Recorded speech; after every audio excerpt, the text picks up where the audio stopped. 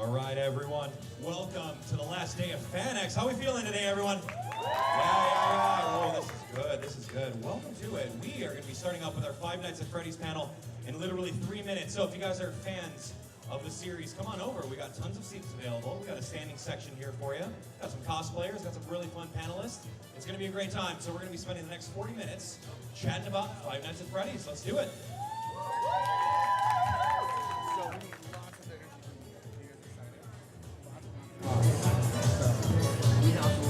Questions. So get your questions ready to talk. Okay? Have fun. Don't be scared. We're all here together.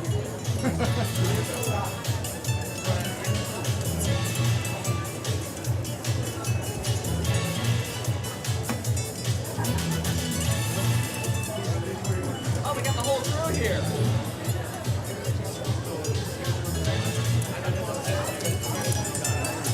Hey, Freddie.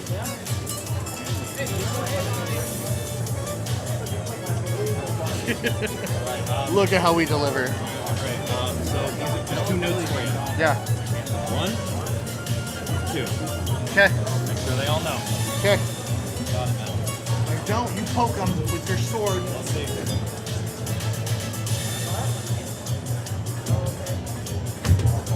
So we just have to unite. Yep.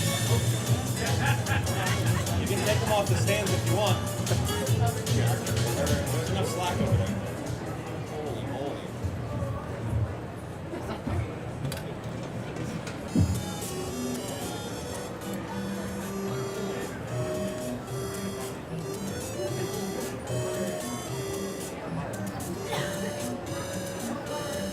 That's the perfect music for it, too. Yeah? Somebody tells me I should have dressed like a fox.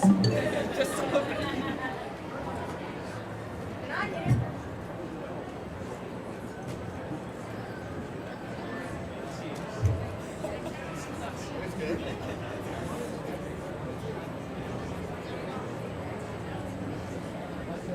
We have 2 mics to share.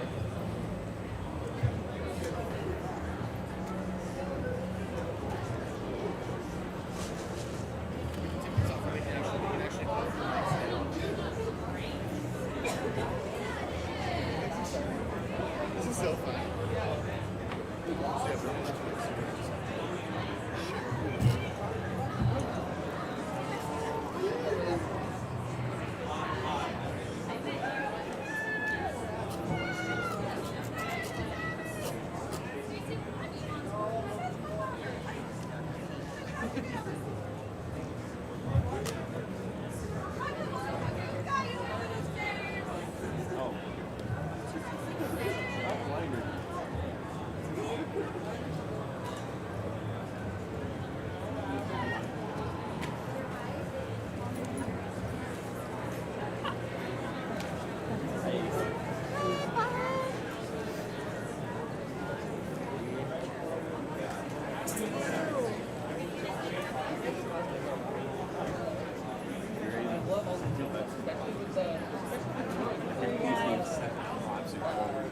Wither Bonnie, actually. Wither Bonnie.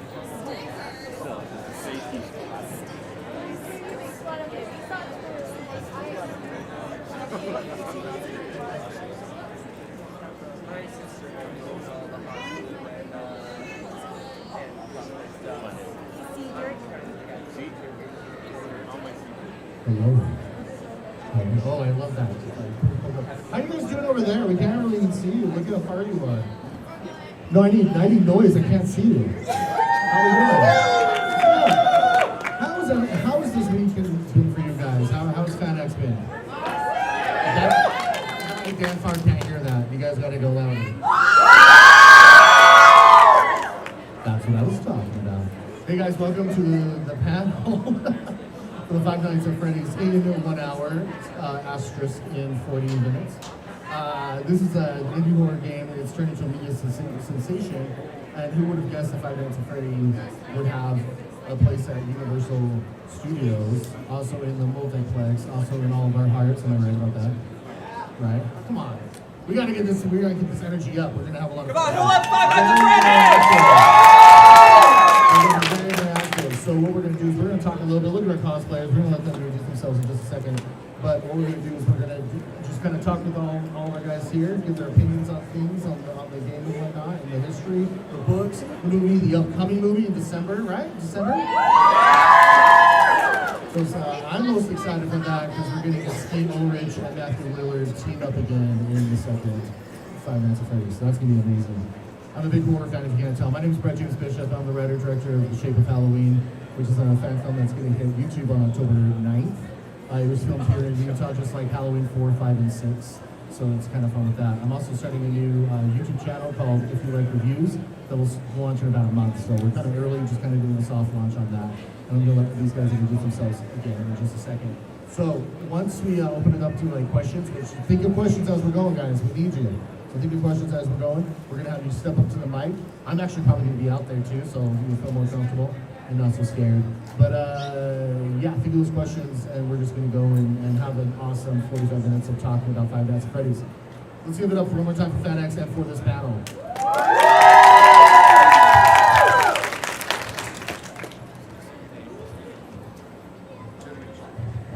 I'm Ezra-Jean, and I'm cosplaying as Riddick Chica.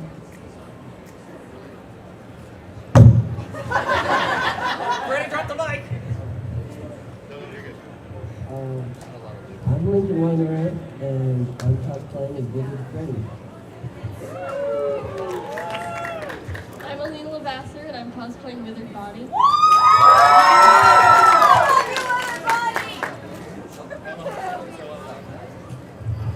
Hello, my name is Charlie, and I'm cosplaying a blue Link from Four Swords. Yes! One odd one out.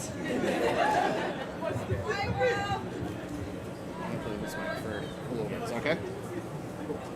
Awesome. So when you guys do come up and you talk into the mic, make sure you talk really loud so everyone can hear you. So I'm just going to do this from here since we only have 2 mics up there. We're just going to host. It'll be fun. We're in the crowd. It's called crowd working. We enjoy it. So first and foremost, Five Nights at Freddy's. How did that begin? Did that begin as a book or as a game? A game, right? And then we went to a book series, right? Okay, cool. So each of you, when did you get exposed to the games? Tell us the origin stories of your fandom. I was like 9, and one of my friends had it on her iPad, and I just like played through the whole first game, and really liked it. And I was there when the 3rd game came out, and I've played most of them since then. Awesome. I got something in his mouth. I love it. It's awesome. So, I went, Just talk really loud. so I knew what it was in like middle school, and the only version I played was the scratch version, because I had like no way to play Cameo. And then when they made like Switch ports, that's when I played them, and I just really enjoyed the games, and that's when I really got into it. And then 2 years ago, my friends and I had like the idea to reconnect costumes, and this is our second time doing this, so it's been really fun. Cool. So I was around like elementary school, middle school, and I found out about the game. Just through like friends in school and other things. I mainly watched YouTube videos of like gameplays of this game, so I wasn't able to play it. But eventually evolved into this, where we're making these costumes and having a lot of fun. So I was introduced to Five Nights at Freddy's in junior high, thanks to this little one over here in the red. I'm your older sibling, shut up. You're still short. Anyways. So when I first got into it, I only knew of the first game because that's the only one this one would ever let me know of until I progressed. I downloaded it it was on my laptop. I downloaded it, well, of course bought it, and then downloaded it. And funny story, I did not have a speaker system back then. So when I was playing, I was only focusing on these 3. I forgot the fox in the corner.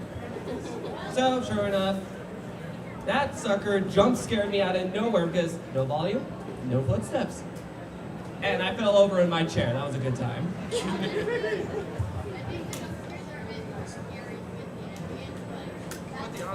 We will definitely have. You keep that enthusiasm and come on up here when we do questions. I want to hear what you just said. All right, so sorry we had to break the illusion a little bit here with Freddie, but we want to make sure you guys are hearing the answers that are being said. The Freddie mask is watching. Yeah, it's almost like a nice prop. So from the games and your first exposure to the games, how long was it until like the book series was to come out? And honestly, I'm just asking these questions just so it's kind of more of general. So if you're a huge fan, you may already know this answer, but if you're just kind of casual getting into Five Nights at Freddy's, then we'll also appeal to you as well. So how long for you guys, until A, the books came out, or did you get into them? And if you did, what are your kind of favorite books on the subject? Me personally, I haven't really gotten into the books myself, so I can't really say anything about this topic. So the books came out in 2015, I'm pretty sure. Right after the fourth Canap game. I never read all of them. I started the first book a couple months ago. I never finished it. But these seem pretty good to me. I got into the games the year before. Just talk about that. Okay. I got into the games before the books came out. I remember when the first book came out, but I've read like halfway through the first book, but I never really got into it. I was aware of the book's existence right after Sister Location. I didn't read many of them. However, there was one that I did read. Sure, if you know it. I did read Into the Pit. That was a fun one, and also broke my brain because it's time traveling ball pit. Apparently that exists.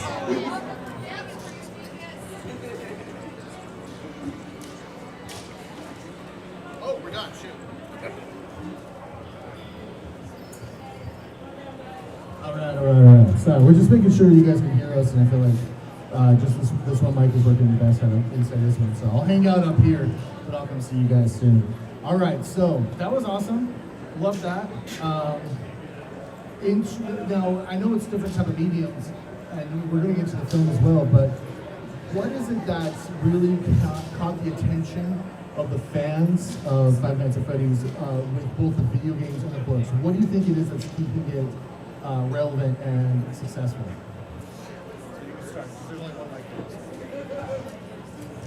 Thank you. Honestly, that is an interesting question because after so long, you'd think by this time, you'd think they would slow down a little bit on the hype, but I think it's that initial fear factor. Granted, I didn't feel much of it in Security Breach, I'm not gonna lie. There was like a few horror scenes and then, but it's that initial fear factor that keeps bringing you back. Like, another fun example of the fear factor, who here has played the VR games? That was my next question. Thanks a lot. I'm just kidding with you. Yeah, those ones were terrifying. And I think they should just make it to where more games have the VR setting because nothing's more terrifying than actually feeling like you're there and experiencing it. Like the vents. The vents was the most terrifying for me because, you know, you never know if Ennard came out of nowhere.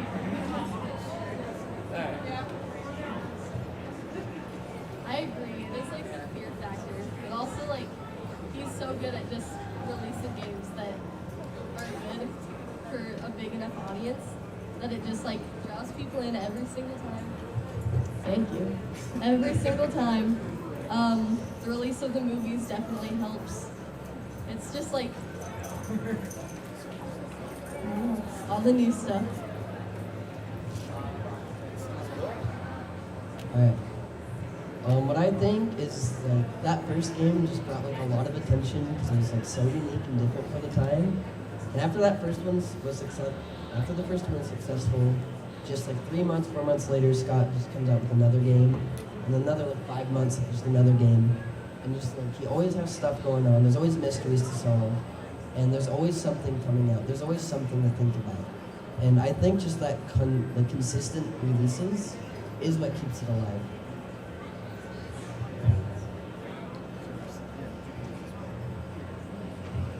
I definitely agree with Freddie here, with how Scott is doing a good job with keeping it like recency and like mysterious with the plot. I mean, some of the plot can be a little confusing, but overall, I still think it keeps the viewers engaged with the series, which helps it with its traction. Awesome. All right. So with that being said, which game is your favorite? I think we kind of went it down here with the VR, but which game is your favorite in the series, and also which book is your favorite in the series? So for the book, I have to go with, well, the only one I really read, which was Into the Pit. My favorite game, that one is interesting. I have to go with Sister Location. Yeah, cheer if you like Sister Location. I'm watching you guys over here. We need more enthusiasm, I think. So the reason I like Sister Location is simply because, well, you're out of the office, you're in the vents, you're moving around, and guess what? So are the animatronics. Free roam, yeah. I like free roam in horror games because it makes the fear factor more, what's the word for it, higher up? More relevant? Yep, immersive. Because, like I said, you're moving, but so are the animatronics. You have no clue where they're gonna be, and you have no clue where they're gonna be when you're moving around. So, yeah, I have to give it to Sister Location. I agree with Sister Location. I have to say my two favorites are the fourth game and Sister Location. Both of them, I just really like that you can move around. It is like, you have so many more options. I really like how the fourth game, you have to rely on audio. That makes it like so much more scary for me. Really like that. For the book, I've only ever read Silver Eyes, so it's my favorite. It was good. Yeah, FNAF 4 is definitely like the scariest one for me. But for me, my favorite, I think, is the first game. I'm just a big fan of the setting and just the atmosphere of that game. I feel like it's just like so iconic, and it's just like, it's just the first. I don't know. It's the most unique. I'm also gonna say my favorite's the first game, mainly just because of the atmosphere. It's like a creepy pizzeria, and also it makes you feel trapped with the animatronics. So it's like, it does feel like you are trying to survive those 5 nights. Alrighty, so we're gonna do a couple more questions from the panel, then I'm gonna open it up for you guys to ask some questions. So, other than your main characters, that would be your favorite, what are your favorite secondary characters from either the game or the book? Oh, secondary characters? Oh, we're gonna have some fun with this one. Sorry, it's been a minute. Can we come back to me? Can you come back to me on this one? Here, go ahead. That just means it's a good question. I feel like my favorite secondary character is definitely Funtime Foxy. I just really like the design, and I love the voice lines. It's so iconic. I'm actually a really big fan of Wither Chica. I think she's like one of the scariest designs of them all. Like her and the puppets, I think, freaked me out the most. I think probably 2 of my favorites are probably Springtrap or the Marionette. Springtrap just has like a creepy vibe about him, and he's also, you know, kind of like the main antagonist. Also, the Marionette is just, he has like a very, very scary look to it. Oh yeah, we have to come back to you, right? Let's do it. You've got enough time. All right, I got my two. Just like Chico over here, I got to give my secondary to Springtrap. I don't know. It's more so the lore about Springtrap. When you learn who he really is, it makes the character stand out a little bit more as an antagonist. And then, of course, number 1 goes to Ennard.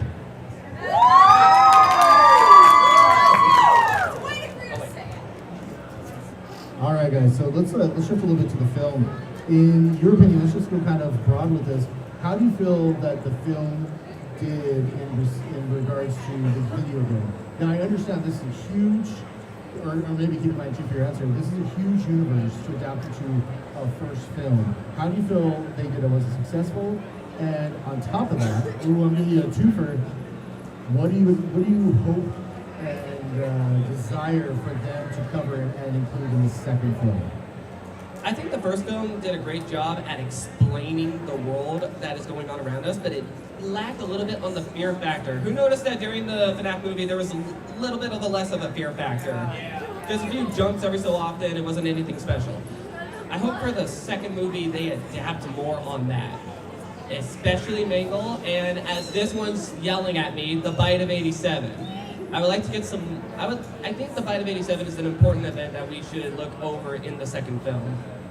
And like I said, my hopes for the second film is that we raise the fear factor a bit.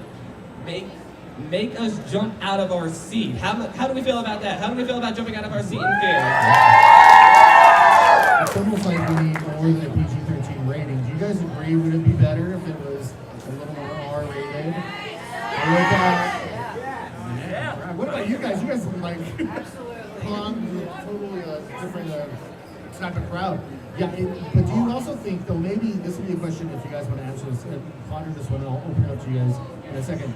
Do you think that would actually cut down on audience? So we want to make sure that this stays in the box office hit. So we'll get you. We'll get you in a second. So just hear that. Go ahead, guys. Thank you.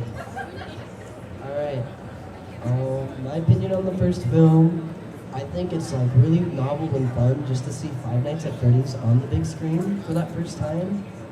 But I do agree. I don't think it's scary enough. I think the animatronics are almost too animated and lack the uncanniness that the games have. But I don't think an R rating would be good for the movies. Because a big part of what made FNAF successful is that it was scary horror games that a kid could pick up and enjoy and not be like scarred for life. Like, they'll have like a spook, but it won't like scar them.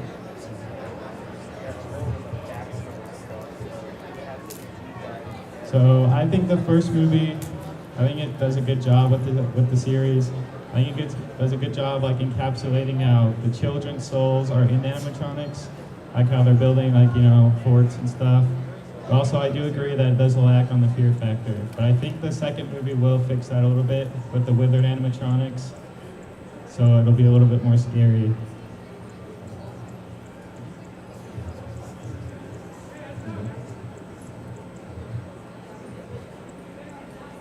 Oh, we're good. Okay, cool. So, has anyone been to the Universal attraction of this? I think it's the Halloween Horror Nights, right now. Okay, so that was next time. Okay. All right, so let's see.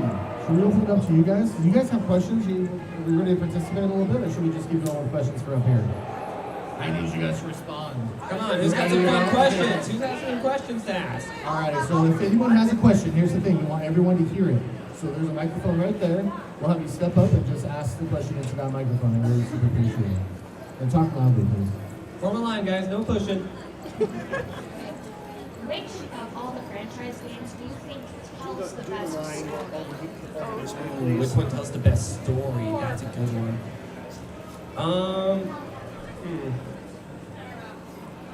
I heard someone shout it, and I'm gonna give it to them. It's got to be 4.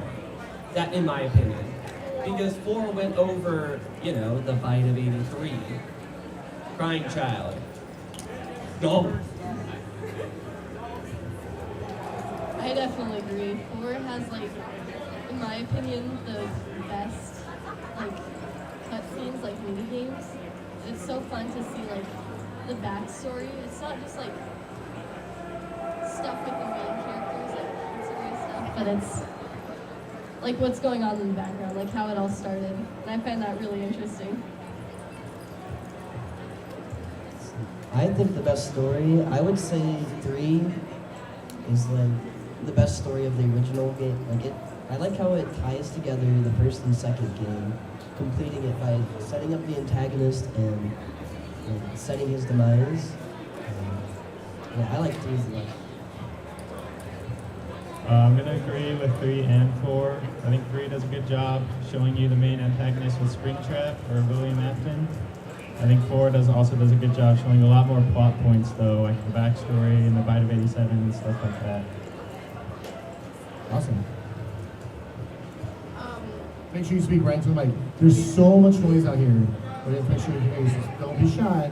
If you hear your own voice, it's fun. Okay, I can tell that at least one of you doesn't have the greatest opinion on Security Breach, but what is your favorite ending in Security Breach, and what's your favorite scene in Security Breach? Ooh, ending and scene.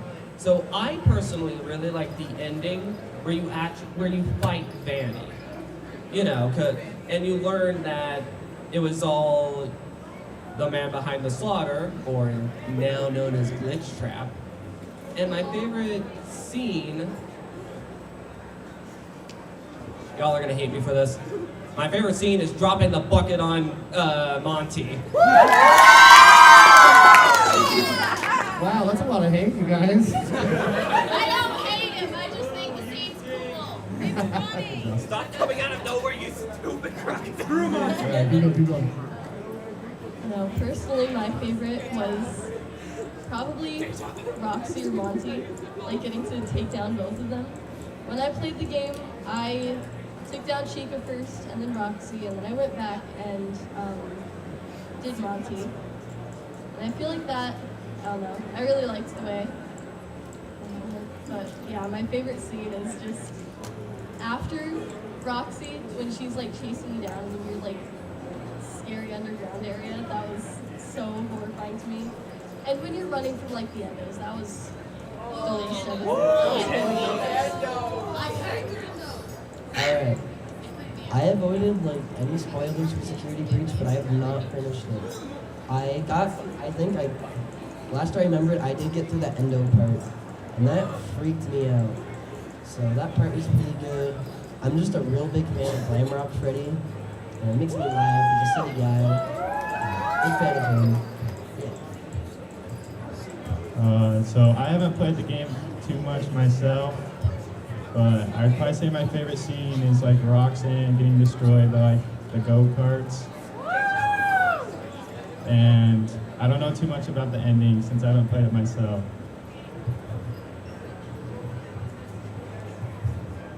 Who's next? Oh, it's me? Okay. Yeah, we got some more questions. Let's do it. Hello. As much as I love the visual games and how they inspired me to do like art and other stuff and got me into the horror genre, I especially love a lot of the fan projects that have came out. One of my personal favorites is a fan game called Juniors. Has anyone heard of that? Yeah. I have a couple buddies that actually work on that. Weird flex. But do you guys have any favorite like fan games, fan videos, fan projects of any kind? When it comes to fan stuff, I think all of us can agree on this, is that fan music. Oh,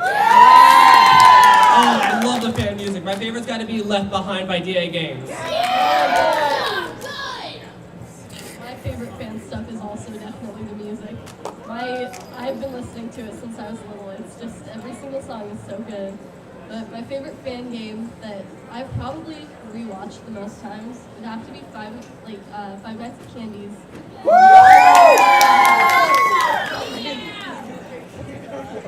I love the story in that one. It's so fun. And also Treasure Island. That one is really funny too. It's awesome. I love the FNAF fan music. And Living Tombstone is so awesome. I'm really a big fan of I Can't Fix You and just like the original FNAF song. Fan games, I'm a really big fan. This one is pretty recent. Graveyard Shift at Freddy's. That one really scared me.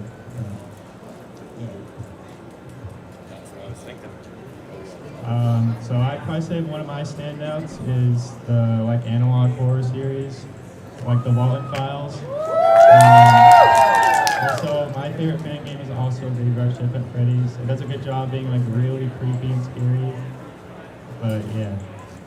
You know, I gotta say really quick too, with everything with the fandom, is I'm kind of new to the Five Nights at Freddy's stuff, which is why I'm so appreciative of all of you having the enthusiasm that you have. But I gotta tell you, the main thing I'm seeing now is this type of cosplay. I mean, you guys gotta give it up for this cosplay here.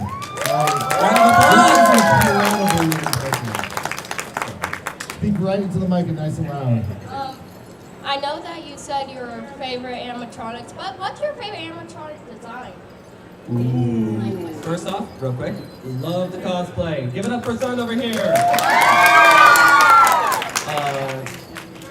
Second off, when it comes to favorite design, I'm honest.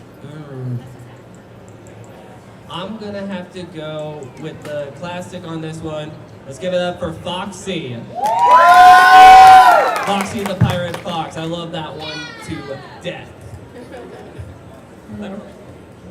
For designs, I might be basic with the Glamrock animatronics. Their designs are just so fun. I love all of them. Like, they're all so good. I love Glamrock Chica. She's got such a fun design. Roxy, Monty, all of them are so good. I love the creativity that went into those designs specifically. I think I might have to go with Springtrap. I just really love how creepy, almost unrealistic corpses, just random guts and wires everywhere. It makes them scary. And also just the puppet, because it's so unique and just freaky. Me personally, I'd probably say one of my favorite designs is probably one of the sister location animatronics. They do a good job with having a weird vibe of something's wrong with them. I also really like the FNAF 4 animatronics. They're just good at just being front and scary, and yeah. Nice smile. So my question is, with somebody getting into FNAF, people always talk about, oh, my friend got me into it, my brother got me into it, but not a lot of people talk about the content creators that got them into it. Me personally, mine was Corey X Kenshin. What was your favorite content creator? That's a fantastic question. Oh, that is a great question. Let's have some fun. Round of applause for two, actually. Jacksepticeye and Markiplier.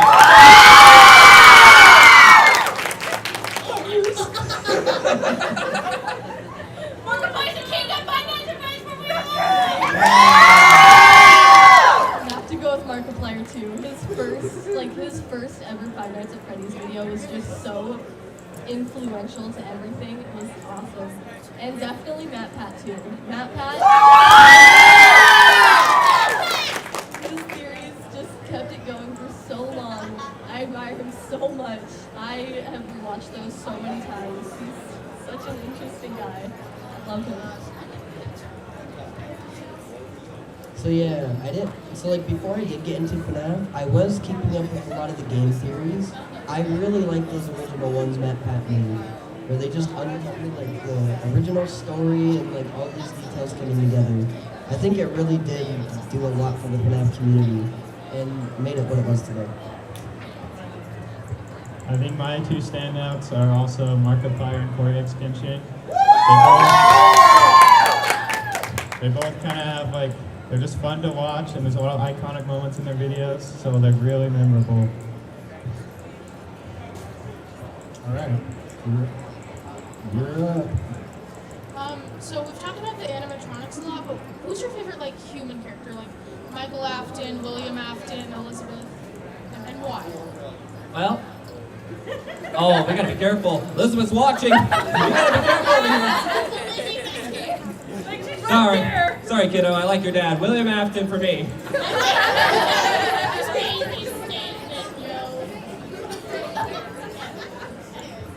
I would definitely go with Face Cancer Michael Afton. He's really cool. And also Crying Child is just so, I don't know, I love so much. Fourth games. Phone Guy, he's my favorite. His voice is so iconic and memorable. I think it really adds a lot of character to the game. So. I'm also going to say Michael Afton. He's just he adds a sense of mystery to the game until you find out that you are Michael Afton, the William Afton's son. So it's whoa.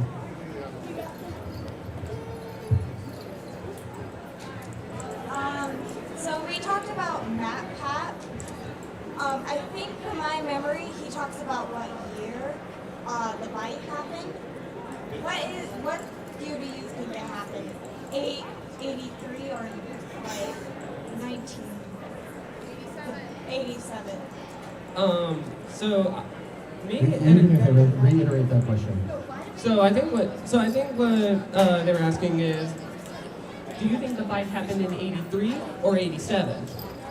So me and a group of friends believe that the crying child fight was '83, and the '87 probably involved Mangle or one of the more modern animatronics.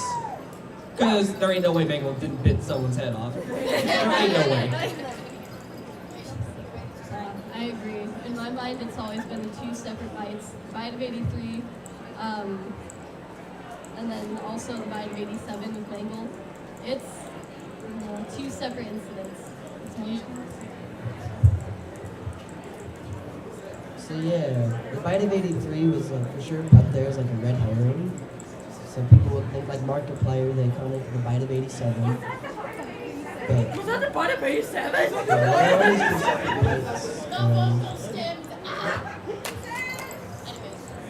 I also agree with there being two separate fights with, a comparison in the newer animatronics or more modern ones comparing to the old ones like Fred Bear or Spring Bonnie. Speak loud behind us. Okay, so it's two questions that tie into the same game, but first off, what do you think is going to be behind the door and the secret of the mimic, and do you think the lore matches perfectly for the Five Nights at Freddy's lore of the secret mimic? I cannot answer that question because I have not played Secret of the Mimic yet, but I am taking my time to avoid all spoilers so that way I can be surprised. Just in case something out of nowhere jumps on my head. I agree with that. I have not played Secret of the Mimic, but also I haven't really heard anything about it. But I don't know. Maybe something like the secret box in Five Nights at Freddy's 4. I also have not played it or watched anything.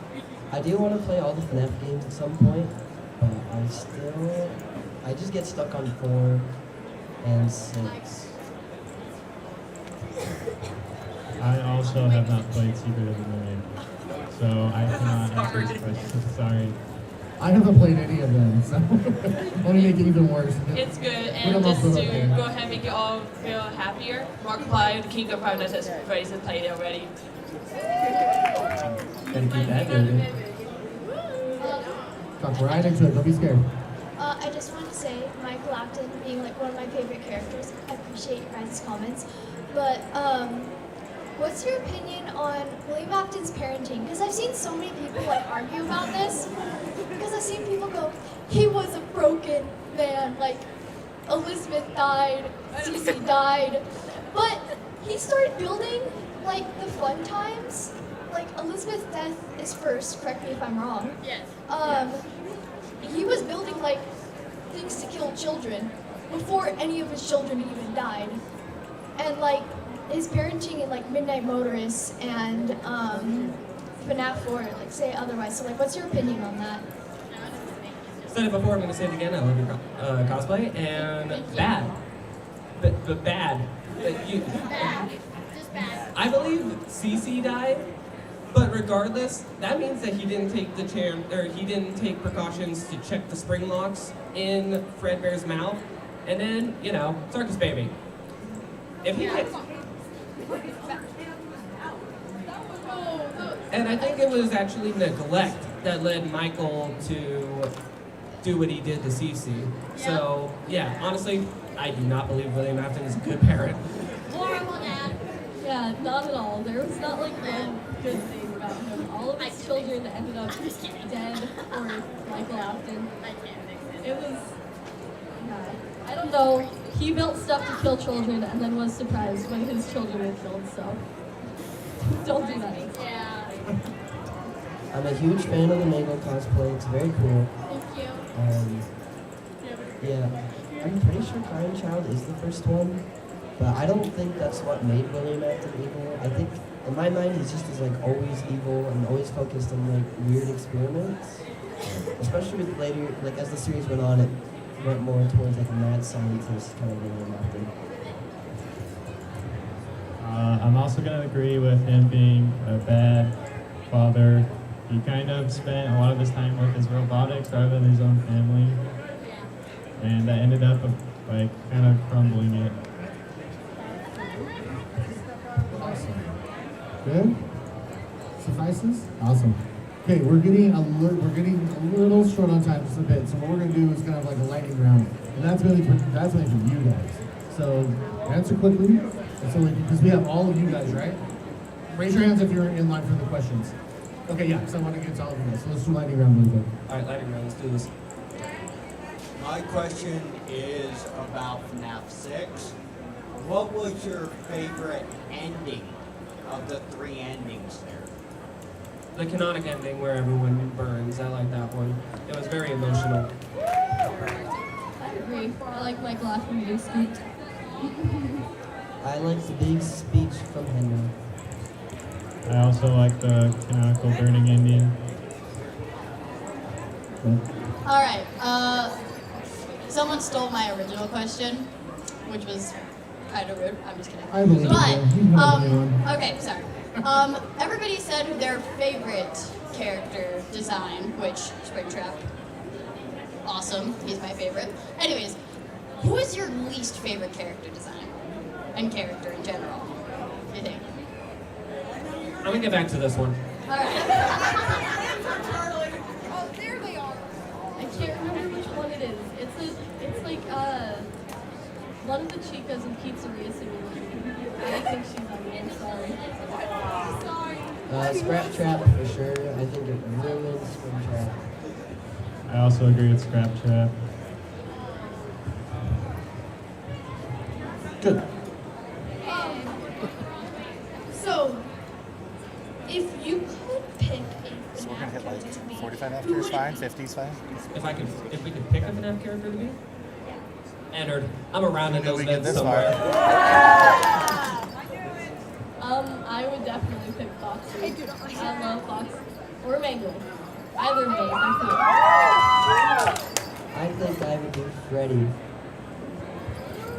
I think I would probably do Chica or Bonnie.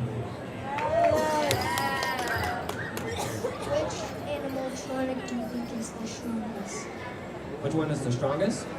Reiterate it completely. Sorry. Which animatronic is the strongest? Golden Freddy. I don't know, what comes to my mind is Ignited Bonnie and Enjoy Creation. I know that's not canon, but I love the way he headbutts you. It's so funny. Yeah, I will also say Golden Reddy. I'll also say Golden Freddy.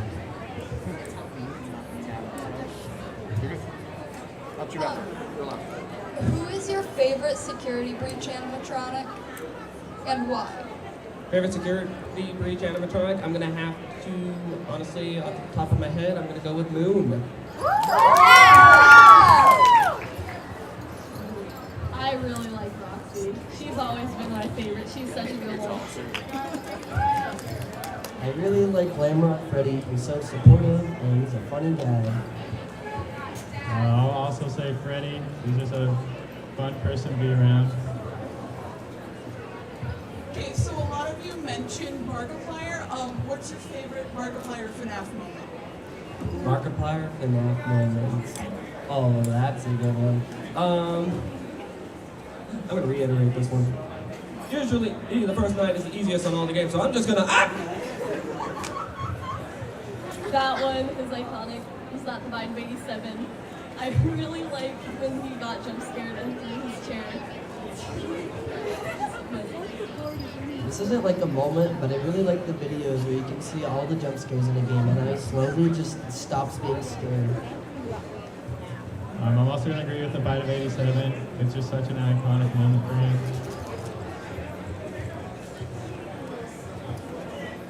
Grab right into the mic so we can hear you. Opinion on FNAF lore? Opinion on what? Sorry? FNAF lore. Oh, FNAF 1? Oh, that has gotta be. Lore. Oh. Lore.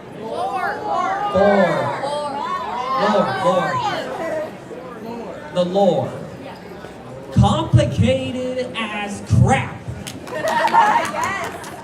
I agree. It's so much. I have a really fun time explaining it to people. I kind of lost track as it just kept going and as the games went on, but like the starter lore with like the first 5 games, 6, I love it. I really do like the lore in the first, I like the first 6 games, I think, because you can tell Scott Cawthon had like a specific story in mind, and I think just looking at the overall story, it's pretty fun. I think the story is pretty cool once you start putting things together, but also I do think it is kind of complicated. All right, does anyone else has a final quick question? Do it now, or forever regret that you didn't. All right, that sounds good. Hey, did you guys have fun at this panel? All right, well, we thank you guys so much for hanging out with us, talking about Five Nights at Freddy. We want to give it up for our panel right here. Raise it to the roof! Raise it to the roof! All right, guys, thanks so much. Make sure you have fun tonight and enjoy the rest of the day here at FanX. Thanks for stopping by. Have a good one, everyone. Okay, let's get your ball up.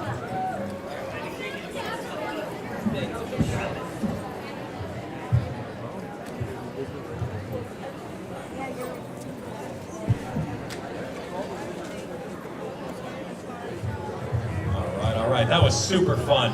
Another round of applause for these awesome cosplayers on stage. Hey, good work. Hey, every one of you guys that went on stage, there's a box behind you over there with some really cool prizes. Take one apiece, yeah? Thanks. Thanks for coming and thanks for having some really cool cosplay. You guys are great. Make sure you guys grab one, yeah? Okay, excellent. Good job. Grab one. See if you can reach it. That's right. All right, perfect. Yeah, you guys did awesome. Thank you so much for that. All right, friends. Next panel is going to be about learning everything you want to know about Twitch streaming. Any potential content creators want to jump into that? Feel free, join us on stage. We got 2 very esteemed Twitch streamers to come on over and teach you everything you need to know. It's going to be a great time. So we'll see that in about 15 minutes. Don't go anywhere. Oh, likewise, we also have the entire gaming area right over this way in case you guys did not already see. Shout out to our friends over at Land King who are hooking us up. We've got Smash Bros, we've got Mario Kart, we've got tons of other games. And then a little bit past there, we do have the Rock Band stage. I know you're good at Rock Band. You going over there? Of course you are. Yeah, you should. Head on over to the Rock Band stage, which is directly behind that wall over there. Sing to your heart's content. Have a great time with it. But yeah, stick around for even more gaming happening over here at the FanX gaming stage. Oh, was this being recorded? I'm not. Okay, I was gonna say, like, Was this being recorded? Everything is recorded, that's right. So it's on the FanX. You're literally right there if you want to say Oh, hi I to am YouTube. so I was gonna say sorry. hi to YouTube. I was gonna say it's only 15,000 subscribers. I mean, yeah. You're welcome to put in for all kinds So of it sounds like you needed somebody, so I'm like, Got I it. can step in if you guys need it. Got it. Thanks, man. This is. Oh, great, Abdallah. I'll be there with you. Cool, yeah. Cool, dude. What do we figure out what slides? Figure that out. Yeah, what's that? They haven't come back to follow-up.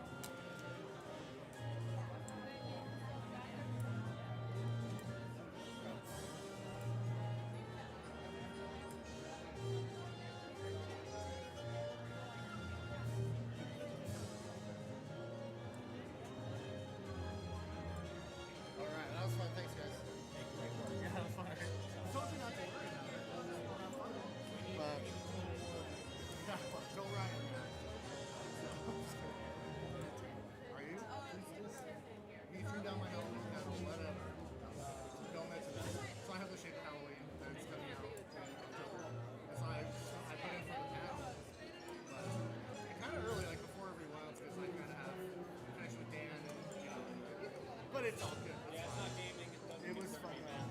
Oh, I see. Like somewhere in the business if you want to Oh yeah. Yeah, let me know. It's fun. Have a good time. Yeah, my favorite one was when he thought FNAF 4's first night was going to be easy. He never used to that bad. I think they're pretty cool cosplay. Great. Hey,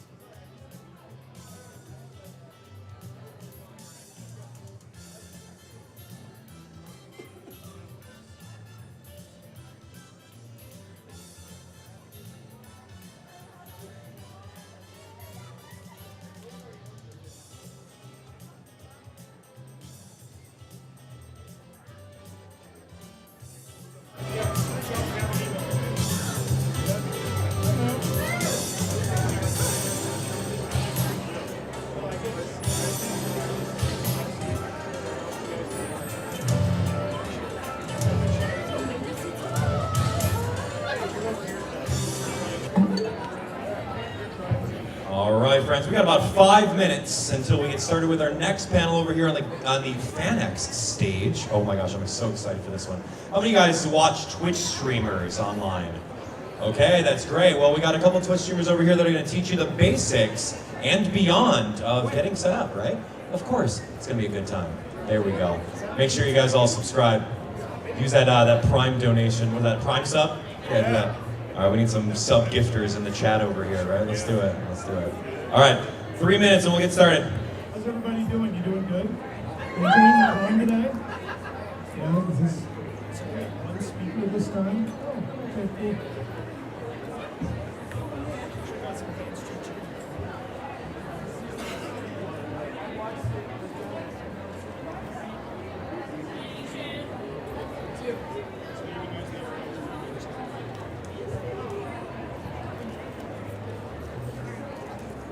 How many of you are streamers already? How many of you are on a different platform from Twitch? What are the platforms that you're on? YouTube. YouTube? Okay. Do you do live streaming on YouTube? Yeah. I got two kids. Oh, okay. I need to replay my games. There you go. Nice. Any pillars? Probably, I guess. Hopefully everyone over there can hear us. Okay? You good? Yeah. There used to be another speaker, I don't know where it went, so sorry.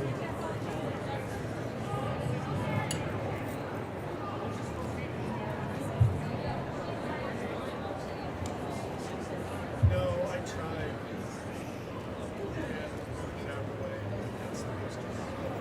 Cool. I know.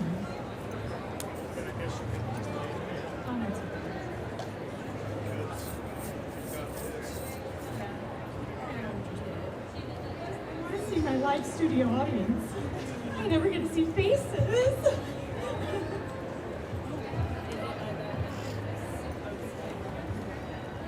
I might be checking my notes throughout the panel, but before we start, I just want to say it is hard to fit everything, I think, into this time slot. I put a lot of information on the slides, so feel free to take a photo, or if you want a copy of them afterwards, I'm more than happy to send it to you. It's just on Google Slides, so let me know. And yeah. Okay, so yeah, there is not really like a one-size-fits-all solution to making your stream successful. But here we're gonna do our best, you know, but it is a lot of trial and error, and we'll talk about that. It takes perseverance and possibly luck, although luck is when when preparation meets opportunity. So keep that in mind with your streams and everything. And yeah, we're gonna briefly cover the basics, kind of talking about what we talked about on our panel last year, which you can find on Shrum's YouTube. And then we'll go more into depth on things. We're kind of assuming all of you have streamed and want to grow your stream. You kind of know how to set it up, right? Who was here last year? Who saw the panel last year?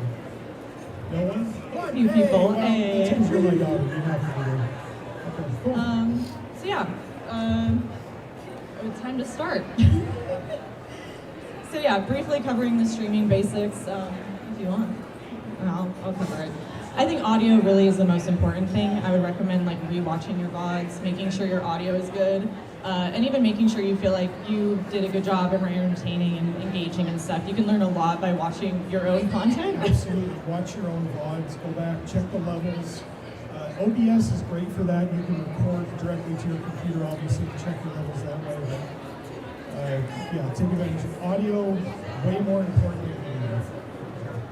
I will leave a panel, I'll leave a panel too, but I will leave streams if I can't hear them, if the game's too loud, they're too loud, you know, they're peaking, if they don't have their filters on. Yeah, so yeah, audio way more important. Audio issues are kind of insufferable, I feel That like. said, you don't need an expensive microphone. I streamed off of a headset, you know, like a lot of people did at the beginning. I had my iPhone as my camera. You don't need to spend a lot of money. You can, with the filters in OBS, you can absolutely make the audio sound really good. So Yeah, I also have on here, there's a lot of tutorials on how to set stuff up if you're in that stage and you're like, wait, there's loads of tutorials on YouTube. There's also a lot of great bots to help you with like chat moderation and everything. SiriBot is good against like a whole bunch of nasty stuff you wouldn't want in your stream. There's also Frosty Tools that does cute things and so many other things. I'd recommend kind of finding your niche and experimenting with your content and seeing what works and check your analytics. Also figuring out why you want to stream. Figure out your why statement. Yes, your why. Super, super important. The number one piece of advice I always give to anyone who wants to stream. You've been streaming now 10 years? 11? Over 11. Yeah. Okay. We didn't introduce ourselves. I'm coming up on 8 years. Okay, well, we can introduce ourselves. You go ahead. You go first. So, this is our ADHD panel. Hi there. I'm Mahoodles. Streaming with ADHD. Yeah. That's what we should call it. Well, you know what? If you are also neurodivergent, I will argue endlessly that is a strong suit for your stream and will make your stream so much more entertaining and so much better. Yes. But yeah, I'm Mahoodles. I've been streaming over 11 years on Twitch. I do science communication on outer space and astrobiology. I got to interview one of the NASA astronaut candidates this week, and that was super surreal for me, and it was a really rare and really cool opportunity. Yeah. I have worked with a lot of like companies and stuff. I do full-time streaming. I have a talent agency. I feel like I've finally kind of made it and I'm like settling in being a full-time streamer. So I'm really happy to share what I have with y'all. I also play variety games and do like puppet shows and beatboxing and weird stuff on my streams. I've been streaming since December 2017. I do retro mostly, sometimes variety. Just depends on what I'm feeling like. When I started, I had a full-time job. I was in school up at the U as well, and streaming 35 hours a week. Don't do that. I am not a full-time streamer. I was partnered back in April of 22. I do four times a week. But, I'm not as cool as you. I'm pretty cool. I'm pretty cool. I believe. Someday, maybe.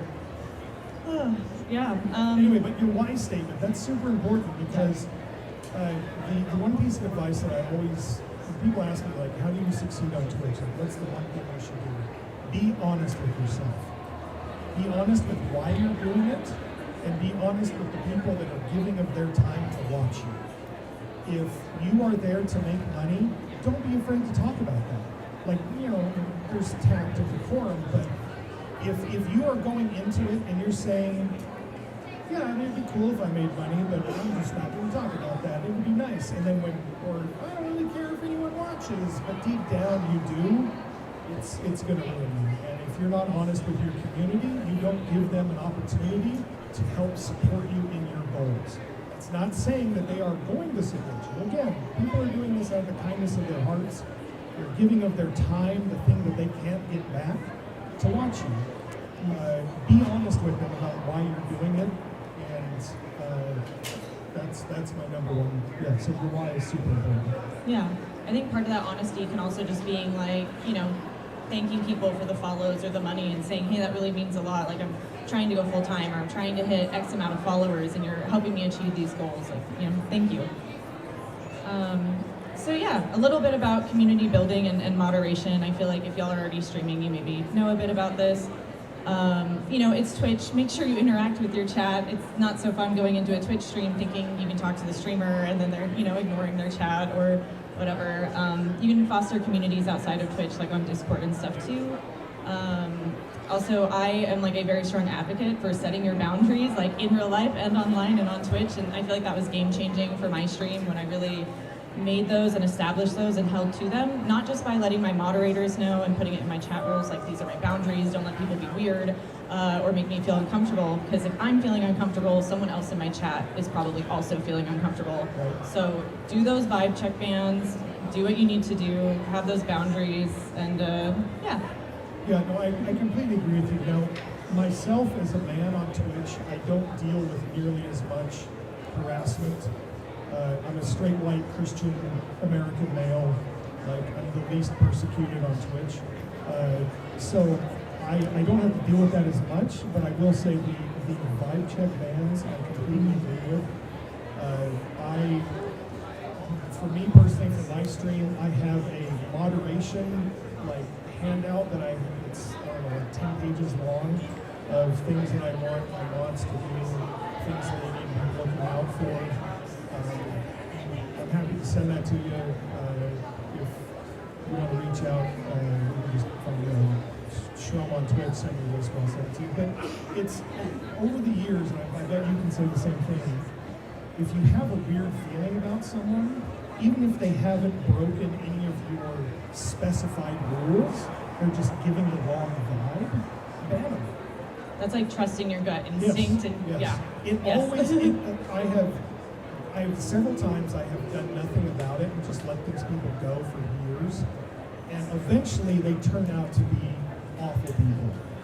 And it's like, okay, well, I should have trusted myself. And that is scary when you're starting out, or when you're trying to build your community, because especially if this is the person who has, they're always talking, they're always engaging, they're donating, they're tipping, they're subbing, whatever. That doesn't buy your time. That does not give them the right to you and your time. The parasocial aspect is very real, and don't be afraid to just get rid of people. Agreed. I know that even if that sounds kind of awful, but that's how you build a community. No. It's kind of true though. You build a community by having a good community that's comfortable for everyone. And if someone's ruining that, like it really throws off the vibes. It does. Like one person can ruin. I don't want to say ruin. This sounds kind of rude, but like one person with the wrong vibes can make 500 other people feel uncomfortable. And I've had that happen in my stream, and it's mega awkward. And it's best to just like nip it in the bud right away and be like, okay, bye, and just or move on. Time them out, or whatever your personal dealing is, but deal with it. For sure. Up next, we have networking. Oh, stream together. Did Twitch put the slide in here? Yes, they did. Networking.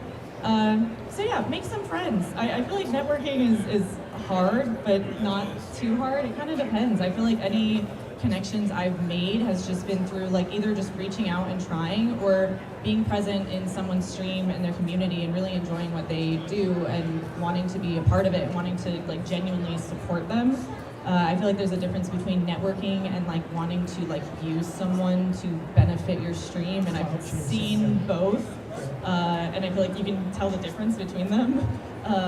But yeah, I think just making friends, rating other streamers, and talking to people in the same kind of communities that you're a part of. Here in Salt Lake, we've got Twitch SLC. There's a meetup that happens at least quarterly, sometimes monthly. So you can find that on social media. Just Google search Twitch SLC. It's for anyone who content creates. So if you're on YouTube, if you're on Kick, if you're on whatever, like you can come hang out. But like that's a great way to do it. Is just come hang out and do that. Agreed. Answer questions. Or save them until later. We probably do questions after, if that works. You'll be first. You what? I can't hear you. It's Stream SLC. Yeah, they have a Discord and stuff. We can send you an invite if you'd like one. They're also on, so I think they're on Twitter and whatnot. The socials. Yeah. I know I kind of made a joke on Stream Together, not that you have to use that or anything, but collaborating with other streamers is genuinely a very good way to grow your stream. If you're mutually interested and you feel like it would be beneficial and it's something you want to do, go for it. I feel like I've met a lot of other streamers and community members through doing random collaborations with people, and they're really, really fun to do as well. So. You and I have done a stream together. We have. That was a lot of fun. Yeah, it was literally a couch co-op in person. It was great. It was wild. I brought It's the only cookies. one I've ever done outside of my daughter's. It was really fun, yeah. I love that. Yeah, Stream Together is a great tool.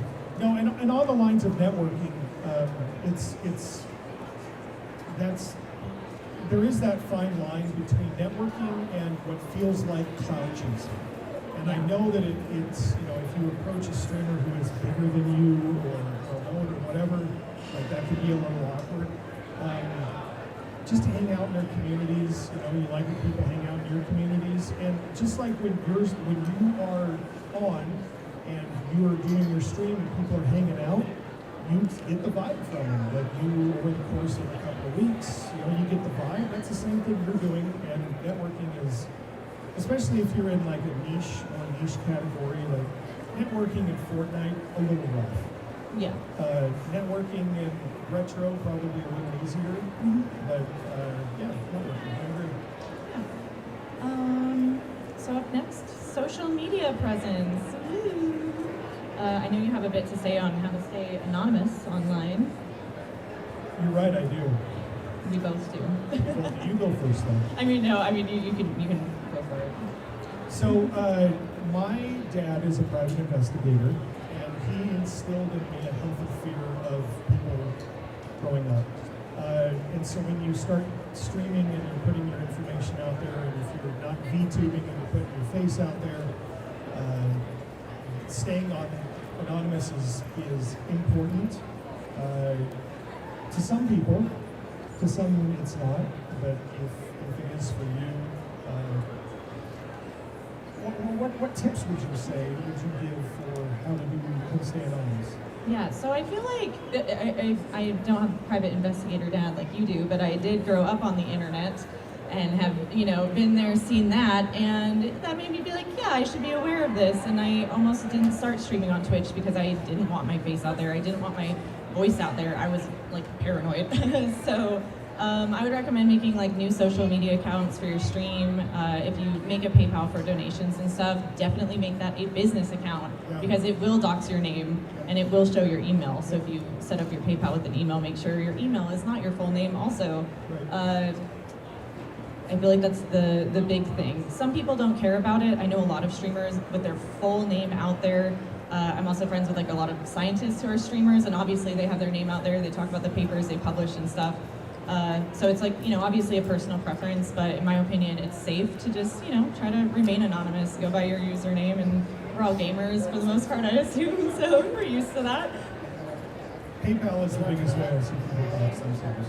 Yeah, They PayPal always is... forget about it, and you're like, oh, I saved this up years ago, and once I know your information, so. Yeah, be sure to check that out. So yeah, social media can be as much as I'm like, I'm not good at it and I don't like it very much, but it can be a really, really big way to grow your stream if that's not, obvious enough. There's a difference, should you do short form, long form content? I think there's benefits to both of them. I feel like it's just kind of like trial and error, experimenting and seeing what works out for you. Also, posting clips on YouTube and even Instagram and TikTok can really help. You can also co-stream to Instagram or co-stream to TikTok and YouTube. And these also, can provide additional sources of revenue, but more importantly, bring new people into your stream. It can be hard to be discovered on Twitch. Discoverability is something they've been working on. They've made good strides. But the streamers who you have probably watched or seen have grown on Twitch because of an external presence, such as posting a lot of YouTube shorts and taking off on there, and then it comes back to Twitch. So. Yeah, the days of growing on just Twitch, I think, are, without using anything else, are over. There's so many users on there.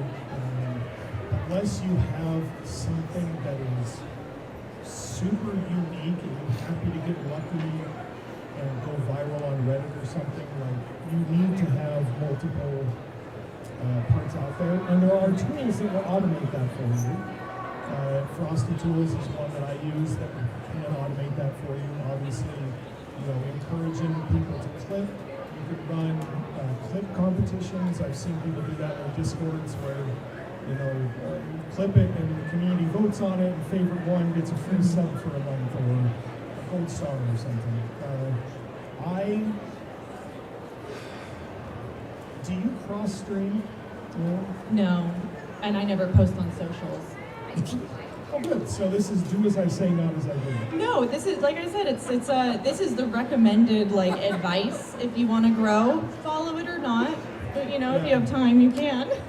Yeah, no, it is. Multiple platforms are important, because they will provide different avenues, but this is where you would want to lean on you can lean on your community and your moderators to make those clips for you.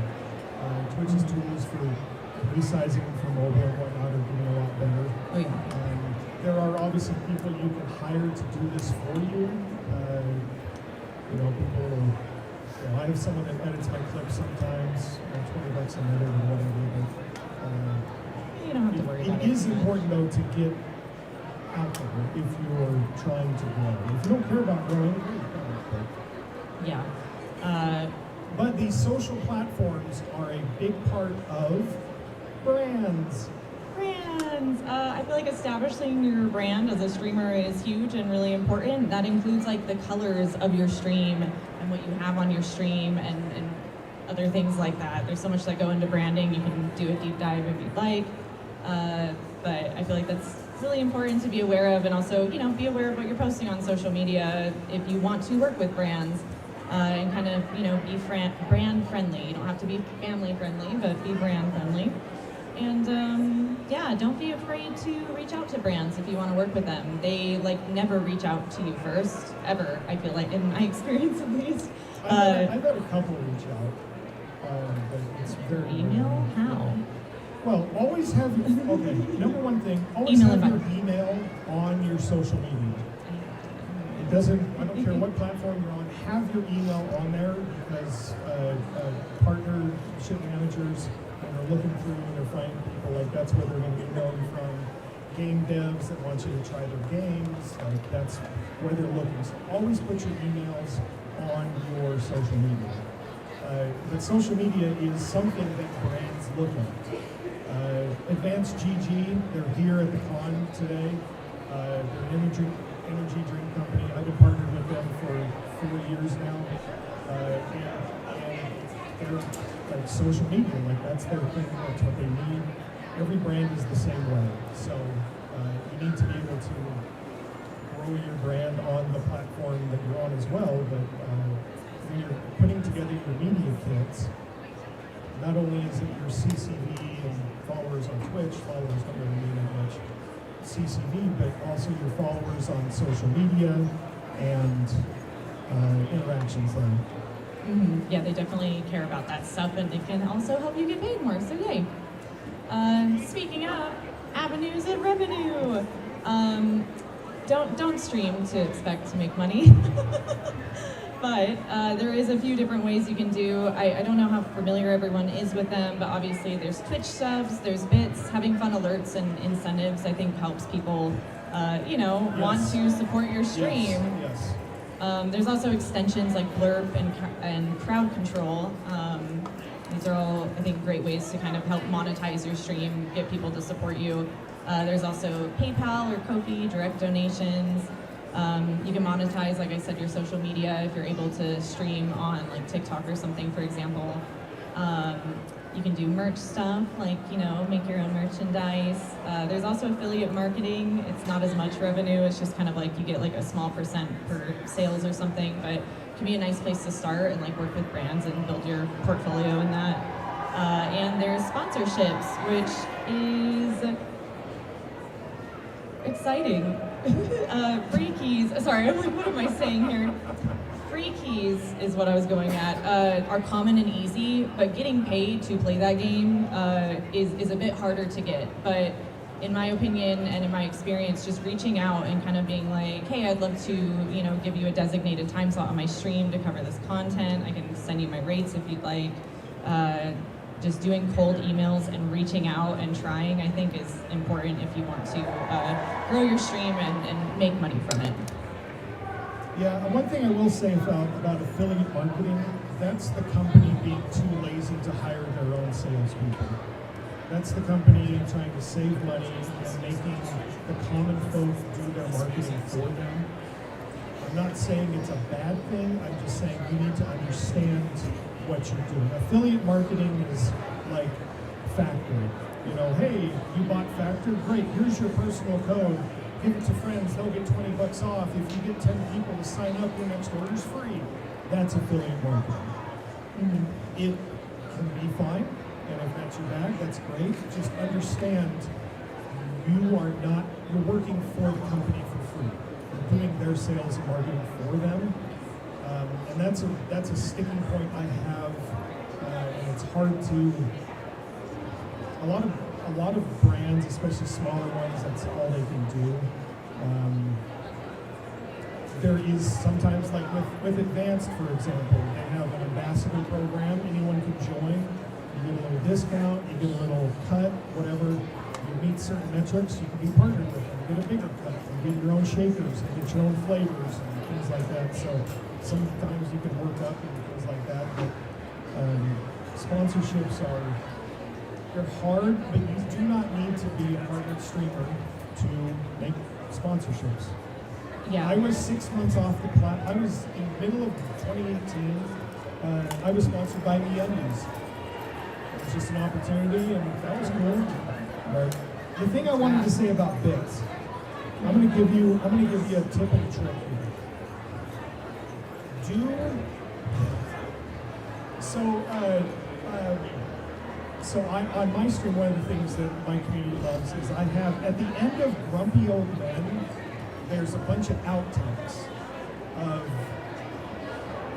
Burgess Meredith saying, oh, he's going to get the skin boat to Tuna Town, or whatever it is that he's saying, because they're looking through their blinds, watching them. What do you know? There's like 7 of those outtakes. Just cut them up. I put them in one, and they come up randomly. So, and there's one that they all want, and so it's 93 cents to hit the bit alert, and they just, because it's random, they keep hitting it until they get the one they want. Great. It's like do multiples for the same amount, and make it so that like one of them is like super cool, like clips from the Super Mario Brothers Super Show. Everyone knows, well, excuse me, princess. When Link says that, great. That's the one everyone wants to see, but there's 5 other ones. And so, okay, well, they're going to keep doing 89 cents until they get it. Like, yeah, but there's ways like that to do, you know. One of my tier 3 emotes right now is I kid you not, it is Janet Reno, the former Attorney General under Bill Clinton. It is a golden Janet Reno. That is my tier 3. That encourages, like I have people who upgrade just for the golden Reno. It's a meme on your stream, and we all cried laughing yes, when that happened. Yeah, I've never laughed harder on Twitch in my life. Like, play into that. Like, if you've got some meme things, you've got lore in your channel, you've got history, lean into that.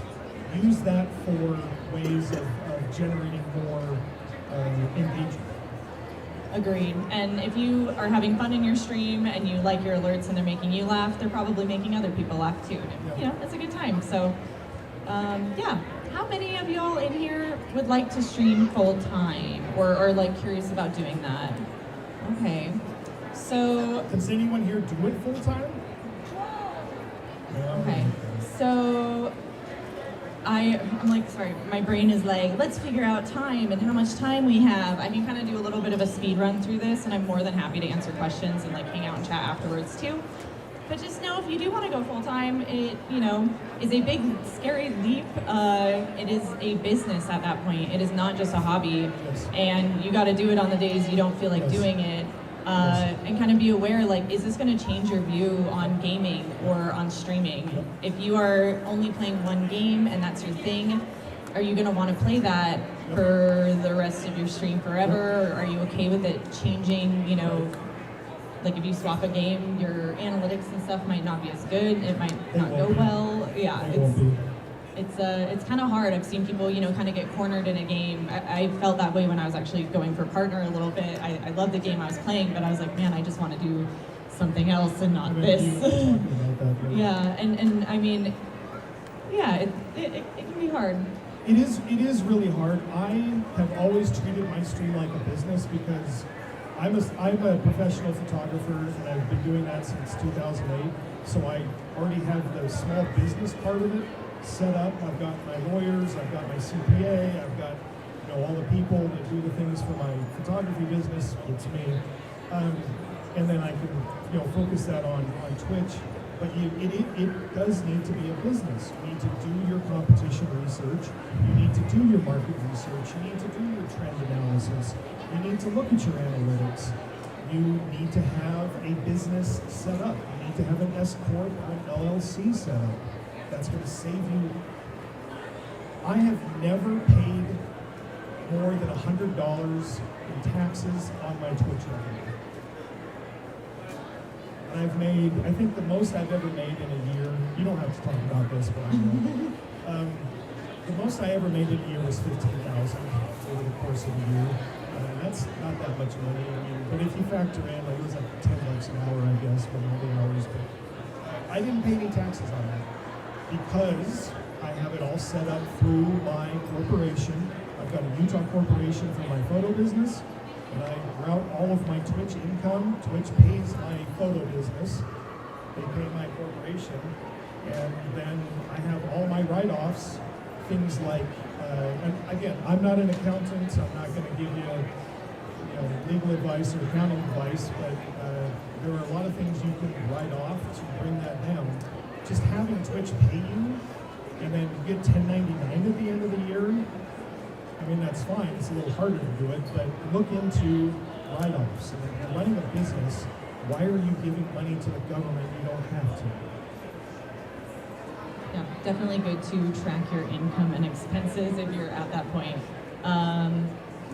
Yeah, I would also like to say there is loads of behind-the-scenes work outside of streams. It is not just, please know, it is not just sitting down, playing a video game, hanging out, and chatting.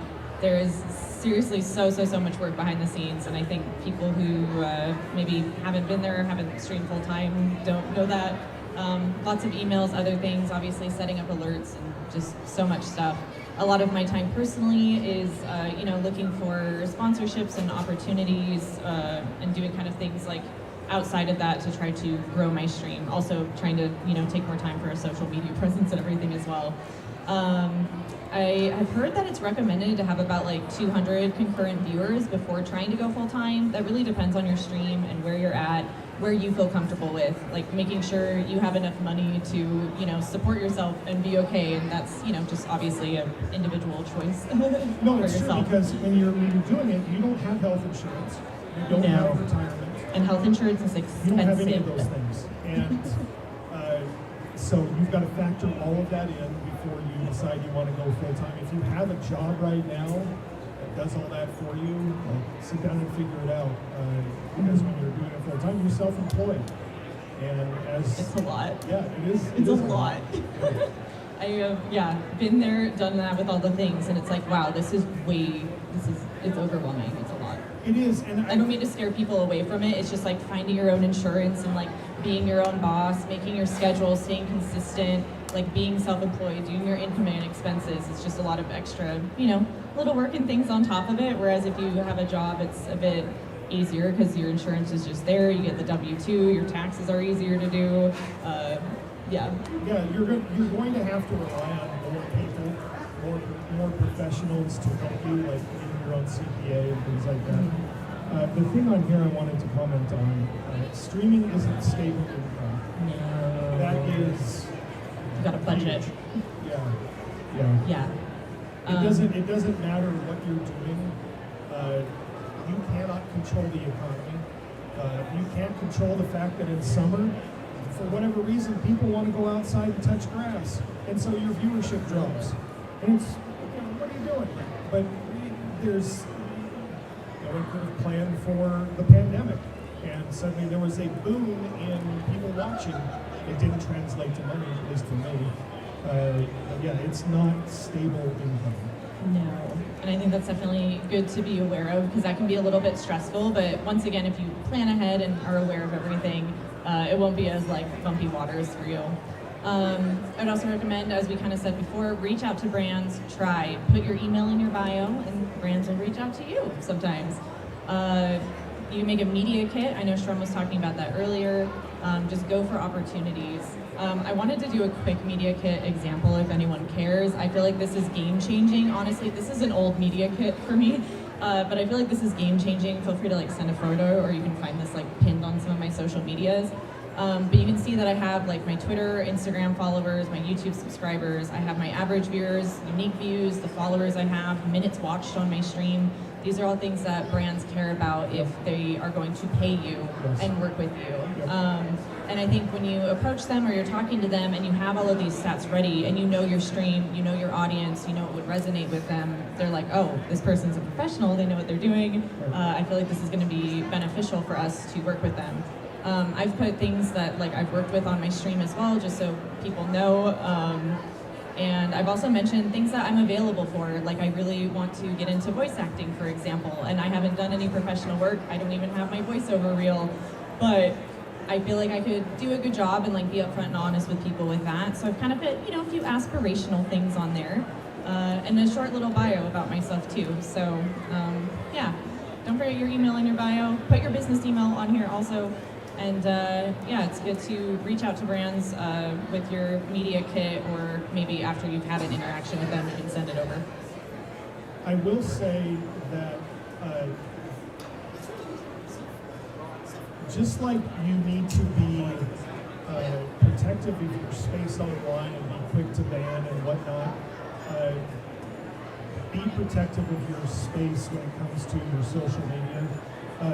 But at the same time, you don't have to be family friendly. I'm not. I am wildly not family friendly. But I still have companies that, you know, and when I do charity streams, you know, I'll make sure it's G-rated and family friendly and all that, or whatever the brand wants. But that's another thing you've got to think about is if you are very political, that's fine. If you want to bring that into your stream, that's fine. Be prepared for the repercussions. Whether it doesn't matter what side you're on, be prepared for the repercussions. You want to take a stand on something socially, that's fine. Be prepared for the repercussions, good or bad. These are things you got to think about. Some brands don't care. Some brands don't, just whatever. Others are very specific and only want family friendly. You don't have to be family friendly to grow. It helps, but again, that speaks to the authenticity. If you are uncomfortable doing it, it's probably going to show up, and you're going to attract people that maybe you don't want to hang out with anyway. So, but it is something to think about whether you want to be family friendly, PG-13, 18 plus, whatever. Agreed. Well said. So yeah, we're kind of nearing the end of the panel. I want to make sure we have time for Q&A until like 45, right? So yeah, just a little bit of advice. Consistency is key. That was game changing for me. When I had a schedule and I stuck to it, I got Twitch partner after 9 years of streaming, and also just finally not being in college and being able to stick with the schedule. Yay. So yeah, would recommend that. See what works with your stream, and part of that consistency also includes content. As hard as that is, you can be very variety and jump all over the place, but when people kind of know what to expect when they're coming to your stream, even if that's just like laughing really, really hard and having a better day, that's still part of your content. I'll just read through these really quick. I think it's good to check out Twitch updates. Like I said, there's no guidebook on what works, but there are analytics. Check those out. You can look at your average viewer and have that on during your stream. I've always had that on for my streams, but I know that can like not be great for your mental health or something, whatever you're vibing with. Sometimes viewers just drop off for no reason. It's not something you did. But yeah, also just be aware of kind of changing consumer sentiments. I know you have a bit to say on this too. Not really. I mean, you do have to pay attention to it. Are you going to be willing to play the latest game? Are you going to be able to hop on Silk Song? Are you going to be able to hop on Expedition 33? Are you going to, does that hit your vibe? Does that hit your demographic or whatever? The changing consumer sentiment it's big. Yeah, after the pandemic, Twitch viewership overall dropped because people were out and doing more things and whatever. Like you can't control that. So. Agreed. For me, I've always aspired to have viewers watch the stream for like me versus the game, and I feel like that's pretty common along a lot of Twitch streamers. It's nice to kind of have people want to be there for you, because then they'll follow you through whatever game and whatever content you're doing, because they like you and what you bring to the table and who you are as a person and as a streamer. I would say, be yourself.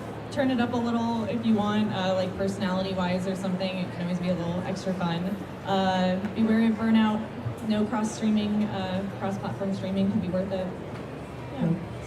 Sorry, random advice slide. But most importantly, have fun and enjoy the ride. Have fun. Yeah, I wish it was fun. Streaming is the funnest thing I've done in my life. Experience. No, I mean, along the lines of having fun. And if you have questions, we've got like 10 minutes or so. So you can line up the microphone afterwards. When it comes to having fun, I think a lot of people will say, "Well, if you're having fun, then that's all that matters." Nope. But your audience is also having fun if you're having fun.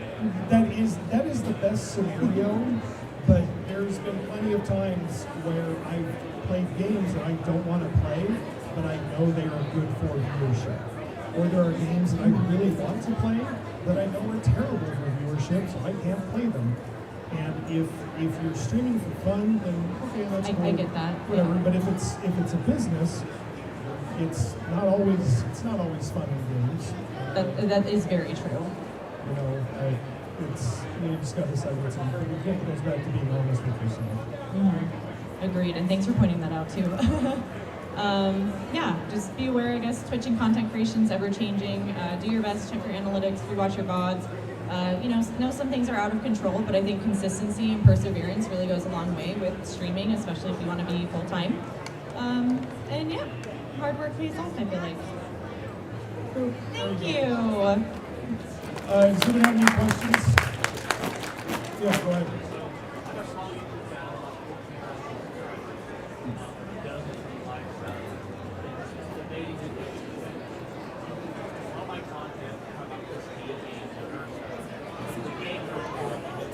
Okay.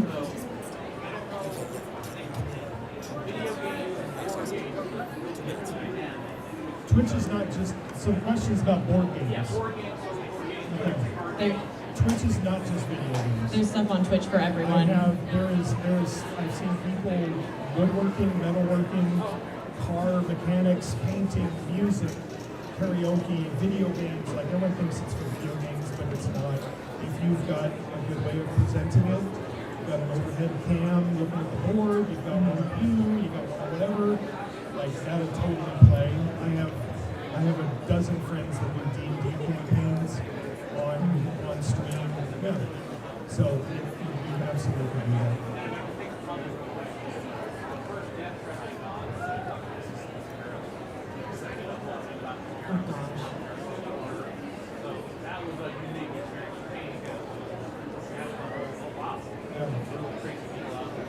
Yeah, there are some unhinged people on the internet, which is definitely why we added that, anonymous slide in here to be like, protect your safety, because you just never know. Does anyone else have any questions? There's a microphone there if you want to, or if you've got a really loud voice and you can yell.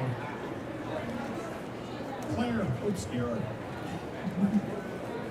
Yes, Luffy, please. Yes, so I just want to say I've been following you for 2 or 3 years now, and I really Thank you. But I want to know, how can I take my stream? So I've been streaming on Twitch for about 2 or 3 years now, and I've kind of not necessarily hit a wall, but I'm not seeing really any growth with my my follower counts or my current viewers, things of that sort. I'm stuck in this 10 to 15 range, and it's not. How can I improve on that? Are you doing variety, or are you doing one specific thing? With my schedule on, when I stream, I have a day where I'm doing a specific game that I have been doing for the past couple of years, and then other days throughout the week I will different games. Okay. One thing that I would suggest is go into, you can always learn something from every stream you go to. Either it's something to do or something to not do. I would go to other streams, especially larger ones, in the games that you play, find out what they're doing. Are they using some sort of overlay? Are they doing some sort of special extension? Are they making, I know a friend who, she speedruns Link to the Past, and she has a bingo sheet that one of her mods created. And so if she gets specific RNG, et cetera, there's stickers or whatever if you get a bingo. So I would go and check the other games and find out what they're doing. Yeah, I feel like growth on Twitch is really hard, and I was in that area for years and years as well.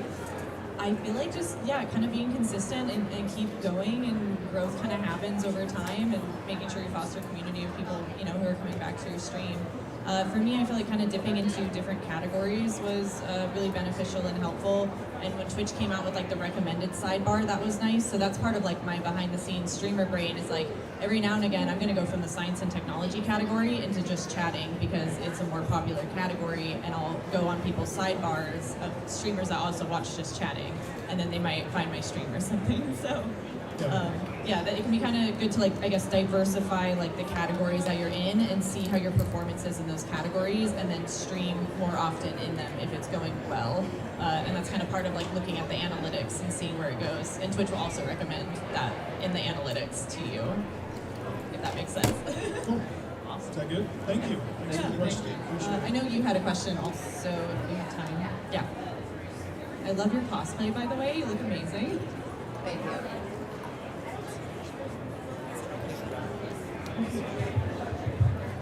Hello. So my question is, with growing your streaming platform, is it also important to celebrate with your with your audience, by chance, or? Moon just had a celebration stream last night. That's why I'm a bit tired and out of it today, yeah. I think it's so important to celebrate like all the things, all the milestones. Celebration streams are super important. Like that's what you're asking, right? Like celebrating milestones? Oh, absolutely. Yeah, those always make for really entertaining streams. I feel like you can do kind of special content. You can dip out of the normal content and try something new to see how it resonates with your audience as well. So I kind of dip into weird games that maybe wouldn't do well on my normal streams, but it's a celebration stream, so we're gonna play the weird games. And yeah, I feel like it's helpful. You can do subathons, which is what I tried to do last night, and it went well, to try to like incentivize people to subscribe, and doing a whole bunch of things. Yeah.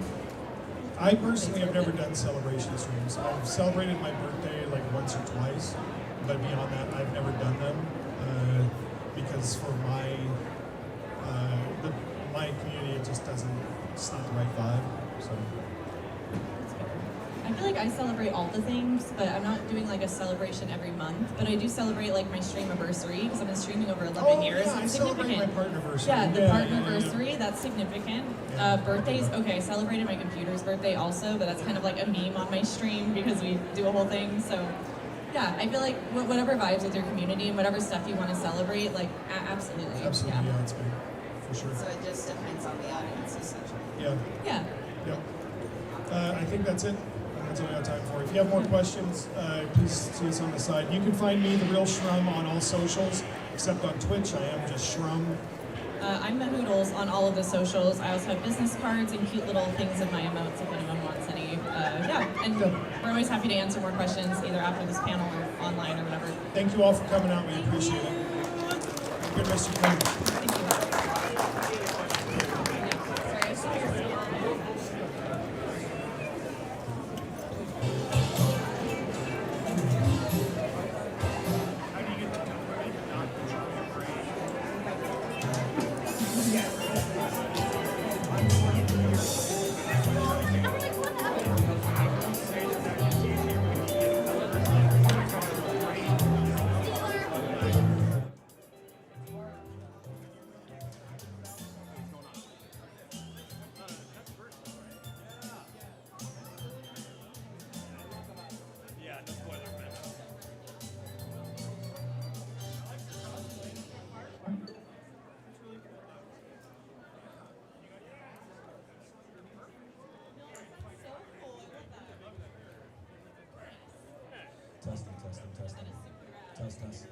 Test.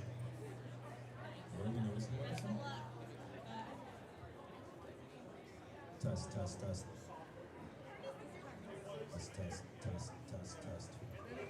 1, 2, 3. Checking this out. All right. It is FanX gaming stage happening right over this way. Testing that out. Come on over.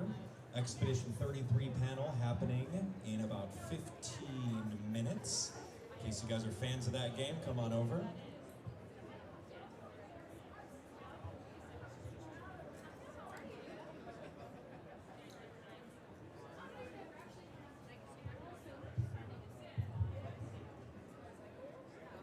Testing. All right, Expedition 33 panel coming up. Testing. Let me know if you can hear me okay. Awesome work. Good job. Don't forget your name tag right over here, your keys and all that fun stuff. Okay. Here we go. All right. Yeah, sounds good, man. Excellent.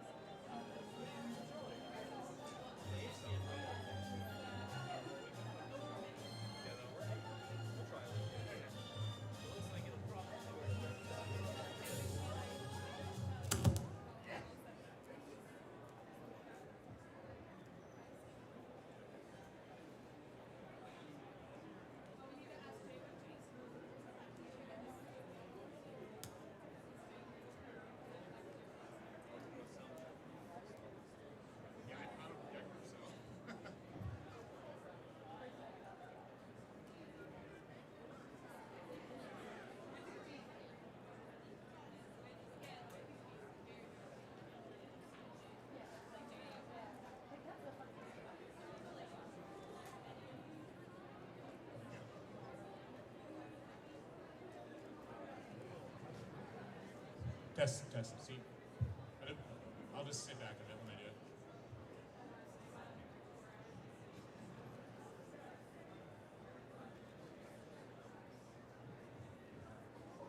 Yeah, probably change.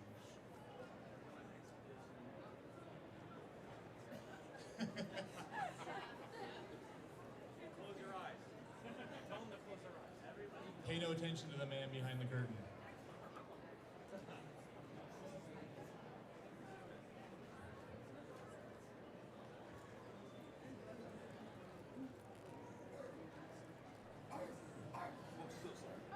Stabbing people left and right today. Yeah, I got to the end. I started my new game plus.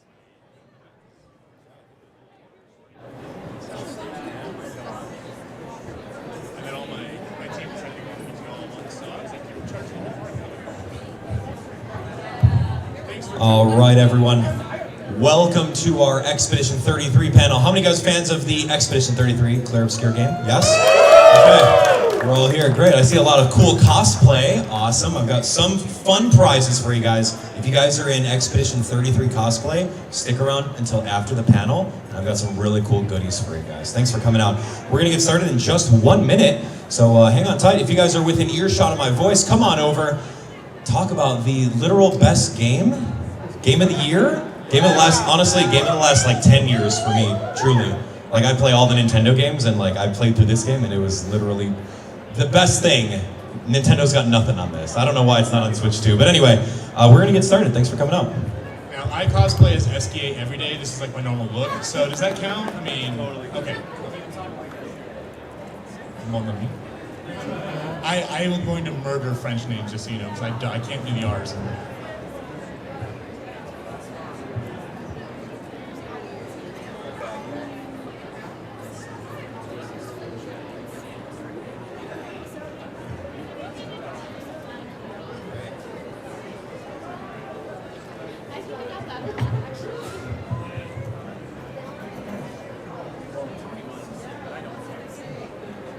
All right, it's 2. I think we should get going. I think we're ready. Awesome. Well, again, awesome to see the cosplays here. My friend who's a cosplayer does a bunch of this. Can't be here, unfortunately, but she's here in spirit with us.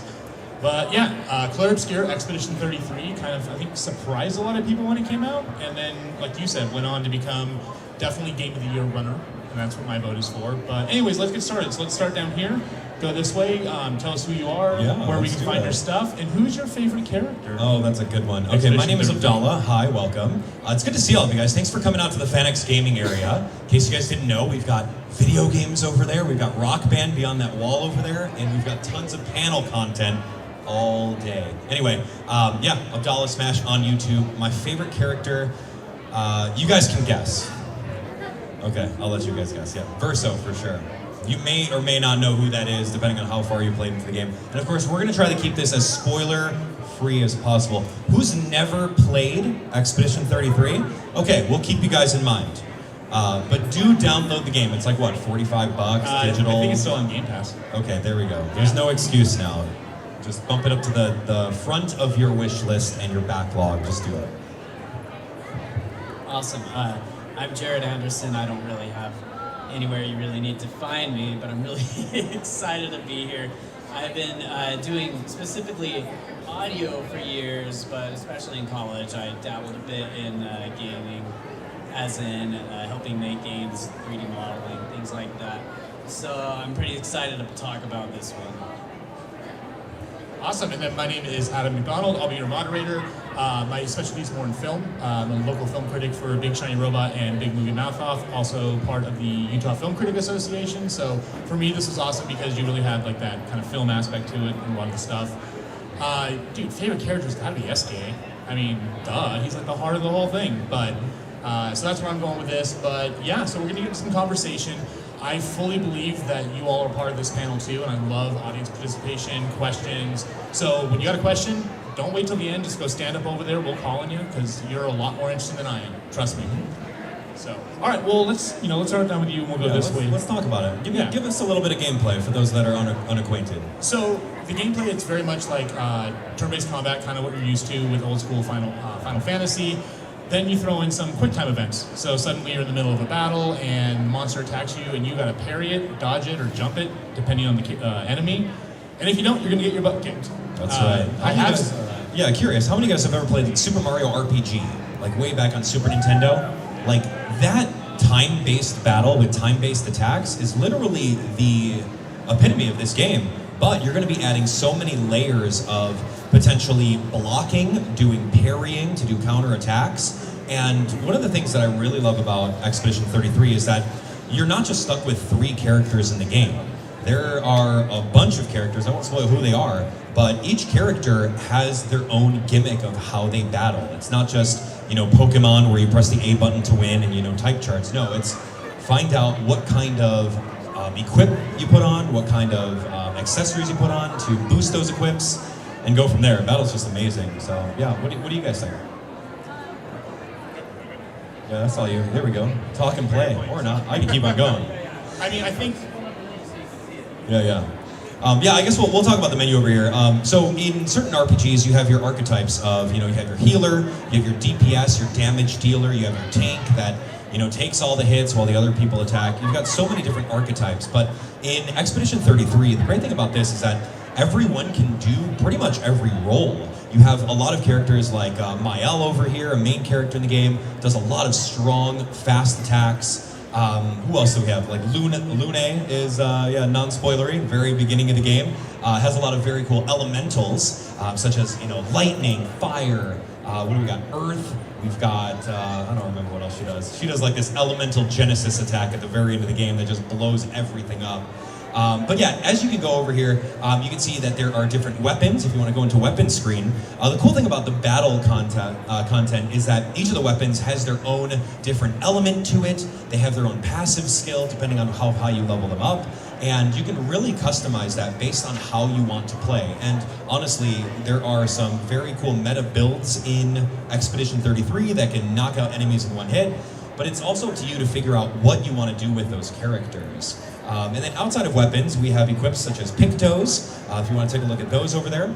These are passives that you can equip onto your characters. You have 3 slots over there. They give you stat boosts, they give you passives, and if you level them up, you can give them to all of your teammates as well in the form of Luminas. So, the more you level up your characters, the more Luminas they get, the more things you can equip on them, and it's literally endless as far as all of these different abilities that you can put on your character.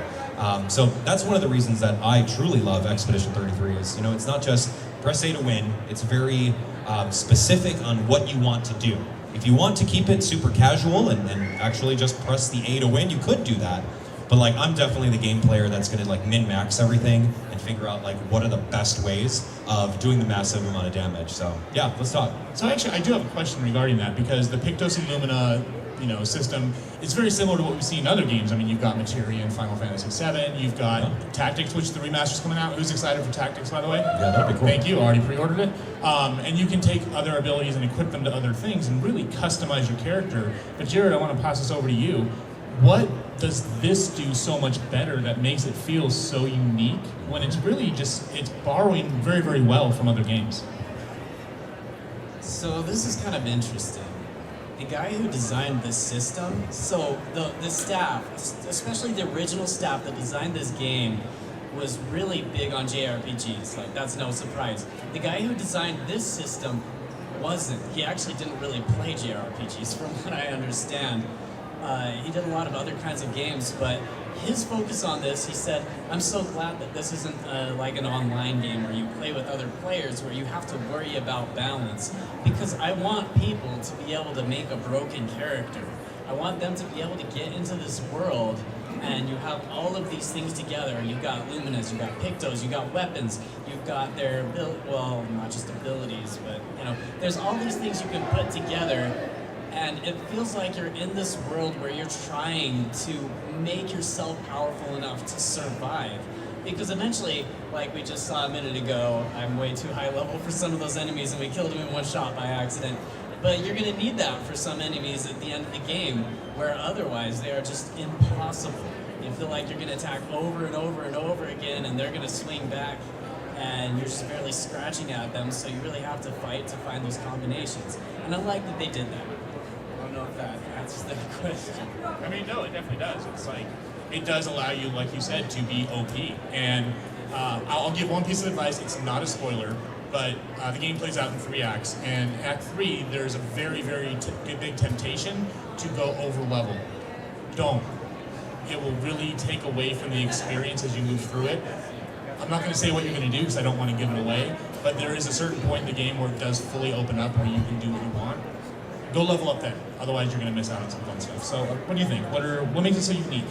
Yeah, I think that nowadays, I think that storyline in video games is really important. I'm a guy that grew up with Nintendo, where all we did was run to the right of the screen and save the princess. That was it. That was kind of a boring story. But coming into a game like this, where the developer is the development team for Expedition 33, literally less than 50 people. It's insane to think about. Whereas we have, AAA titles that have upwards of 300 to 500 people on them. So 50 people made this game and came up with this amazing story.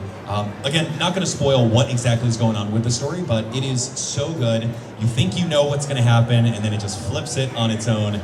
It is so great. But anyway, I love the story concept of it, and I think that that's the most unique thing about it. It's the gameplay. You can see right over here, he's doing some crazy stuff. But story is honestly my favorite part. And like I said earlier, min-maxing in games is my favorite as well, because you want to be able to do as much damage as you can and beat the game without getting too grindy, but have a great time with it too. I think the game does a really good job balancing that too. Got a question over here. Yeah, I wanted to ask for each of you, what was your favorite boss in the game and why? Oh, that's fun. Favorite boss without spoilers. I mean, okay, here's like spoiler-free version of it. There's this one rock boss that is he's floating around somewhere on an island. He's like this rock, and you can't do any damage to him. And he just jumps up and down, and he does this area of effect hit. The gross Tay-Tay. Yeah, that's his name. He was annoying, but he just jumps up and down, and you can do as many attacks as you can. You're not gonna do any damage. So it's pretty much like a stamina battle. You have to do the timed dodges or the parries out of the way like 50 times. But it's kind of fun, and I guess that's the safest boss that we can kind of say. I don't know. You guys have something? Let's see. I don't want to give away spoilers either, but I remember one of the most memorable battles was there's just this. You fall underground and there's this massive warrior guy that they've been leading up to, talking about the whole time. They're like, yeah, he's killed just tons of people, nobody's been able to kill him, and you face him right there. And at that point, I wasn't very high level, and I remember I just had to grind that one. And the music, okay, Lorient has starred, his music is just freaking epic. Like, that's the thing about this game is, the gameplay is fun, it's turn-based, and if that's your vibe or not, whatever. But the music and the background that's going on while it happens makes you feel like you're like the real hero in the game. And by the time you defeat these enemies, you just feel amazing. It really gives you this feeling that you're this hero trying to survive these things. Yeah, absolutely. Yeah, and speaking of that boss you're talking about and being OP, my boyfriend went crazy with it. He was fighting that boss, literally was shooting him 50 times before his AP ran out. Attacked once, and then all of a sudden he was able to shoot him 50 more times. He's much better at games than I am, so I don't know how he did that. I'd almost have to say my favorite boss is one of the Axons. It's the first one you fight. I think everyone here knows what I'm talking about. Because I really found it beautiful, and again, it goes back to that music and the soundtrack that almost it is a character in and of itself. But it was just the way it was presented, the way it was, it was tragic. It was like you didn't really want to go fight it, but you had to. And for me, that's an earmark of, again, going back to that good storyline, as well as, making it engaging and fun, and not just, oh crap, I gotta go do this kind of thing. Right. I think one of my other favorite things too is every time you come across like a merchant in this game, they're called gestrels, and they're like little traveling merchants. It's so cute. You can go there and buy maybe 1 or 2 things from their shop, but they offer, if you want to fight them, you can fight them and they'll unlock the other cool things in the shop too. So I thought that was also super cute. A really, really fun way of just messing around with some other characters that you don't necessarily have to. But yeah, as you can see over here, this is post? Not too far down into the game. But you're doing some good work. showcasing what the different kind of moves are. And there's a lot of flavor text over here. And, you know, not just about the story and not just about the bosses, but like I was saying earlier, combat is just so much fun. You can equip so many different skills, and the skills work together. The timed hits to do even more damage.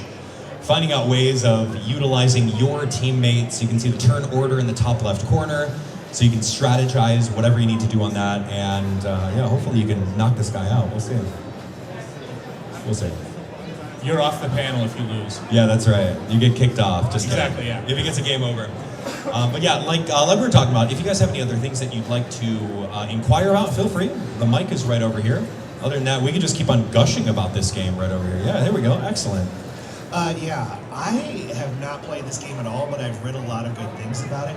How would you compare the fight system to some of the other fight systems in other single-player games, such as Final Fantasy, in complexity and difficulty to use for beginners to advanced users? Yeah, that's a really good question. I mentioned Super Mario RPG earlier. It's turn-based. You attack, then your enemy attacks. But this one, it's a little bit more blended together. When it's your enemy's turn, you can potentially counter their attack with a very frame-perfect tap of the bumper, right? And if you counter that, you can do some massive damage over to them. You have some dodges. I think the game does a really good job of starting you out with one character, and that has like one or two moves. And then you just, as you level up, you gain another move, and then maybe you'll get another character over there, and then you'll unlock a different move. So it's really good pacing. I think a lot of you guys would agree with the pacing on that one. You're not thrown into everything. This is definitely some like end game stuff over here, so don't get intimidated by it. But there's a lot of big numbers as far as damage goes. But the gameplay is very similar. It's you attack, your enemy attacks. During the enemy phase, when they're attacking you, you can dodge or you can counter in order to be offensive or defensive. And when it comes your turn, you can choose to heal, you can use some items, all that stuff. It's very, very beginner friendly. Great question. Great question. That was good. Yeah, you guys agree? What do you think? Yeah, and the cool thing is that you really can. You can build a character where you don't have to dodge, you don't have to jump, you don't have to, parry. It's until you get that build going where you're either one, replenishing your life, blocking and getting shields. You have that option. Now, is it going to be more difficult? Probably.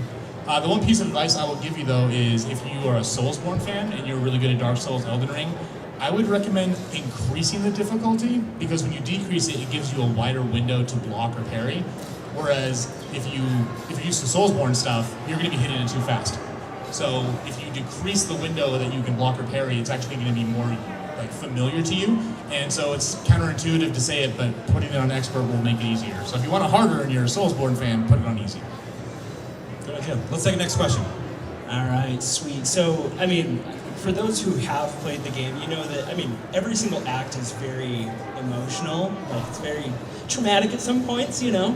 But Act 1 really hit me, and I'm pretty sure you guys know exactly what I'm talking about. As spoiler-free as possible. Yeah, that's what I'm trying to do. We've got some people here. No spoilers, but I just wanted to know how many people bawled like I did in Act 1, because I sobbed. Crying in Act 1. Oh my sobbed. God. Like, literally, 5 minutes after, the stuff happened, I was still, not emotionally okay. I was just like, I have to pause for, I can't move on. This is so much. This is awesome. I think we all have a shared trauma over here. I think I went and saw my therapist. I did. You did? Yeah, I did. Okay. Yeah, it was due for a tune-up anyways, but I was like, this is the stupidest thing I've ever heard. But there's this game, and she's like, what the hell's wrong with you? Oh my God. So this is something I really liked about this game is if you're a fan of JRPGs, they're very story-based. They're awesome, right? And this was kind of this was like a love letter to JRPGs. But the thing about those games is so many of them is like a coming-of-age story, right? You've got a young kid or a group of young kids who are 14, 15, 16 out to save the world, and they start off by chasing down cats and end up fighting God in the end, right? But this game, that's not the case. You've got this group that ranges from 16 to 33, plus other, there's all sorts of characters throughout the game, and they have this, they build, I don't even know how to put it, you learn who they are and their intentions and the life they've lived before and why they believe what they believe. And that's why I think it hits us and we relate to these characters. And you understand why they got where they got. And so that's why at the end of Act 1, when you're really attached to the story and the characters and something goes away that you weren't ready for it to go, it really affects you. And it's that, hate to say it, it's that way the whole story till the credits roll. That's right. Like, I think that's the best part. I think I was the only one that didn't raise their hand about crying about it. I was like legitimately upset. I was pissed when the Act 1 thing happened. And I honestly didn't want to play the game anymore at that point because I was just so upset. And then a new character came in and I'm like, who's this guy? And then and then that person became my favorite character. Weird. Anyway, the story again. But the concept being, right, of Expedition 33 having such a touching story that literally all of us over here were emotionally touched by it, says a lot for a team of 50 people that knocked it out and are selling this game for like $40. It's great. All right, next question. Okay, so do you guys remember like the first moment that you were like, oh my god, I think I love this game? I know exactly when it was. It's not really, so you have the Gamage, which happens every year, that's why the number goes down. And the scene at the very beginning where you see when the Gamage happens and the paintress stands up and changes the number, that was a scene that if I could have printed out right then and there and hung on my wall, I would have. So for me, that moment, that art direction hit, and it was one of the most gorgeous scenes I've ever seen in a video game, all the while being incredibly heartbreaking, was the moment. I was already in from day one when they showed the Xbox, game thing. I was like, this is gonna be amazing, or it's gonna be a piece of crap. Thankfully, it was amazing. But the moment of that scene, which I had to like take pictures of and send to my friends, like, you need to play this, and then it just got better from there. Let's see, favorite moment. Sorry, putting this down. Honestly, the second I turned on the game and saw the art, it was amazing, and the music, because you don't just get like that in a cookie cutter game. But I think immediately what pulled me in was Gustav and what's her name? No, Sophie. Yeah. The second I'm trying to figure out what's going on, he goes and meets Sophie, and all of that happens, and I'm like, all right, I'm going out there. I'm going to the continent. This ends now. This ends today. I could feel what the characters were feeling. So I just like how they framed that from the beginning, and it only got better from there. Like the second you even get to the continent, if you've been to the continent, you know exactly what I'm talking about. I'm like, I'm just gonna throw down the controller and process for a second. But then I picked it up and kept going. Every step had me wanting to continue. Yeah, I think that's really great. And I mentioned earlier, like, I'm a huge Nintendo fan, like, through and through. You guys know me. How many guys are Pokemon fans? Cool, great. You guys play, like, the more modern Pokemon games? Great. So, like, nowadays, in the year 2025, it's crazy that, a game like Pokemon still doesn't have any real voice acting. There's no mocap suits, there's no mouth flaps, barely anything. And then when I turn on this game, I'm like, oh my gosh, like, every character is, like, spoken dialogue. They paid voice actors to do it. They literally match the mouth flaps. The graphics look amazing. The grass is greener on the other side, Nintendo fans, I'm telling you. So that's what really stuck with me, is the amount of effort. I don't know if you guys have seen the behind the scenes of this game and how they did it, but they literally had people in mocap suits with like a camera like facing them as they're like acting their voice lines to like match the mouth movements. It's so good. But yet we're over here, fanboying over Pokemon, and I'm like, dude, Pokemon could have all this. Like, it could be kind of cool like that. But anyway, I digress. Great question. Whoever's next. All right, I have like a two-part question.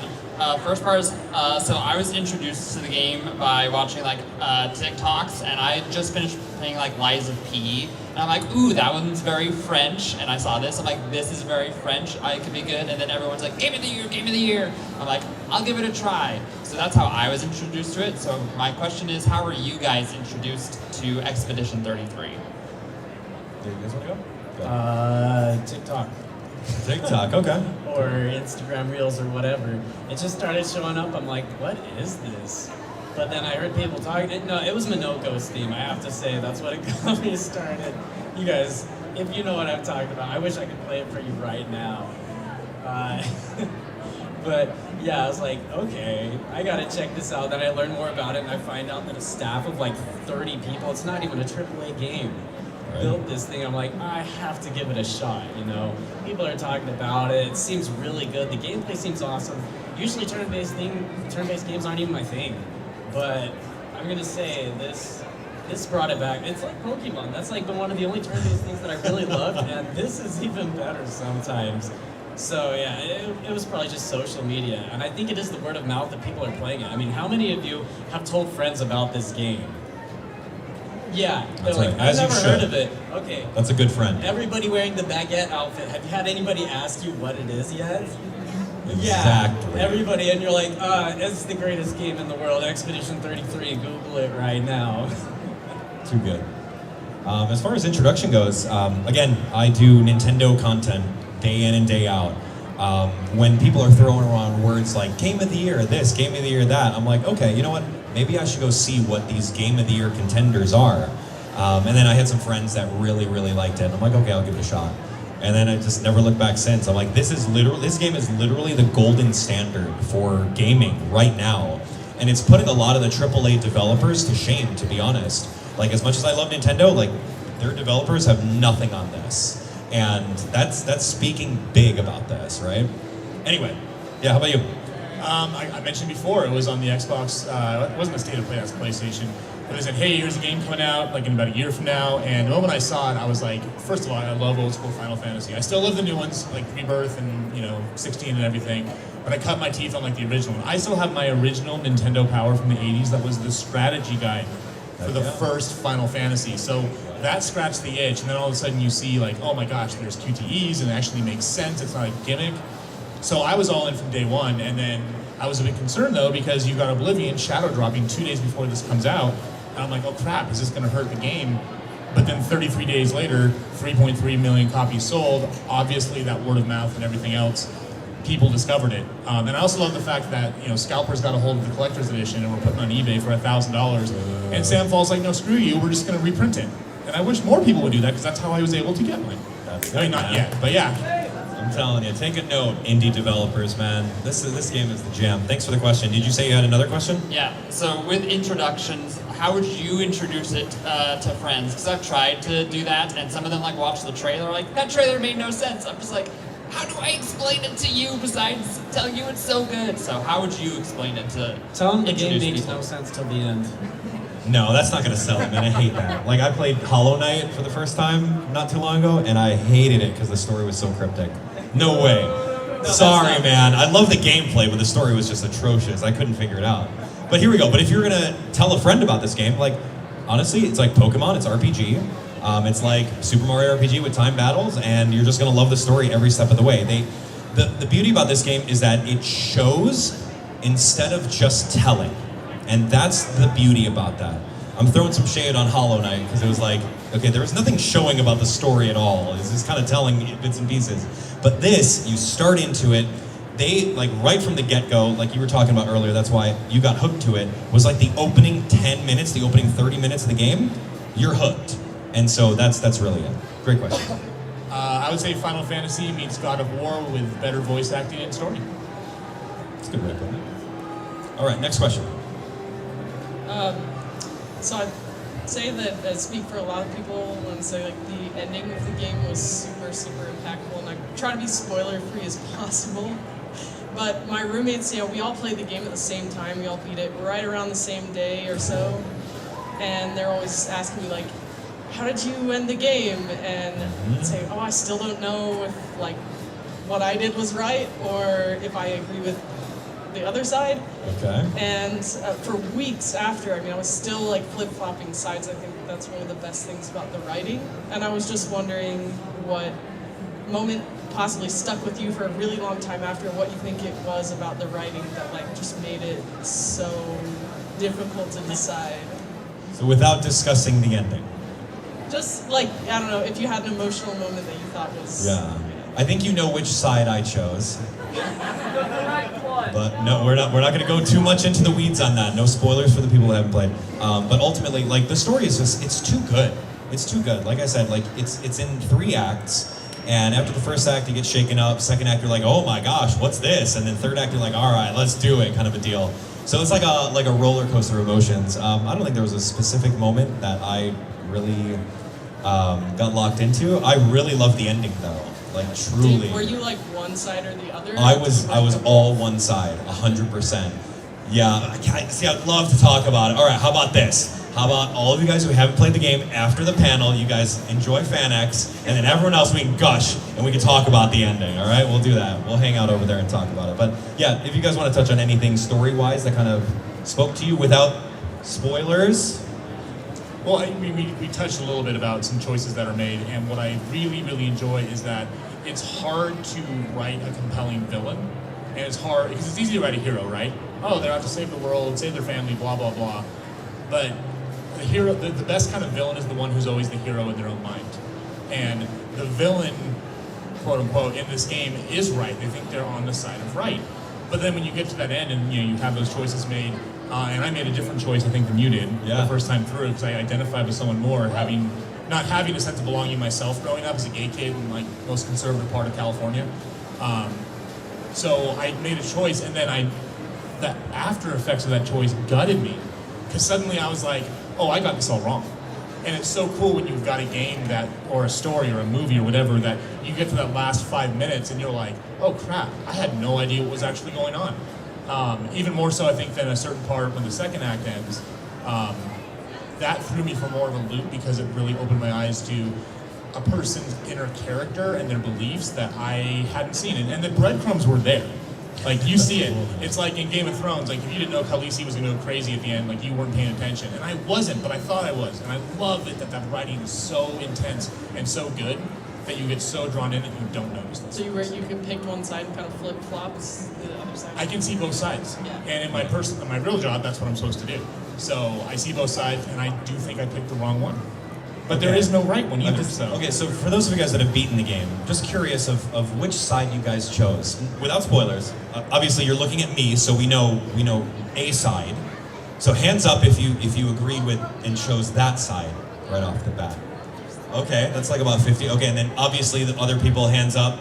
Yeah, that is split. That's really cool. So if you're able to split the room with your storytelling, that's phenomenal. And you were talking about it, the breadcrumbs, the concept. So the cool thing about Expedition 33 is that they do have a new game plus. You can go through the game and play it all over again and talk to the people and say, oh my gosh, now I know what this is. And you have a little bit of hindsight that you're just like, oh, this is really cool that they sprinkled all of these little details right here that I was oblivious of as I was playing through the game for the first time. Beautiful storytelling.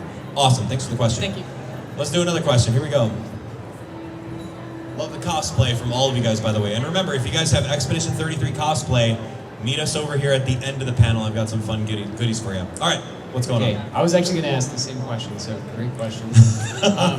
And a thought, like just adding on to that, this was the writer. She worked in finance before she was working on the game, and it was her first time doing scenario writing, and I feel like she just absolutely nailed it, that you can get this kind of special story where people are discussing the things that they do with the ending, and it's like so meaningful.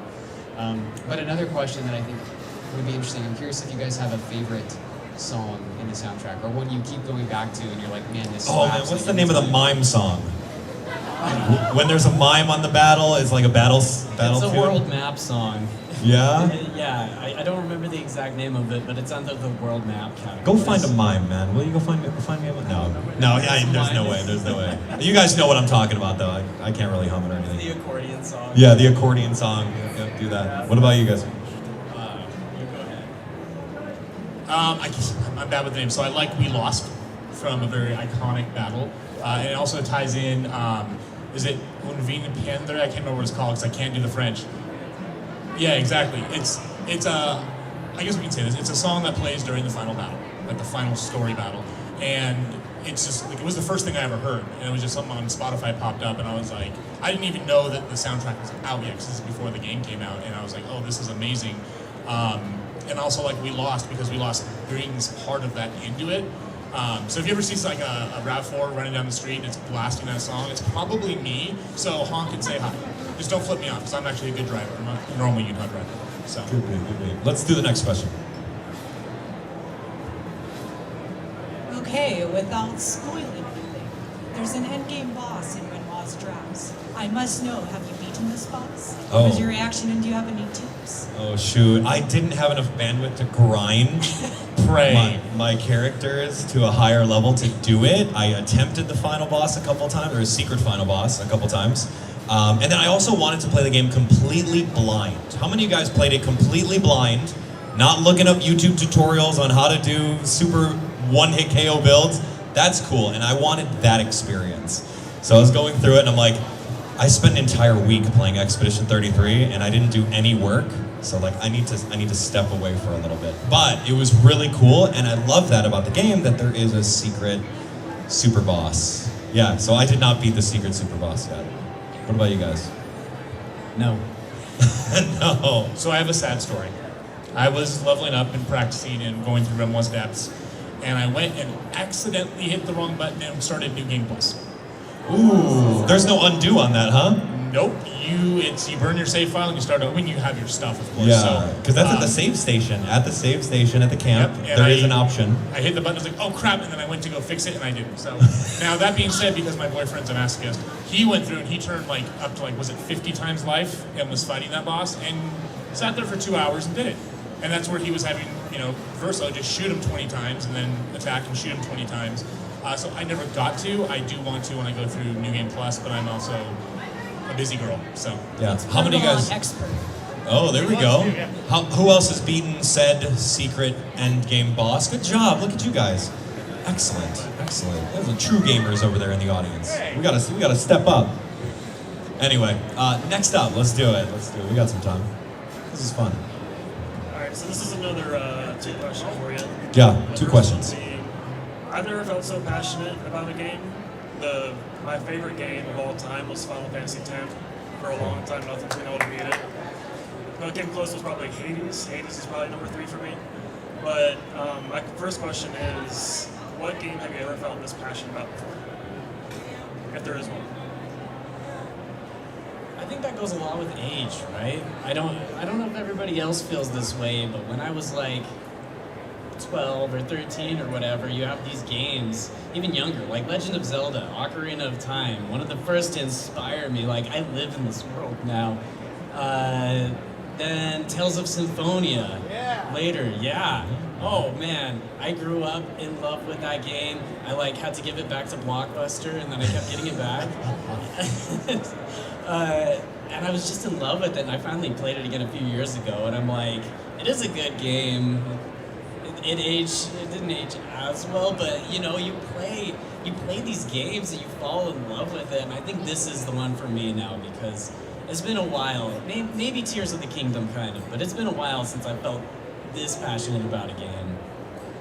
Good question. Man, I keep on going back to Super Mario RPG, man. Like that was my first RPG ever on Super Nintendo. Some of you guys are of the same generation. They remade that one for Nintendo Switch a couple years ago. Super passionate about it. But yeah, I don't know if there's another game that I'm like equally passionate about that like holds a light to this though. And like my career is video games. Like I stream all the time, and everything that Nintendo puts out, it's like I compare it to this. I'm like Donkey Kong Bonanza versus Expedition 33. Like, no way, dude, get out of here. Mario Kart World, that's trash. Like, give me some good Expedition 33 adjacent stuff. So I guess the question is, I want to reverse the role to you now. Comparing a game like Expedition 33, what other game compares to it that would be on the same par? Yeah, so pretty funny actually. I also started replaying through Final Fantasy X. Final Fantasy X, okay. I feel like, I imagine you played it. I feel like story-wise... Like 10 times. Sure. Yeah, exactly. I feel like story-wise, there's some parallels with overall themes emotionally and whatnot. But replaying through Final Fantasy X right now, it's a struggle. It's a struggle. It's actually a struggle. It's been my favorite game for 15 plus years. Yeah. And now it's a struggle for me because Expedition 33 has set that standard so Exactly. And so now we're all like video game snobs because we have a golden standard, and when Donkey Kong Bonanza comes out and it doesn't even hold a light to this, I get upset. I said I spent $500 on a Switch 2, bro. What the hell? Anyway, but yeah, go ahead. Talk to me. What game do you feel? So this is the one I've become insufferable about. That's fine. Just because it's the one I'm telling everyone you've got to play, especially like my film critic buddies, because I'm like this, the film, the direction, the visuals, everything else. For me though, and this is one that I don't know if anyone's heard of. I mean, it was popular back in the day. You can find a PS1 and find a copy of Xenogears. Anyone ever play Xenogears? Okay, we got some fans over there. Xenogears. Yeah, so Xenoblade Chronicles was kind of a spin-off of Xenogears, but it's one that I would love to see a remaster of because it was a different kind. It was turn-based RPG, but you had to put commands in and do certain things, like basically turn into like kind of like Street Fighter moves, kind of like. And you level up and learn things, but the story itself, then it got deep. Like you were talking about religion and philosophy and how it all came to be, and all of a sudden this game about fighting mechs turned into a struggle for the soul of humanity, like the actual soul of the people. So for me, Xenogears is the one that I always talked about. No one had played, but now I'm insufferable about this. So. Cool. And I'm glad we have Xenogears fans, because again, no one knows. And then the second question is, you find out about this pretty early in the game, about 5 minutes in, that there has been other expeditions. Cool. So my question being, from what you could read in the journals, which expedition would you like to see more about? Whether it be like an anime, like how Final Fantasy 16 did, or a short story, or even another game for a sequel or spin-off. I think this should just be a movie. I think let's make it into a movie. Maybe tweak an ending. Who are we gonna cast? Right? Who are we gonna cast as all these characters? Ben Starr. Okay, sure. Anyway, I just want to see this thing as a movie. Whatever you guys think. Yeah. How about the one that didn't want to wear clothes? Yeah, like the Naked Expedition? Yeah, I remember that. If Ben Starr plays in that role. Yeah, absolutely. He'll play somebody beside. Yep. Sounds awesome. I don't know. There were a lot of cool ones. I don't remember their numbers though, to be honest. How about the ones that literally just were creating paths and knew they were never going to make it to the Patriots, right? That was 69, right? Yeah, that's It probably was, honestly. Sounds about right. I see a couple other people. We got 5 minutes of the panel left. Let's do it. Thanks for the question. Let's get as many of these questions as we can. Thank you. Okay, I have like 2 questions. Go for it. What's the highest amount of damage you've ever done? Oh, shoot. Well, I don't know. I didn't look up any builds, but I really relied on Mayel's super move. I'm not going to spoil it. Towards the end of the game to do the most damage against all the enemies. That was a crutch for me. I sacrificed a character to get mine. You sacrificed a character to get yours. I don't know what that means. You may have to tell me about that. Anyway, what about you guys? You guys look up some crazy builds that did like 29 million damage? No, but I think I hit like 16 million once with my own. Yeah, something like with that. that big attack. Yeah. But the only thing I looked up was there's a certain sword you get in a certain village that you have to play as Mael for. So when you go into an arena, play as Mael. It's very, very important. That's all I'm going to say. There is missable content. There's missable content. Did not. I had to go beat my butt to go find someone else to get it from. It was a pain. So probably about 16 million. Cool. I honestly don't remember. What's the other I usually question? don't even watch the numbers. Yeah, the numbers just roll. They're just big numbers, man. Keep going. Mine was like 90 million.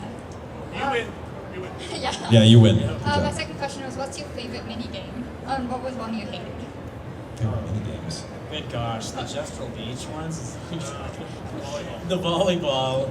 I seriously, there came a point where I had my wife, the cute little CL in the front, and I was like, okay, because I can't watch them sending the gestrals while I'm also trying to get it. So I'm like, you just call out what direction, and I'm going there. I know I'm cheating, but it's teamwork. And that's what this game's about, right? It's all about the teamwork. Yeah, teamwork's good.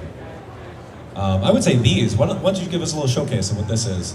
These are the gestural beaches. Like to unlock the cute little costumes and I've been embarrassing myself the whole time because the I've been bathing listening to you suits. guys more than I've been paying attention to the game. Now this isn't necessarily like a Mario game where you can wall jump and wall climb and Zelda Tears of the Kingdom stamina, nothing like that. But I had a fun time going through some of the beaches where you can unlock cute little swimsuits like this by doing an obstacle course with very rudimentary platforming. That was kind of fun. But how many guys unlocked all those swimsuits? Is that cool? That's cute, right? Why not? It's a little extra content. Good question, though. Let's keep going. We got a couple more minutes left. You're gonna do it. Keep going. Keep going. Just boom me off. No. You got it. Go. Just real quick, it's not really a question. It's just that you guys have been talking about all the games that kind of match to this one. Yeah. There's a game that's called Sea of Stars. Sea of Stars. I've heard of that. It's a 2D RPG type game. Yeah. More in the vein of Mario RPG, as you guys have mentioned, but the mechanic and the fighting is very, very similar to this one. Oh, okay. And the story is also very, very, very good, with a lot of similar, in a way, twists like this one, where you go, oh, wow. But highly recommend, if you guys like this one, try Sea of Stars. Okay. Really, really We'll look into that. That's like an indie game, right? Like Yeah. probably like 20 bucks or something. We'll get it. Yeah, something like that. All right. Yeah, go for it. It's on Game Pass. Any other questions? I saw there was one more person floating around. No? Okay. How about we just think about final thoughts? Final thoughts. Think about what you want to say to the audience to get them to maybe play this game or maybe watch a YouTube video of it. It is a rated M game. There are swears, there is gore. So in case you have kids, watch out for that. I want to stream it on my channel, but like that's what's stopping me. There's like F-bombs in like the first cutscene. I'm like, shoot, I can't do it. So, yeah, what do you guys think? Any final thoughts? I mean, as much as I know YouTube is your bread and butter, I would highly recommend don't. If you want to play the game, don't go on YouTube. If you don't want to and you want the story, synopsis, everything else, cool. But if you really, really want to get into it, you got to go in blind, 100%. Otherwise, you're going to give up too much stuff. But if you want to play literally one of the best games in the last decade that took a formula we know and love, turned it on its ear, made what was old new and refreshing, this is it. And I have friends who hate turn-based RPGs or JRPGs, and they love it almost as much, if not more, than I do. They're here cosplaying somewhere. I got to go find them. So it's a unique experience. It's a unique take on an old trend, and they couldn't have done it better. I can't wait to see what the new ones are going to be. Because I know they're working on sequels or prequels or spin-offs or whatever. So I hope so, man. It's just, I don't know where you're ever going to find another story like this where you can really relate and feel the characters. Earlier this year, I unfortunately suffered a bit of loss in my own family, and this game was really real for me. You know, this game, without any spoilers, really comes down to how people deal with grief. And everybody deals with grief differently, and nobody's right or wrong.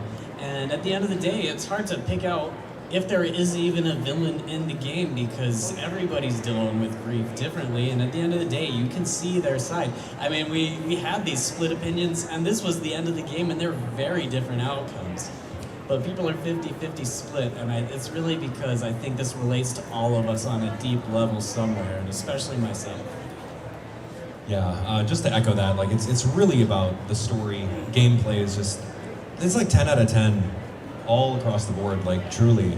Now, a little bit of context, like I've been doing YouTube for like 13, 14 years. I've played every Nintendo game that comes out, every one.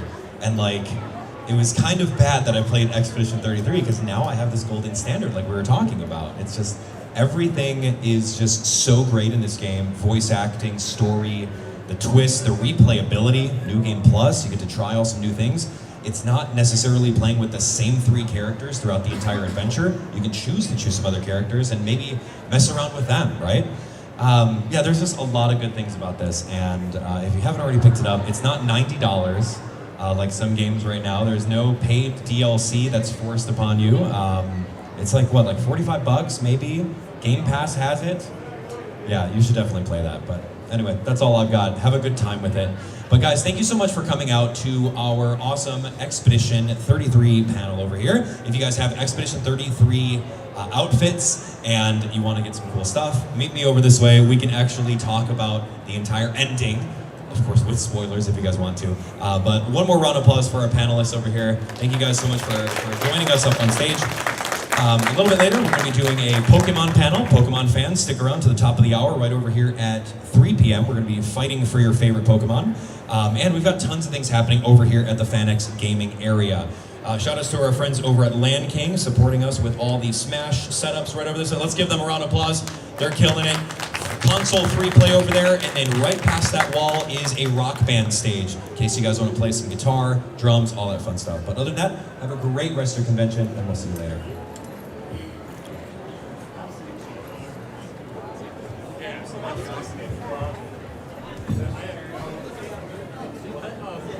Dude, I was paying like 90% attention to these guys. Like, I found out I was like, oh shoot, I'm not even on the screen. It's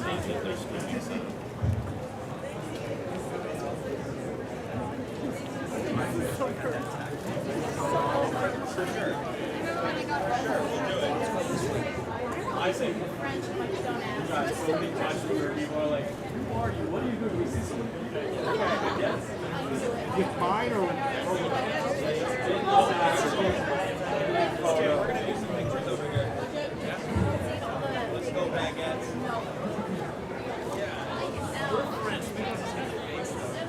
All right, let's go. All the baguettes.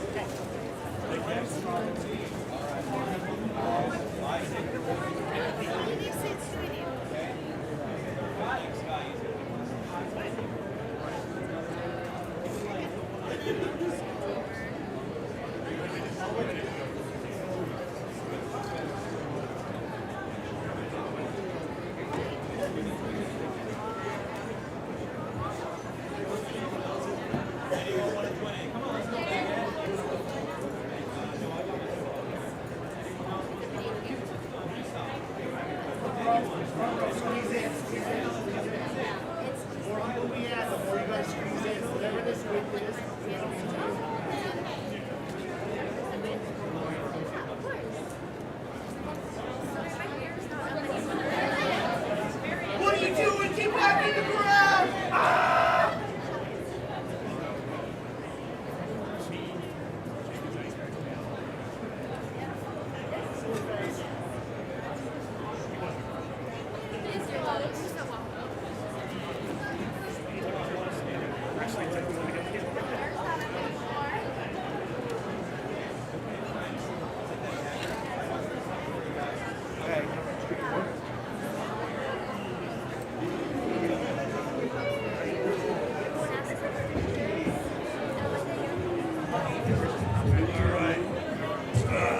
Here we go. It's right over that way. You'll see my banner over there. Take one, pass it down. Come on up, guys. These are some FanX swag. For all our cosplayers. Here we go. Take one, pass it down. Here's some cool stickers. Thanks for coming to the panel. Thanks for coming to the panel, guys. Over here with us all day.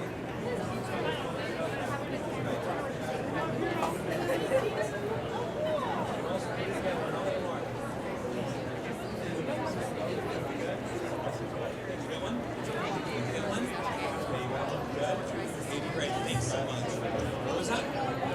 Oh, thanks. Yeah, you get fun. The movie, I'm going to be first on the movie. I got to grow out my hair. That's going to be the difference.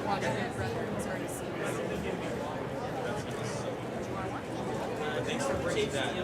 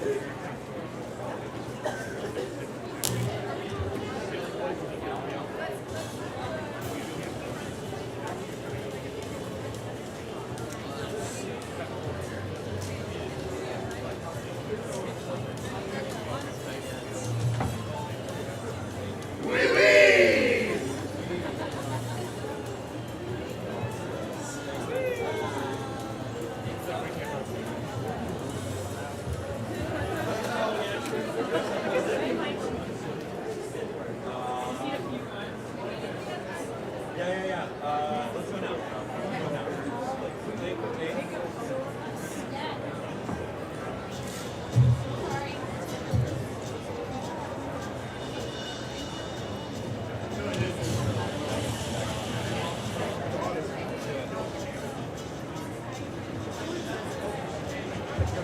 Excellent. Good job. I got it set up for this next panel. You know your thing?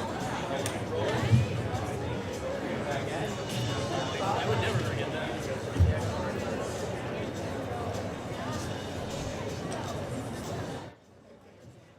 He like knocked it right over. What the hell, man? Come on, God. Hey, no, that's fine. Thanks for.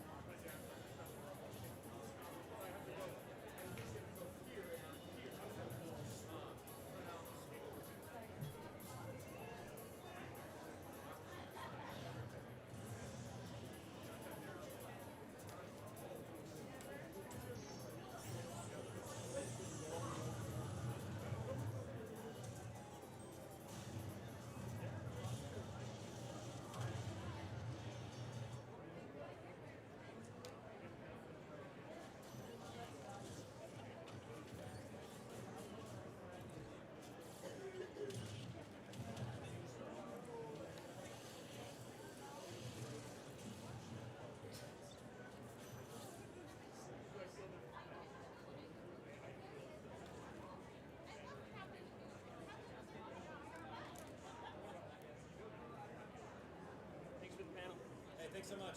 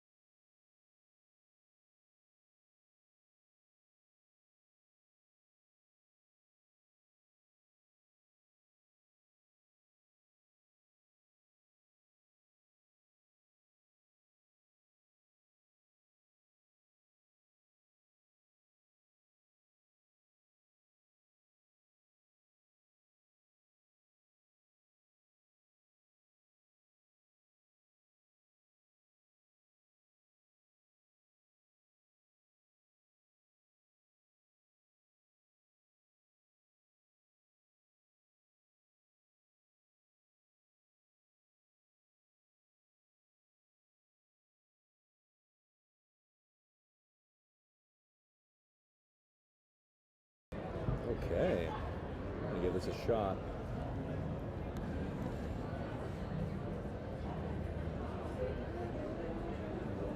Have you played the Black and Blue card game? I have not. Root beer. But it's gone, basically.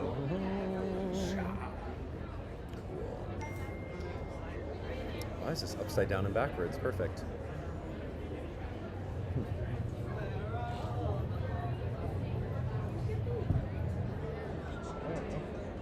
I'm not the one who got it. You I did.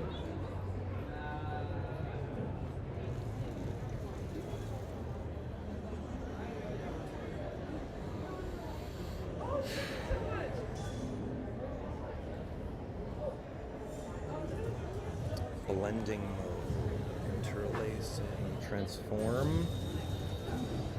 Go horizontal. Okay, here we go. Here we go.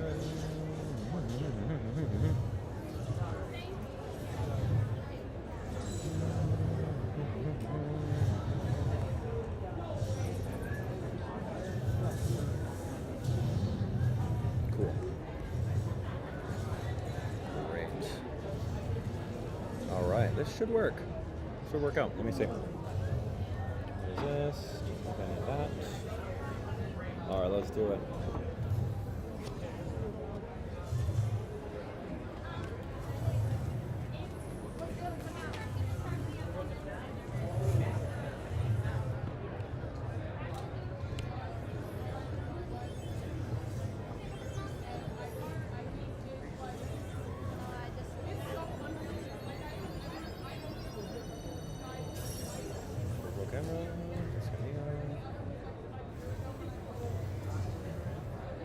Cool, let's give it a shot.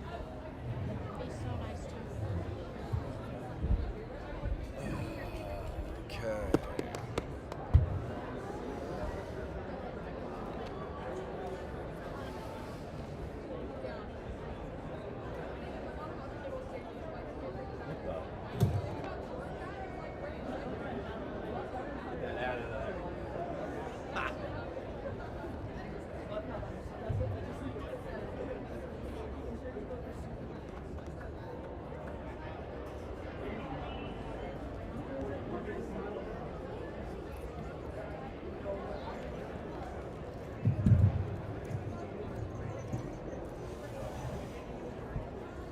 Whoa, camera. Hey, that's not too bad.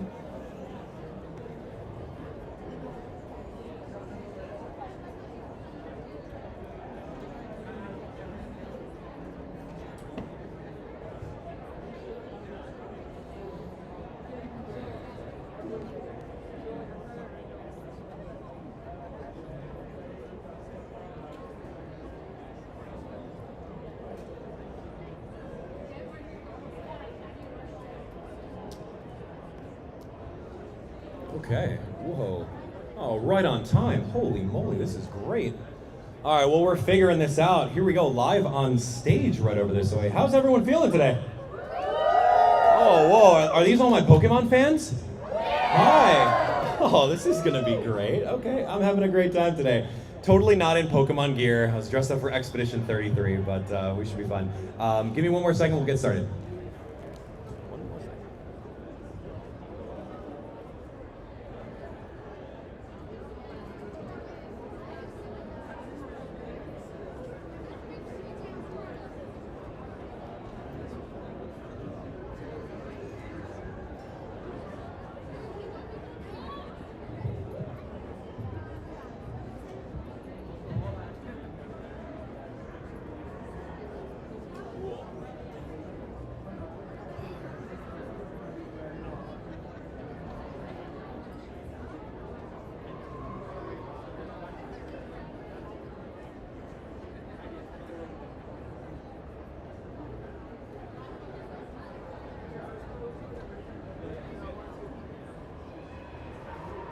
Okay, great.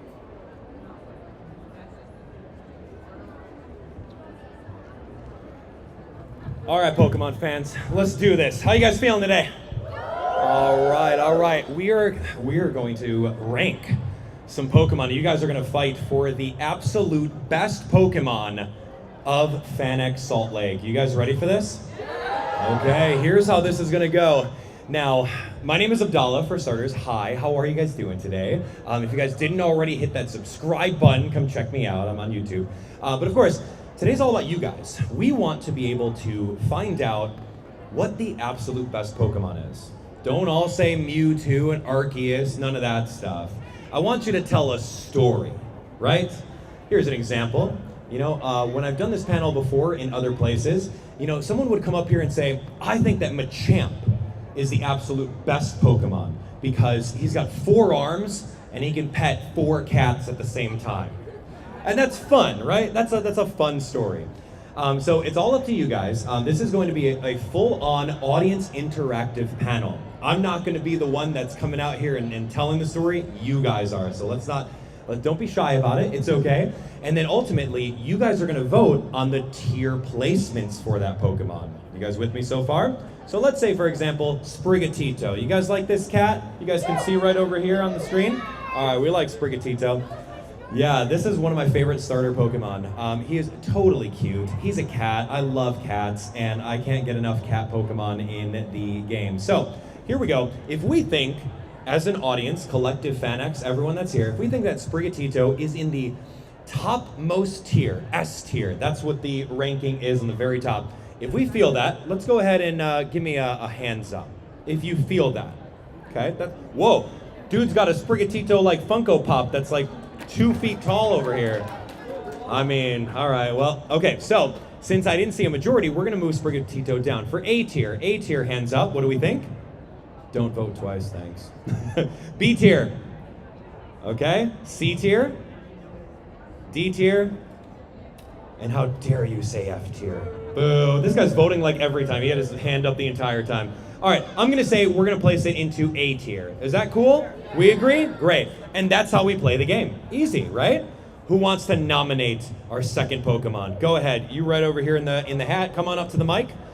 Introduce yourself. What's your name and where are you from? And we've got some cool stickers for you too, so make sure you grab a sticker on your way out. All right, talk to me about a Pokemon and then give me a minute because I have to find it. I may have a sprite for it. I want to nominate Ninetales. Which one? I actually want to go with the original. If you have a picture. Oh, I got Ninetales on the ready, dude. Oh, I don't think I have the shiny one, but here. Okay, so tell me, this is Ninetales, everyone. You guys know Ninetales? How many tails does Ninetales have? A few. At least 3. All right, tell me why you think that Ninetales is the best Pokemon out of everyone. Fall in love with Ninetales actually is, and this is another sleeper pick of a game, is the Pokemon Ranger Shadows of Almia game. You can find this, I think, in the ice area, and it's just like, I think it's mandatory actually to burn through some of the obstacles in the area. But I was like, you know what? I never really heard of this Pokemon. I was still pretty new to Pokemon at the time I picked up that game. And since then, obviously, I became like a huge Pokemon fanatic. So it starts in that game, and then I've tried to pick basically every single version exclusive because it's typically a version exclusive paired with Arcanine, I think. Sure. And I'll always pick the one with Ninetales, not necessarily because it's the better Pokemon combat-wise, because it's technically not. Arcanine has superior stats, abilities, whatever. Sure. But it's pretty. It has an amazing move pool you can set up with it. It's got Calm Mind, Nasty Plot. It has amazing coverage. It can be an amazing support Pokemon. It can Will-O-Wisp. It can protect. It can Helping Hands. It can Baton Pass. I don't know. It can do everything. It's a beautiful Pokemon. I don't know. It's just great. Great. Save some time for the rest of us over here. That was awesome. All right, you don't have to go. We've got some stickers for you too, so stop by my desk over here. We got a FanX sticker. All right, friends. With that, what are we thinking? Let's go S tier for Ninetales. Hands up if you agree. Okay. A tier for Ninetales. Okay. B tier for Ninetales. Ooh, that's a big majority there. We're gonna land in B tier. Great B tier placement. Awesome. Oh, and I also forgot that if you do nominate an S tier and you actually win at the very end, I've got some really cool things, some prizes for you guys. Who wants to be next to nominate a Pokemon? Right up front. Yes. Come on over. Don't worry. Hey, it's okay. Don't worry. We got a lot of time today, so you can come on over. All right. What's your name? Where are you from? My name is Kelly, and I'm from Arizona. Hi, Kelly from Arizona. Talk to me about your favorite Pokemon. My favorite Pokemon is Haunter. I just think it's so cute, and it was the first ghost type that I truly fell in love with. It was just I think it's really adorable, and it looks really cool, and it has a lot of rich story in the shows and series that Pokemon has, and I just really like how it needs more love than a lot of other Pokemon, since it has 3 stuffed animal merches ever made from Pokemon ever, and has no merch anywhere that you can find from the actual website, and I just think it needs a lot more love, and I truly love this Pokemon. I love that. I mean, everyone's a Gengar fan, right? But who pays attention to Haunter? That's funny. And how many guys Gen 1ers out here? Gen 1, red and blue? When you didn't have anyone to trade with? You were stuck with Haunter, man. You couldn't get a Gengar because you couldn't trade. All right, friends. What are we thinking? S tier for Haunter. All right, what do we think? Okay, A tier for Haunter. It's decent. B tier for Haunter. C tier? Any lower? D tier? F tier? No, that's an A tier placement. Good job. Excellent work. All right. We got 1,000 Pokemon. Come on over here. Let's do in the green shirt. Come on over. Don't worry. We'll get to all of you guys all day. We're here. We got a good 40 minutes. All right, buddy. What's your name? Where are you from? My name is Kian, and I am a big fan of Mew. Oh, Mew. Okay. All right, you're going the mythical route over here. Good choice. You want to fit a Pokemon that's very popular, right? What do we think about Mew? Why is Mew the best Pokemon? It's because of this really insane Mew set. If you use Transform in this other move I forgot the name of, if you use Transform, you get the appearance and the moveset of the opponent's Pokemon. Cool. So Mew can transform and learn all the moves. And the other one, it can, if you have the same moves as somebody else's Pokemon, Yeah. then your opponent's Pokemon moves, whatever moves are the same, they can't use any of those moves. Oh, interesting. Okay, So they cool. cannot use anything. So he's very, very into the moves, right? We know Mew can learn every TM, HM, all that stuff. Okay, friends, what do we think about that for Mew? Yeah? And also Cool. he's very cute. And he's very cute. And he's a cat, too. How many guys are cat people? Okay, cool. How many guys are dog people? Great. What about parrots, fish, other miscellaneous pets? Cool, those are great. I'm glad that they bring you joy. But we are cat people in this household. I'm kidding. All right, Mew for S tier. Mew for S tier. Okay, not too many. Mew for A tier. Okay, Mew for B tier. Really? Mew for C tier? Wow. D, F. All right, we're going B tier. Good B tier placement. Excellent. All right, friends. Now remember, we can be selective about our S tiers. We can be stingy. That's all right. But someone's got to nominate an S tier. So who's going to nominate an S tier Pokemon over here? I'm going to go from the other side. How about with the Ash Ketchum hat? Look at that. Okay, cool. And a Pokemon t-shirt? And is that a Pokemon button-up? Okay, great. And this guy with the hoodie is lost, man. Someone give him a seat. All right, here we go. What's your name and where are you from? I'm I'm Emma. I'm from Salt Lake. What's up, Emma? Okay, give me your nomination for the best Pokemon and an S tier placement. Hey, I'd like to tell you a story. Speak a little closer into the mic. I'd like to tell you a story. Tell everyone a story. So imagine you are 9 years old, you get your first Game Boy Advance. Okay. And you get Pokemon Emerald. Okay. And you have a few to choose from. Okay. But you choose Mudkip. Mudkip. Mudkip is my nomination because he's so cute and water type is objectively the best, and Okay. you go a little bit and then you learn Mud Shot, and then you can just take that all the way to the end. You don't need any other moves. Okay, Mudkip is very cute. Okay, well, friends, we Mudkip stands out here. Yeah, we like Mudkip. I heard you like Mudkip. That's the thing. All right, give me this Mudkip. That's me. Hold on. All right, here we go. Let me lock me into this corner here. All right, friends, Mudkip, what are we thinking? S tier for Mudkip. Holy moly, that's a lot of you guys. A tier for Mudkip. I think, congratulations on our first S tier placement for Mudkip. Good work, good work.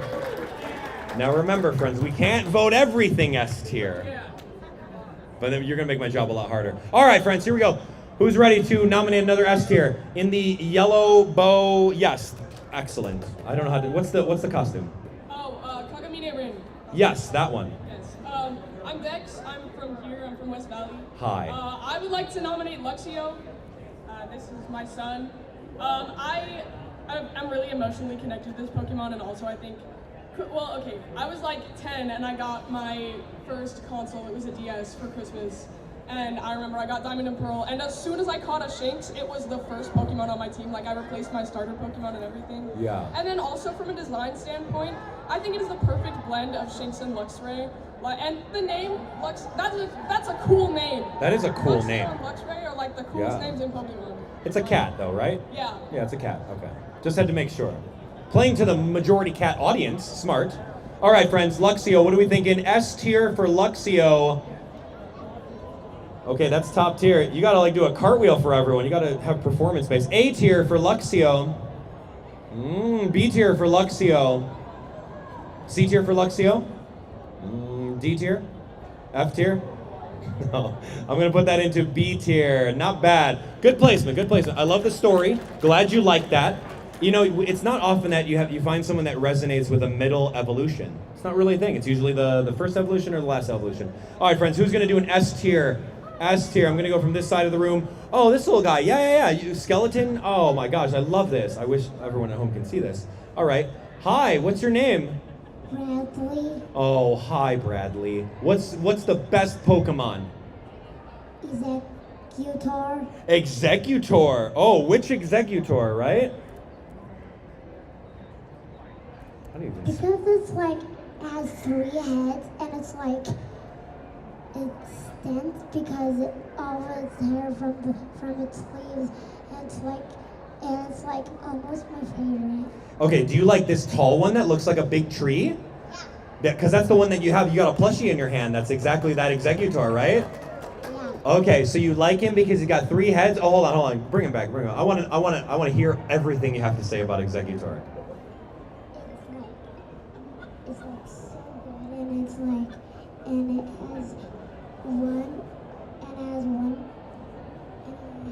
and it has 1% on its tail. Oh, and there's a little egg on its tail. Okay, I love that. That makes it an S tier Pokemon. I think so. All right, that's cool.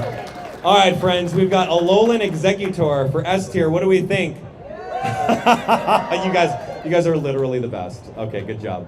Hey, that was good. One more round of applause. Thank you so much, man. And you did great speaking into that mic. Good job. All right, give me another S tier placement. Who's here? I'm gonna go from this side. All the way in the back with the, I don't know, like wolf hands or something? Well, no, almost. No, in the red. So sorry, in the red. I'll get you next time. I don't think your hands are wolf hands. You're like from Undertale, aren't you?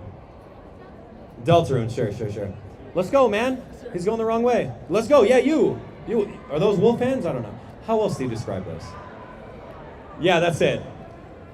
All right, you're going to have to tell me what kind of hands those are, for starters. They're what? They're paws. They're paws. Okay, wolf hands, wolf paws. I'm so sorry. How cultured am I?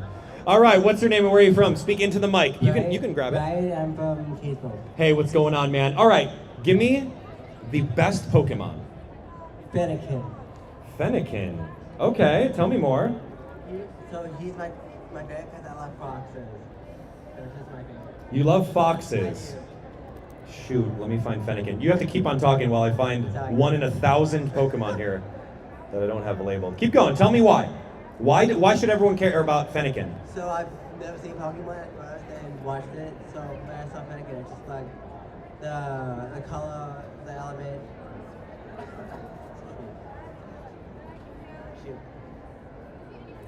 You got to keep stalling me, man. I'm going through 1,000 Pokemon here, bro. I'm having a big fight here. I'm sorry.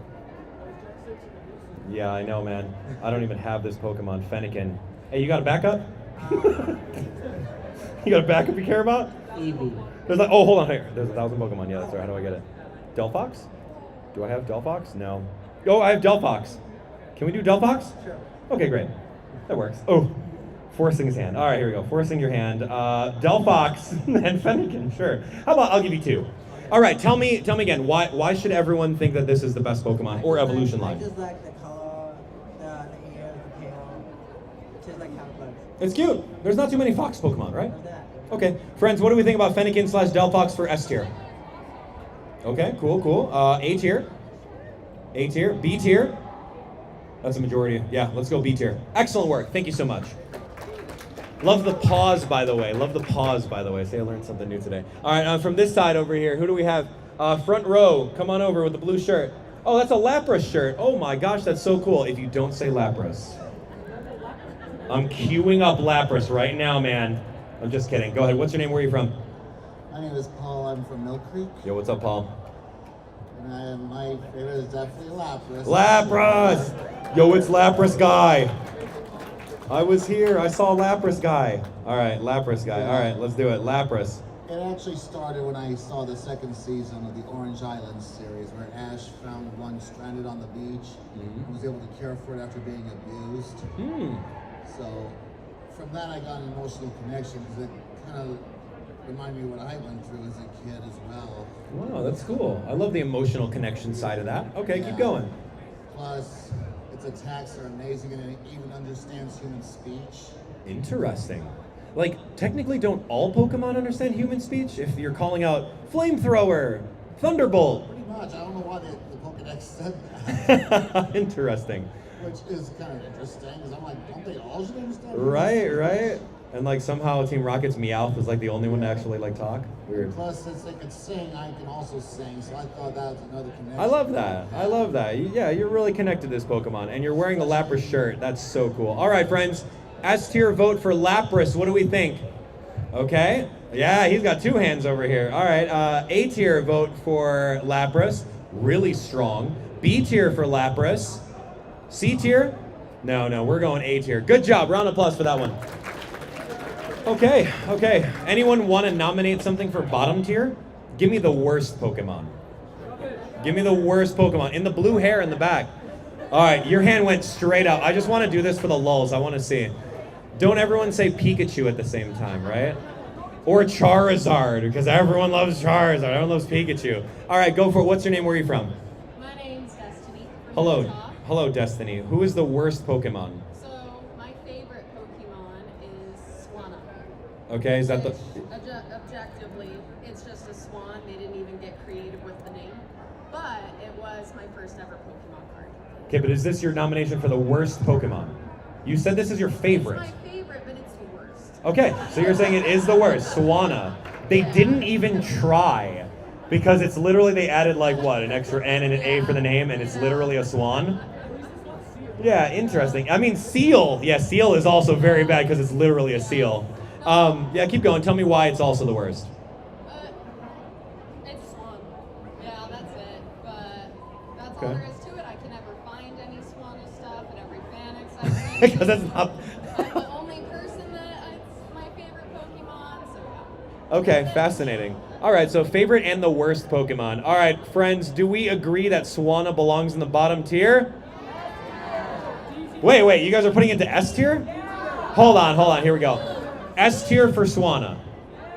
A tier for Swanna. B tier for Swanna. C tier for Swanna. C's good. D tier, a lot more in D. How about F tier, bottom tier? All right, cool. We're going to D tier. Hey, thanks. Good job with a D tier placement. That's fun. That's fun.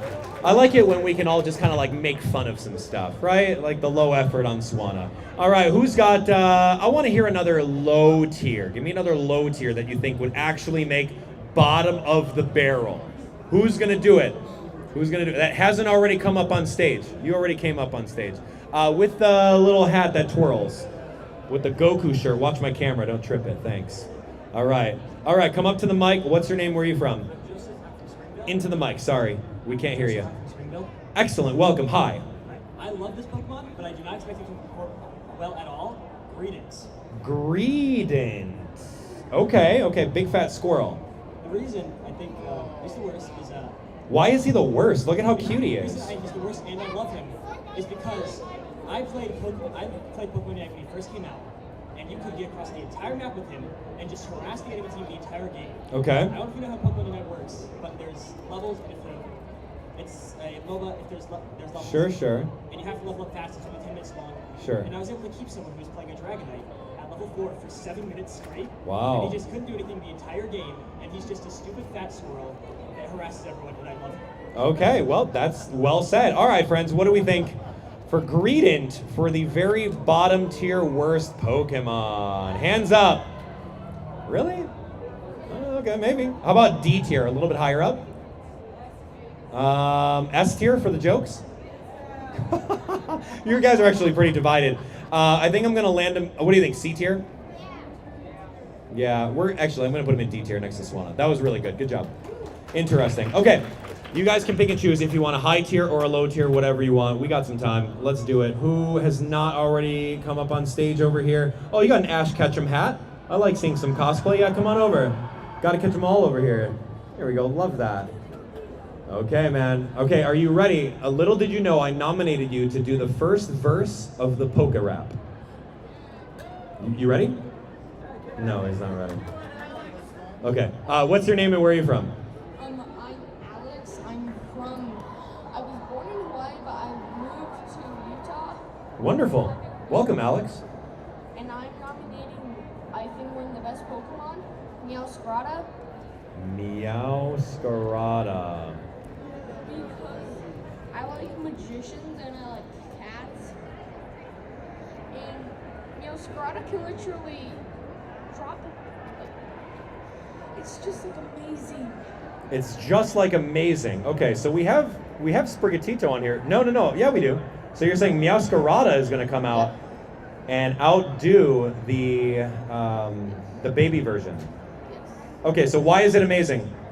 I think it's amazing because I like magicians and cats, and it's currently the only Pokemon that I originally caught is Meowscarada is the only one that I originally caught on my team. Great. All right, friends, what do we think about cats and magicians? Here we go.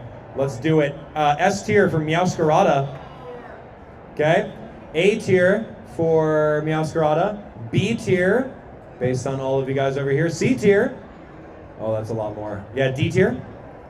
Okay, let's land it into C tier. Good job. Excellent. All right, man. Give me some more, and give me the full story. You ready to sell the story right over here? Okay, you look like someone from Star Wars. Ray? Okay, cool. I don't know Star Wars all that much. Forgive me. All right, you can take the mic out. Take the mic out. There we go. And speak right into it, loud and proud. What's your name? Where are you from? I'm Aria, and I'm from Salt Lake City. Aria, welcome. Okay, what is your number one Pokemon? Snorlax. Okay. Speaking of my heart over here. All right, tell me why you feel that Snorlax is the absolute best Pokemon, Aria. I just love him. He's so fat. He has to eat a lot, and I don't know. He's just really super cute. He's very super cute. Look at him smiling. It's a permanent smile. That's very cute. Okay, well, anything else you want to say? Not really. Okay. All right, friends. Snorlax for S tier. What are we thinking? Hands up in the room. That's pretty unanimous. All right, excellent job. Round of applause. You can put the mic back. I didn't even need to go around there. You guys can't even see. You can't even see that. Okay. Ready, friends? Another S tier placement back to back. Can we do it? Let's go someone on this side of the room. Standing up with the brown hat and the black shirt with the Haunter Gengar shirt. All right, I have a feeling you might like ghost type Pokemon. Oh, there we go. Let's see. We do have Haunter on here. If you say Gengar and it places higher, dude, good luck. All right, what's your name? Where are you from? Into the mic. My name's Nick. I'm from Layton. All right, Nick, what you got? Gengar's easy S tier. Gengar, he did it. Okay, Nick. Gengar is easy S tier. Tell me why. I don't know, like, just look at him. He looks like someone you want to hang out with. You want to hang out with a Gengar. Look, there's a Gengar plushie over here. Show it up. Yeah. Let him hold it. Let him hold it. Hold it above his head to show off. Look at that. There's merch. That's popular. How's our Haunter fan feeling right now? Boo. Right. Okay, tell me more. I mean, if he's a show, he's just a jokester. He's just, I don't know, he just seems to be really fun. Gengar is a funny guy. Look at those perfect teeth, by the way. Look at that. Don't even need braces.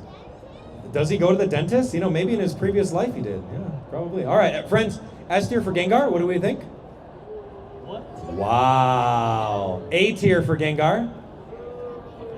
That's actually a lot for Gengar. B tier for Gengar. It's a little bit more. Okay, hold on. Everyone vote either A or B tier. A tier. Vote. B tier. Okay, B tier it is. Cool. Very close. Look at that. Haunter a little higher up. Look at that. Okay, friends. All right, we got a lot more Pokemon to go through. Let's go someone from this side over here. Who didn't I get? Let's see.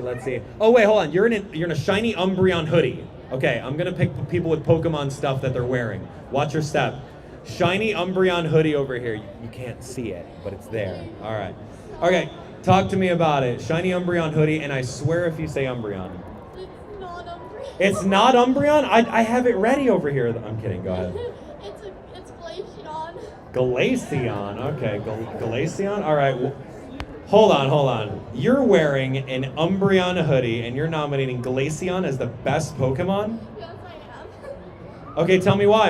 Okay, so I don't really have a personal story, but I do have something everyone can relate to.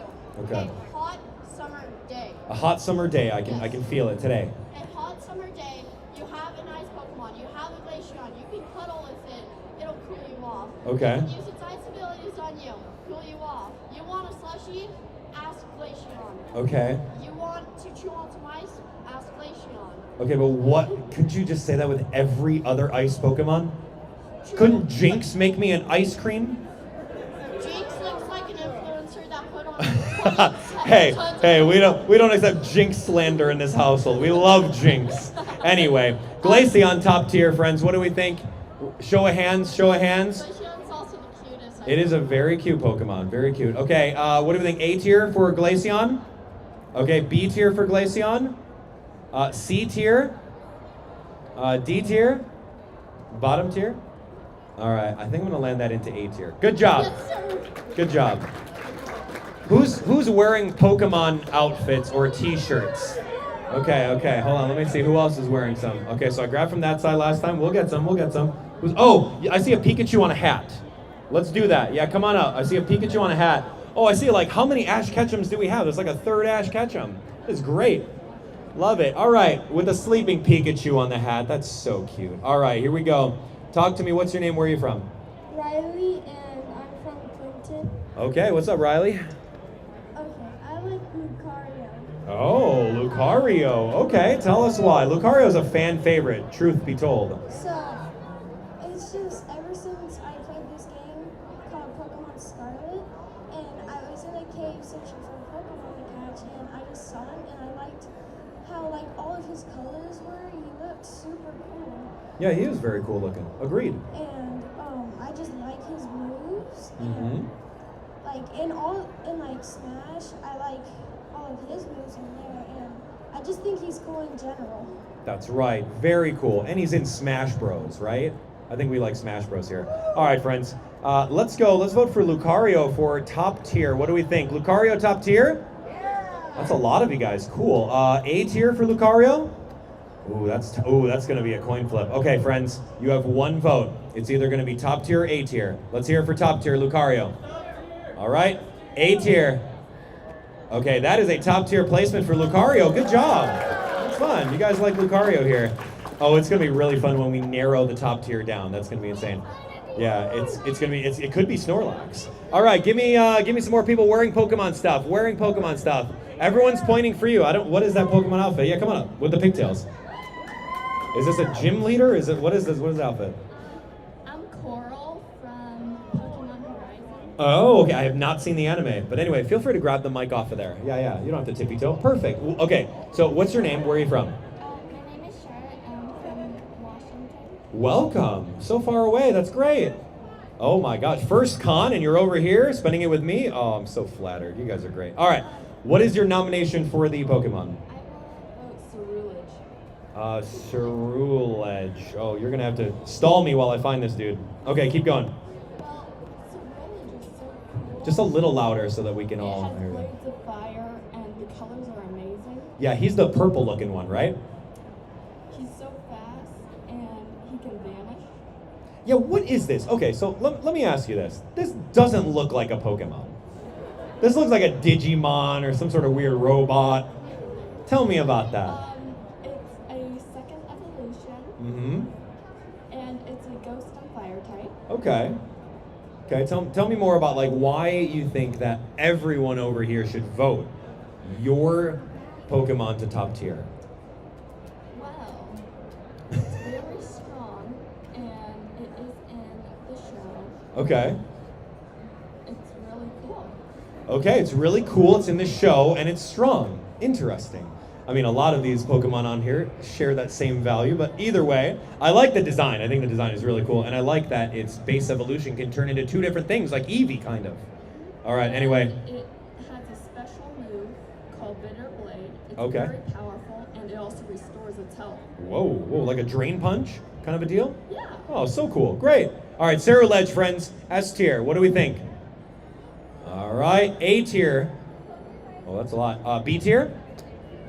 C tier? All right, we're gonna go with the A tier placement. Good job, and welcome. We're going to the A tier for that one. That was really good. Welcome to the FanX. Okay, we got a lot of people here. You guys are nominating them. Give me a Pokemon outfit. Is that a Pokemon outfit? What is it? Oh, it's a Mewtwo. Can't see. Come on up, Mewtwo. Oh yeah, now I can see Mewtwo. Great. All right. Wow. So when I usually run this panel, a lot of people actually vote Mewtwo, and it's kind of like love or hate. But I love the outfit. What's your name? Where are you from? I'm Sanaya, and I'm from West Kaysville. Welcome. Not voting Mewtwo. Good job. Thank you. Ogerpon. Oh man, that's the only Pokemon I don't have. Oh no, I'm gonna go to Google search. I'm gonna find Ogerpon. While you do that, so Ogerpon has one of the best backstories, especially for a DLC. Like Ogerpon made that DLC. It has multiple different forms, which makes it great for when you're battling competitive teams in the later DLCs because you can switch out. The Terastallization abilities it has, like the Terastallization effect is amazing for it.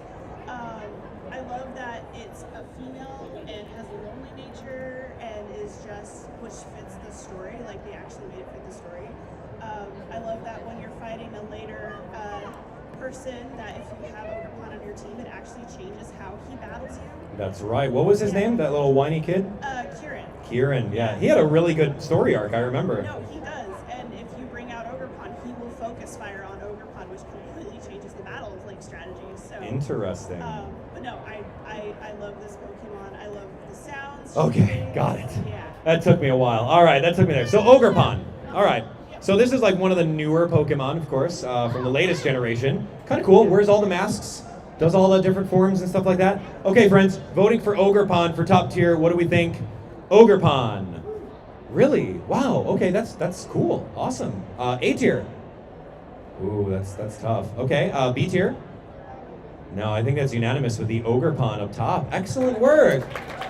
I'm very fascinated by this, all right? Because like usually people don't really know Ogerpon whenever I do this panel because it's a little bit too new. It's in the DLC, so people are like classic console players, maybe Gen 1ers may not know Ogerpon, but that's really cool. All right, friends, we've got some time. I still have another 5 or 6 minutes.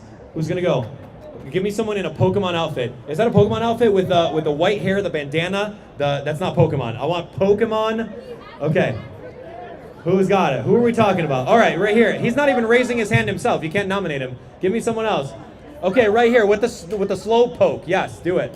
All right, I'm looking for Pokemon paraphernalia. Excellent. Hey, we got time. Don't whine to me. Don't be Kieran. We're gonna get you. All right, what's your name? Where are you from? Hi, I'm Tabitha. I'm from North Salt Lake. What's up, Tabitha? Let's hear it. What do you got? Absol. Ooh, tell me about Absol. Why do you feel Absol is the absolute best Pokemon? Well, first of all, she's gorgeous. Yeah. She was one of the first Pokemon to have a Mega Evolution, and I love the angel wings. Yeah. It's beautiful. Yeah, agreed. Hard agree. And I love her disaster sensing abilities. Okay, tell me more. So Absol typically live in the mountains by themselves, but they can sense disasters and they want to warn people. And they but have to people warn got people. confused. They see Absols before disasters, and so they blame them for the disasters. But I think Absol's disaster sensing abilities could be useful for workplace accidents, and also as a I'm forgetting the word, for like a guide dog or like a disability dog. That's so It's cool. the Like a service dog. size as well. Okay, I love that story. See, this is how we sell a Pokemon. All right, friends. Absol the service dog for S tier. What are we thinking? That's a lot of you guys. Excellent work. That's unanimous. Good work. That was good. That was really good. And we remember, if you guys came up and nominated a Pokemon, we have stickers at my booth over here, so make sure you get one. All right, we got like 10 minutes left, friends. What are we thinking? All right, this guy's finally raising his hand after all the peer pressure. Come on up. Let's go. All right, he's got some fire Pokemon over here. Let's see. What's your name? Where are you from? I'm Chris. What's up, Chris? From Canab. Yo, welcome. What's the nomination? I think I have a guess. Fuecoco. He's wearing a full-on Fuecoco. Look at not a thought in this Pokemon's head. That's exactly why I like it. I will trust this guy with my life. You're gonna trust him with his, okay. He functions on 0 brain cell, but I still trust him with all my heart. Okay, that's really good. Tell me more. You gotta convince everyone. So basically, when I first saw him, back in 2000, when Gen 9 came out, I just saw his picture, and I'm like, that's my starter Pokemon. I didn't know anything about him. I didn't know if he was I didn't know what he was, but I'm like, that's what I want as my starter Pokemon. Then, when it came out, we saw more stuff about it. I wasn't sure if this guy was like a chili pepper or an apple. Sure. But I was just like, I am so sold on him. And then he turns into this guy. That's right. Got a good evolution line. All right, friends. Fuecoco for top tier. Not as much. Fuecoco for A tier. That's a lot more. All right, round of applause. That was really good. Excellent. Friends, we have one more nomination. Who's it going to be? Yo, I see Team Rocket and Meowth back there. Hold on. You guys need to come up here. Come here. Come on up. I'm nominating you guys. This is like a full-on cosplay, and it's like a two-person cosplay, too. This is so cool. Can you guys do the entire the intro to Team Rocket? Yes, we can. And Giovanni's back there. Guys, can you guys all turn around really quick? This is legit. Oh my God, you guys can't even see it. I kind of want to turn the camera, but. All right, here we go. All right, start us off. To protect the world from devastation. Oh, prepare for trouble. That's right. Dang it. Okay. Unite all peoples within our nation. To extend our reach to the stars above. Jane. Surrender now. Oh, prepare to fight. All right, who's doing Meowth? That's right. Let's go. Meowth, that's right. Okay, that was fun. You had to have seen it. Next time I'll get the cameras turned around. All right, friends, here we go. You guys are nominating, with both of you, together, what is the best Pokemon? I didn't want to do this because I can't rank the Pokemon. I like Too bad. You want the Mewtwo, Charizard? No. Those guys are the Have a fun story. Or, you know what, pass it over to your friend here. All right. Who's the best Pokemon that everyone's going to agree with you to be in the top tier? My starter Pokemon when I played Red version in 1998 was Bulbasaur. So I got my Venusaur to level 97 or something. So sure, man. He's S tier. Okay, Bulbasaur for S tier. Yeah. I mean, he's number 1 in the decks, dude. So, number 1 on the tier chart, yeah? Do you agree with Bulbasaur? Maybe? Okay. Friends, last nomination, Bulbasaur for top tier. What are we thinking? Hands up in the air? Okay, kind of mixed. A tier for Bulbasaur? B tier for Bulbasaur? Okay, I think that is an A tier placement. Good job. Thanks for coming by, and I love your cosplay. All 3 of you guys, it's so cool. All right, friends, we've come to the final time where we have to find one Pokemon that's in the top tier. Here's how we're gonna do it.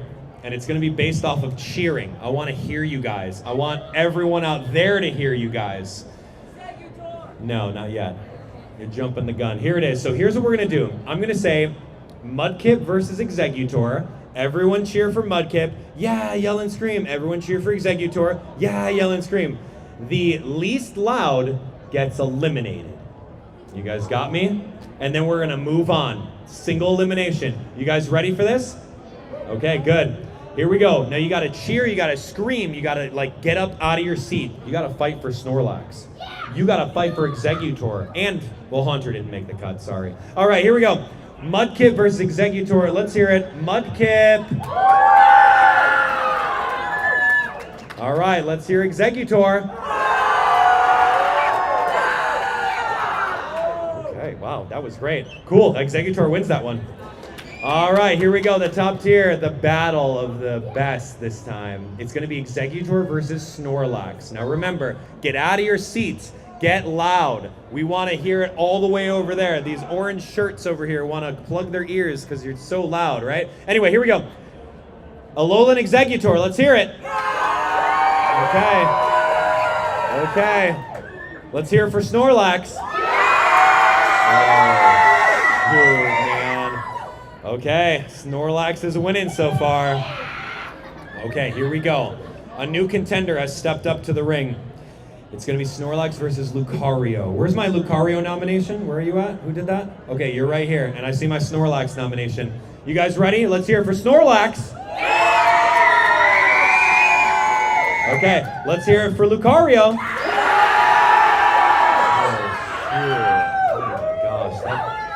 I think I need one more go. I need to really lock in. Okay, let's hear it for Snorlax. Okay, let's hear it for Lucario. There's a clear winner. There's a clear winner. All right, friends. All right, this is the Gen 1ers versus the newer generation of Pokemon who know what Ogerpon is.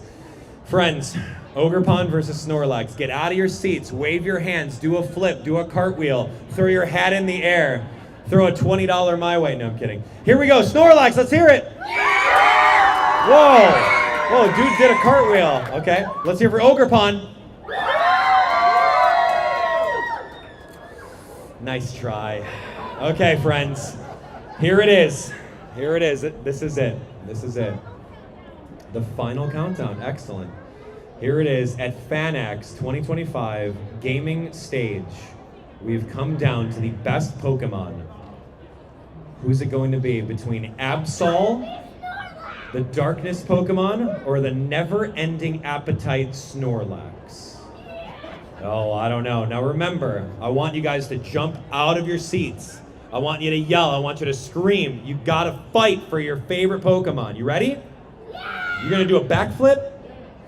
Says sure. All right, here we go, friends. Let's hear it for Snorlax. Okay. Yeah. Oh, okay. Wow, Absol fans, good luck.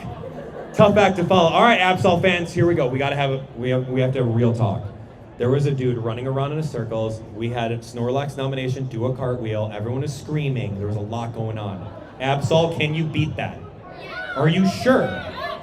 Are you sure? Well, you better come up here and show, man. All right, friends, Absol team, are you guys ready? All right, let's hear it for Absol.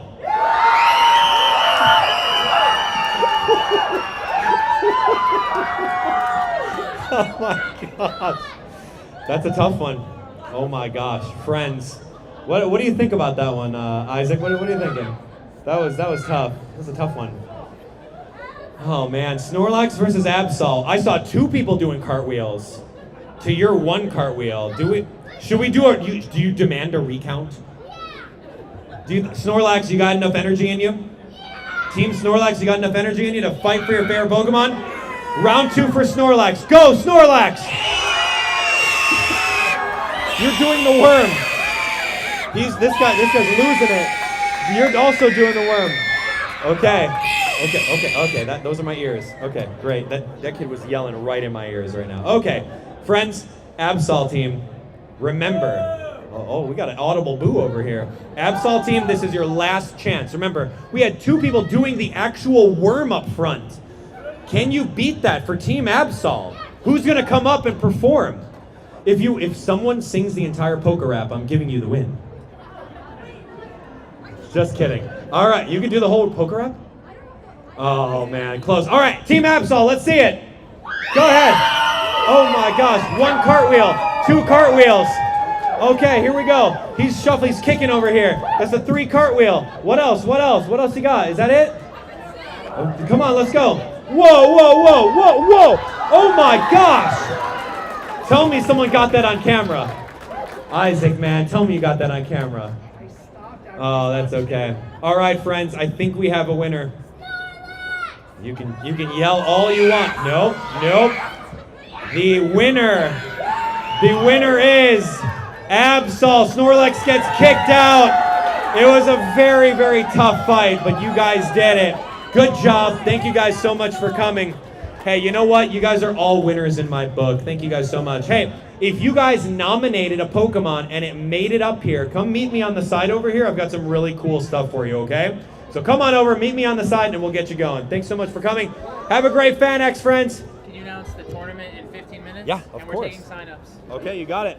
And also, we have a Smash Bros tournament hosted by Land King over here. If you're good at Smash Bros, come on over, hang out with them. They're going to be on stage in just a little bit. Join them. All right, friends, thanks so much for coming. Okay, you have to tell me which Pokemon you guys nominated so I know. Team Absol, good job.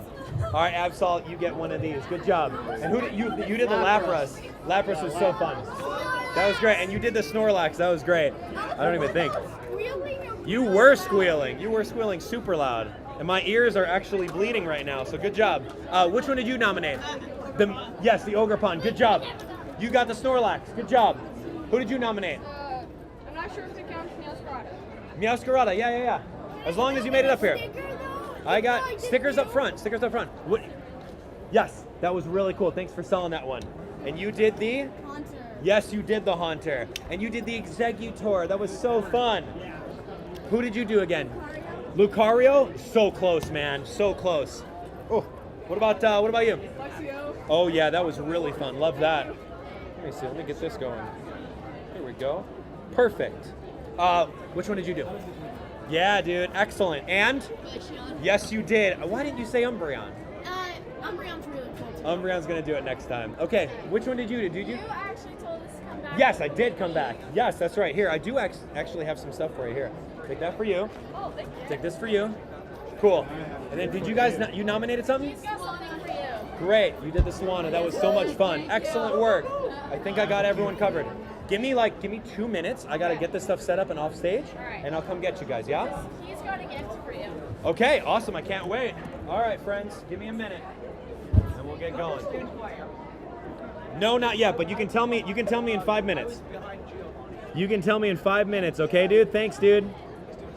That was awesome. Hey, Schedule. Travis told me to come by and grab a couple passes because we're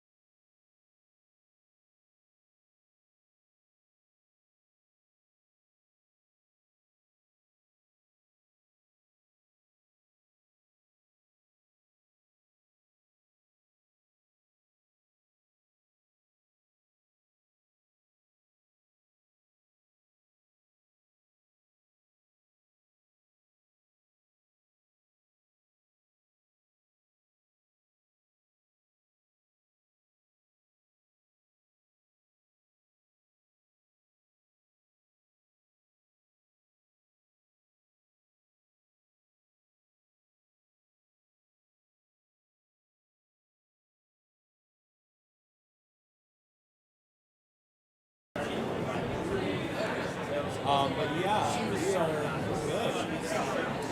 I know, you probably looked at her. Okay, so that's it. And Bob did your city class. I didn't think anything. Her thing that she talked about, that's like her favorite project, was something I had to see. Now I gotta go check it down. Friday Night Lights, the series, no, she's in the series. And I don't know who or how many episodes. And I don't watch that show, so I didn't see. I mean, I know the show. Was it? Are you fans? Friday Night Lights? You guys are good. So the movies, Okay, let's go ahead and get things started. Thank you all for joining us. This is the Last of Us panel. Hang on, let me get the full title. The latest word on The Last of Us. Thank you all for joining us here. So we're going to get things started. We'll do a few little introductions. I'm going to start with Jeremy, then Mario, and I'll introduce myself. You're not going to read out my bio? Is it in there? I'd love to give you a fun introduction, a little flair. All right, I'm Jeremy Hinks. I'm a zombie anthropologist.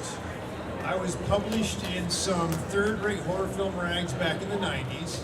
I wrote articles like Zombies Were Once People Too, where I pointed out where zombies couldn't get real jobs because, like Michael Jackson's video Thriller, everyone expects them to be able to sing and dance, and zombies can't because they got rigor mortis. They're all, you know.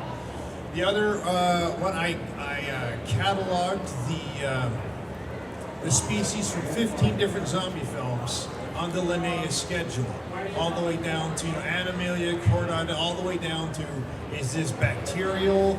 Is this the viral strain of zombies? Are these the voodoo ones? Space aliens, radiation, you know? So and that one was published, and I had 15 at the time that I did it. So all my zombie studying is paid off. I get to be here with you guys today. There you go. And then we have a fungus. Yeah, we have the fungal species, which we'll be talking about today. I am also a music journalist, and I host a podcast, and he and I are sort of on a stale film project together. So with that, here's Mario. All right, Mario DeAngelis, I hereby declare that we will never use the Z word in this panel. They are the infected. Okay. All right. I am a director, producer. I've made horror movies. I think I've made zombie movies. I don't know. Everybody has. And yeah, I'm a producer director. I've been doing this for over 20 years. 25. I don't know. I have over 500 IMDb credits. None of you out there care. I'm just kidding. He's got 2. And I have 500. It doesn't matter. I don't know more than him. You know what I mean? It's like, who cares? And yeah, I don't know. I do things and stuff. Hey, stuff and things very important, especially. And I watch zombies. stuff. Yeah. But I will not re-watch Last of Us Season 2. You know, I'll wait till I get started on that. We'll dive in. All right. I'm sure. What's the first thing? I just wanted to go ahead and introduce myself real quick. I'm Kate Herbert. I worked here at FanX back in the golden days of 2014, 2016. I did have hair back then. That's why I didn't recognize. Right? Yeah, and then a little less beard and a little less gray. You know, all that. That's good the stuff. OG years. That's yeah. my toddler aging me Yeah, every day. yeah. For sure. And so now I'm kind of just a professional panel moderator / public speaker, and I'll knower of things but not doer of things. So you guys are professionals, and I just watch you guys go. Well, that was very kind, but don't self-deprecate yourself. You know stuff and things, and you know how to talk and stuff. I do know how to. Thank you for having us on. Yeah, of course. I have a round of questions for you guys, and then once we're done with my questions, I think we'll take some from the audience. So. Are they easy? Because this is the last. I'm done. I got the last. This is the last. I got nothing to say. I'm halfway out the door. I have no idea. the Last of Mario panel. Yeah. Okay. Yeah. So, well, there's no wrong question here. They're all pretty editorial, so I'm gonna dive in. What draws someone as a gamer or a TV viewer to the world and characters of The Last of Us, specifically this world, and why should anyone engage in a story quite like this? I'll start with Jeremy. Yeah. Okay, so the idea of the video game, it's already telling the story of what the rest of the show is going to be so far. If you've played the video game, which I don't play video games, but I've read all about it. I actually, this is how nerdy I am, I actually get video game magazines and I read about video games to see if they're like, yeah, I do that. But you don't play video games so much. No, I don't. The only game I played was a flight simulator. Okay, all right. So when you get into the world of the video game, you get a lot more detail out of it. But let's face it, we all enjoy seeing somebody else tell the story. Like if you read a book, you get it in your head how everything's supposed to look and how it's supposed to work and how these people look and act and what they're wearing and their attitudes, color of their eyes, and quirky things. And you hope that what comes out on the TV show, in the TV series, is going to give you something close to that. Right. How many times have you read a book and said, wow, that was amazing, and then the movie sucked, right? Come on, hands up, everybody. I'm sure, yeah. It's a common trope, right? But how many times have you done it where the film was as good as you imagined it was going to be? Sometimes it happens, and sometimes like, oh, I actually liked that take on that scene or that character a little bit better than how it was in the book. Usually when you're reading, or sometimes in a video game, depending on what kind of video game we're talking about, you kind of have like the ideal version, right? You're like, oh, this is exactly how I would have it, this is super fun. But then when you get into the movie, it's someone else's ideal version. And sometimes that lines up, and sometimes it doesn't, and sometimes it's just like an alternate version, like a wholly different, like, oh, we took the plot in a different direction and what have you, so, yeah. But if you're with a game, it's just like any movie where you're there and you're limited to the framework of the creators. Okay, even in the game where you can do this or do that, they've all built in every scenario that's possible. And so that's how the game works. Maybe the movie's going to be different. Maybe the TV show will be different. The series will give you something different. One thing I will point out probably why I love this, the infected genre so much is that we had joked about this earlier, but there are no limits to your story. Okay, the apocalypse happened. Everybody's dead. There's very few people surviving, and your opportunities are limitless for what you can do with these stories. So that's a good place to start. Absolutely. And so I have a very simple delineation between video games and the TV shows when they're brought to live action. And this is what you can take with your life. So I'm going to teach you one thing. You're only going to learn one thing in this panel.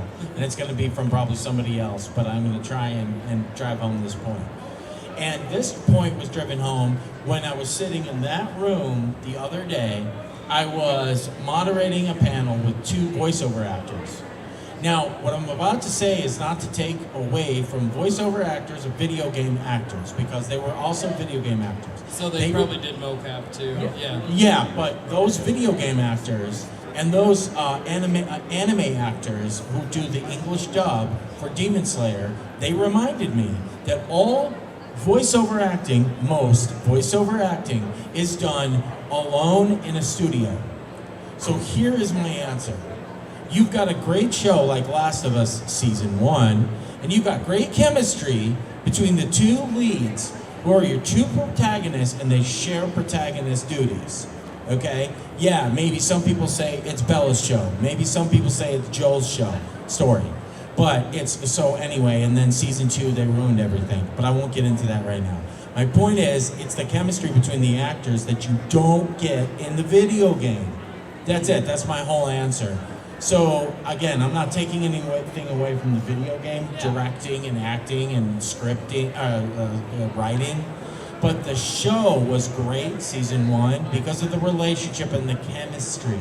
And that's what you're missing, in my opinion, in the video game world. Yeah. You are stuck with your take of the video game characters and all that work that was put into it, but there's no chemistry. You can't. Yeah, well, I mean, or how is that? Maybe there's a little bit of like motion capture performance together, but you could do those on different sound stages. I know, but to point it back, Demon Slayer, even this latest movie that made $380 million, it blew up. They told me their roles were done separately, and that's where a lot of voiceover stuff is done, and that takes out the chemistry thing. That's all I'm saying. Not to take anything away from voiceover actors.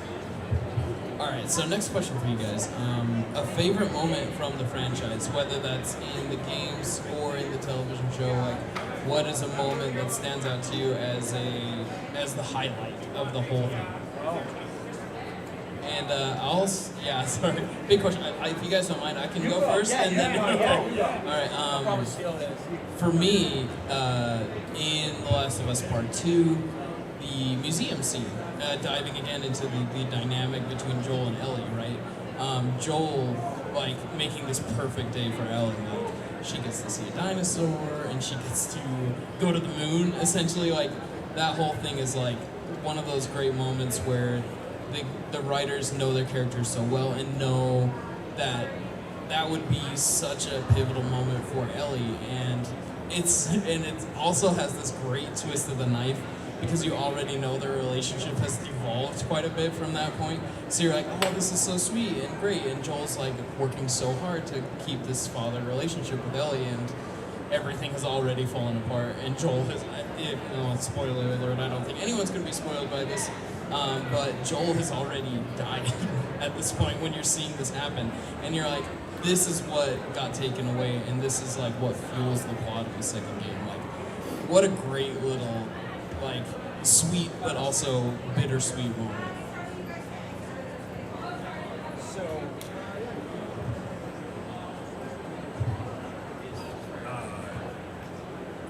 mine was, and this is just totally out there. I write for an LGBTQ magazine. I'm their DEI hire. They let a straight guy write for them. I write music for them, and Season 1, Episode 3.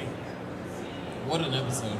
When it was just two gay guys who saw the end of the world happen around them, and you saw them fighting like any married couple over, well, I want to do some bushes if we get visitors. Why the hell do we need visitors? Everybody's dead. Oh, but I got on the, wait, you did what? You know, the back and forth. They're fighting like a real married couple. A straight couple, again, they're still acting like they're a married couple. It didn't matter that they were straight or gay. You would see that all over. You know, that's just how people are. But how these two found each other at the end of the world. And at the end where he was like, look, you know, and then they drank that last bottle of wine together. And he said, how much did you take? And he said, enough to kill a horse. And he said, somehow, I find that really romantic. I'm okay with that. And they both, you know, that was like so powerful, seeing this couple that they had nobody else in the world except each other. And that was such a poignant message that humanity can still exist after mankind is all dead. There was still something like that there, and it was a beautiful story. Love that. That one's mine. Go for it, Mario. All right, I'm only gonna steal it for a second and say that was a great episode, and it was out of the blue. It was a fantastic writing, but that goes back to chemistry you can't get, and I'm glad you brought that up. That's chemistry you can't get in the video game. Yeah. And I don't know the video game well enough to say that those two characters in that specific episode existed in the game. I don't even know. In the game, it's only one character has survived that moment. Oh, okay. And then doesn't survive much longer after that. Yeah. But my bona fide answer, so that's my safe answer. My other answer is the pilot of Last of Us Season 1, and the pilot is so well done. Very strong. And that's what I don't understand, the tonal shift. And I'm not going to get into anything like weird, but the tonal shift of Season 2, I don't know what, I mean, that could be a home panel. Last of Us Season 2, what happened? Yeah. You know, I don't even, anyway. Well, you could kind of get into the structure of the second game narratively is so vastly different. I think they really tried to make that work using like a very traditional, like it's a very non-traditional format. You're going back and forth, you're dealing with different people's perspectives of the same events. It would be nearly impossible to make that very similar to the first story, which is a very straightforward narrative. It's just point A to point B with great character interactions and thresholds to cross, right? It is adapting that second game without having it be a game is just would be impossible, and it turned out to be in many respects. So okay. Well, so I'm gonna dive in here and all of the first of all, every culture, this prefaces the rest of my statement here. Every culture has two mythical creatures. What are they? Every culture has them. Two. What are they? Is dragons one of them? The dragon Okay. and the reanimated corpse. Okay? And the difference between the vampire versus the zombie or the infected is that the vampire is very focused singularly on himself and its own survival and getting its own victims isolated, right? You know, isolating them. Yeah, preying on the weak. Right. Now, the infected that we're speaking of here, every one of those creatures is going to be, I need to eat flesh, eat brains, and they don't have much going on upstairs. Okay? The vampire does. The vampire can think, all that, but then in this one, everybody's going off and doing what they're doing, and they all break off into their tribes. Every series, you'll see, Walking Dead, Z Nation, right? World War Z, not so much, because that one was just way too fast, but all of these, 28 Days Later, okay, that's my favorite one of the last, Night of the Living Dead and all that, but they've all got this tribe mentality of us and them. And then they will, and Mara and I were laughing about this because every one of them, you run into the cult that gets really religious, and they just pop in there, and you just go, oh, no, yes, it happened, okay, and those are the whack jobs that we gotta get rid of. But they're all pulling into very specific elements of society that we deal with socially every day, and then they focus on those for an episode or two. Like, you saw it in any of the other shows, you would see that happen. And so, what Last of Us Season 2 did, and this is again me with the, let me step back and compare everything. This is them showing everybody's personal vendettas, the macro versus the micro. And, well, why has this person got a bone to pick with this person, and is it really worth going to Seattle for? Yeah. And is it worth destroying the piece that I have here in Jackson? Right, and costing how many lives with it, but at the same time, there's the other of, well, can we take more people in? Because the more you get to, like, in the military, we'll have a unit of no more than 8 to 10, right? So we can all manage ourselves, manage the mission, manage the operation, but not have to worry about extras or stragglers or whatever. We only have there on this what we need and who we need to get through this. And so you have that in these shows, but then you see them hit the same problem every time. They're getting big, all these survivors, well, we can't leave them out there. Well, yeah, we just might have to. Or they split off and start killing each other. So that's, in Season 2, that's what you're getting that's the development of the world at that point. We've all seen it happen, where we can't kill all these things off because we're seeing that they found ways to survive through the winter and all that. Now we have other problems to deal with on top of that with each other. Well, it's that idea of like who's the real monster, right? Is it humanity or is it the infected or the demons, as certain tribes call them, right? But it always, particularly within the Last of Us universe, the zombification, the plague is not the plot. The plague is the setting. It's just where it takes place. Everything, the real conflicts are interpersonal and tribe versus tribe. It's man versus man, with a fun little sprinkling of some sci-fi horror type stuff, which is great. Yeah. And I got another problem with season 2. I'm kidding. Let's hear it. No, what's the next question? Okay. Well, and this is probably like the most hit upon debate question within the Last of Us community, but did Joel make the right decision in saving Ellie from the Fireflies when they were apparently about to make a cure from her unique genetic or physiological properties? I have a very strong opinion on this, but I would love to pull you guys first. Oh, I'll hear yours first, man. Yeah. You want to hear mine first? Okay. There is no way on Earth that the Fireflies could have made a cure out of Ellie. Cures take a lot of resources to create. Like, you can't, you couldn't test it, you couldn't mass produce it, you couldn't transport it across the country, and even if you did, everyone's already dead. Who you even cured? You know, but aside from that, you cannot make a vaccine or something along those lines from a fungus. They talk about that in depth in the television show. They talk about there's no way to do that because a fungus does not operate like a bacteria or a virus. You can't make a retroviral, and you can't use antibiotics against it because it's its own thing. There's no way it would have worked, and Ellie would have died for nothing had that been the case. And that, again, that's my headcanon. They do touch on it a little bit in the TV show, but in my opinion, Joel absolutely made the right decision, and people shouldn't die in order to make a cure for others. Well, I don't know. I got nothing else on that. And I think that's a good answer. Well, okay, let's pull the Star Trek line in here, right? The needs of the one versus the needs of the many. Mr. Spock approves. So,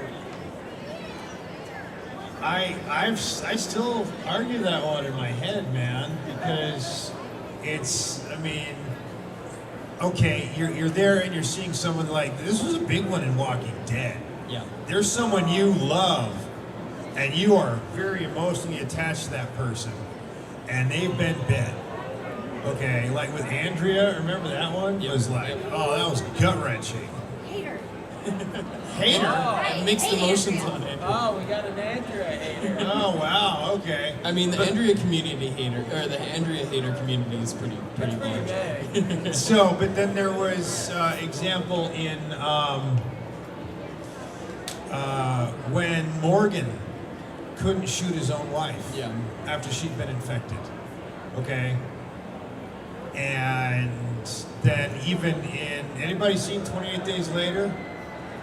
Right? Yeah. Remember when the dad, the dad got infected and he knew it and he was feeling it. He looked over at Cillian Murphy and he just gave him a signal like, yeah, Cillian Murphy's ready to kill him right there. He didn't want his daughter to see this. Cillian Murphy did hesitate though, tiptoeing into his arc a little bit there, but yeah. So the drama of the moment might be worth ignoring the science of the moment, right? Like, if Joel's making the right decision, is that drama more important than the actual, like, well, technically, if but like, it might be the idea of the cure is maybe more important to the story than the actual logistics of making a cure, right? Anyway, sorry. Well, no, like, okay, so I went to Harvard, I studied religion and philosophy, and, what is the sound of one hand clapping? One of the arguments we had was this Kantian ethics of the most amount of happiness for the most amount of people, right?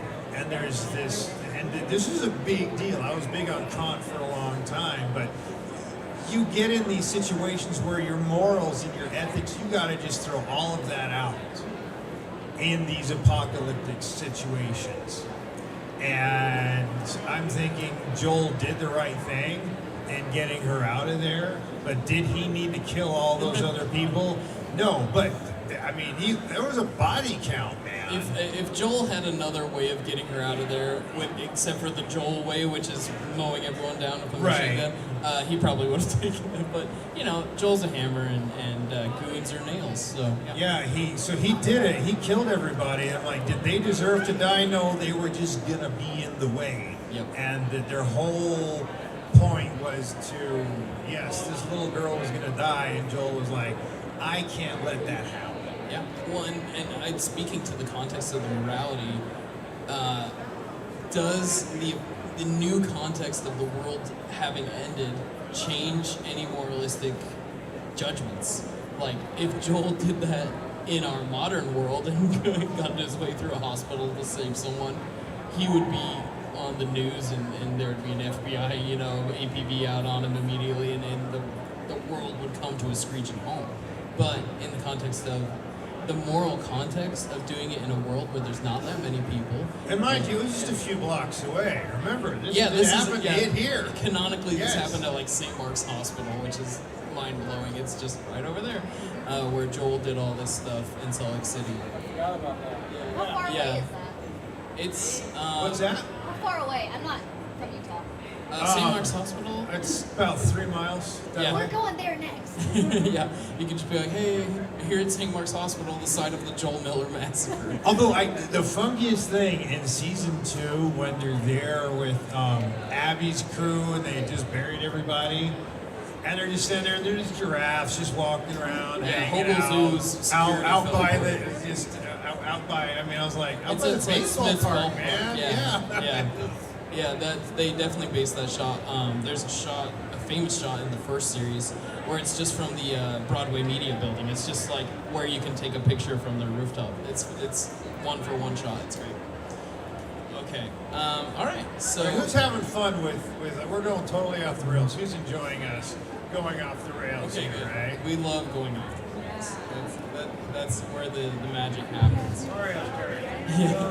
You want to dive into the bigger philosophical question, Mario? Or are you good? I'm good. Okay. All right. Yeah. So, well, the title of this panel is The Latest Word on The Last of Us. So, I think the next question is, where do things go, I mean, from here for the franchise? Obviously, it did get renewed for a 3rd season, which I believe is essentially going to be Abby's version of events from Season 2, whereas Season 2 was Ellie's version of events. Pause button. Yes. Okay, who saw how Season 2 ended? Cliffhanger. Yeah. Who's in the theater heavily armed? Who hasn't been shot yet? Ellie, who took the Dina, who took the arrow through the leg. She's upstairs, heavily armed. She knows what's going on. Abby does not know she's there. And I think Lev is also, from the game, Lev comes with Abby to the theater, and Lev's got a bow and arrow too, so it's kind of like, you know. And you got enough of those religious whack jobs out there. It's not a good scene.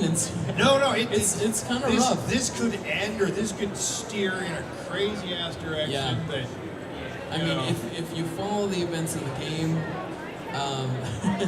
it's just brutal. Like it's very interesting. I feel like they would have to do a whole 3rd season for Abby's events during these days, and then a 4th season to kind of take you through the Santa Barbara series of events from the game. So we don't really know. I know that Neil Druckmann has pulled himself away from like showrunning duties and to dive more into what Naughty Dog is doing with Intergalactic. So we'll just have to wait and see. But I know that Neil Druckmann did talk about doing a new chapter in The Last of Us for video games. But he's also kind of walked that back a tiny bit, so it's just like, I don't know. Would you guys like to see a 3rd game? I know that there's probably going to be at least 1 or 2 more movie seasons, but would you want to see this story continue beyond the events of The Last of Us Part 2 game? My personal opinion is that sometimes, and this, I know this is a Last of Us panel, but we can't help but talk about The Walking Dead. if The Last of Us lasts as long as The Walking Dead, I will want to become a zombie and just be done with it, because there is no reason in perfect health, that's my new phrase that I stole from Val Kilmer.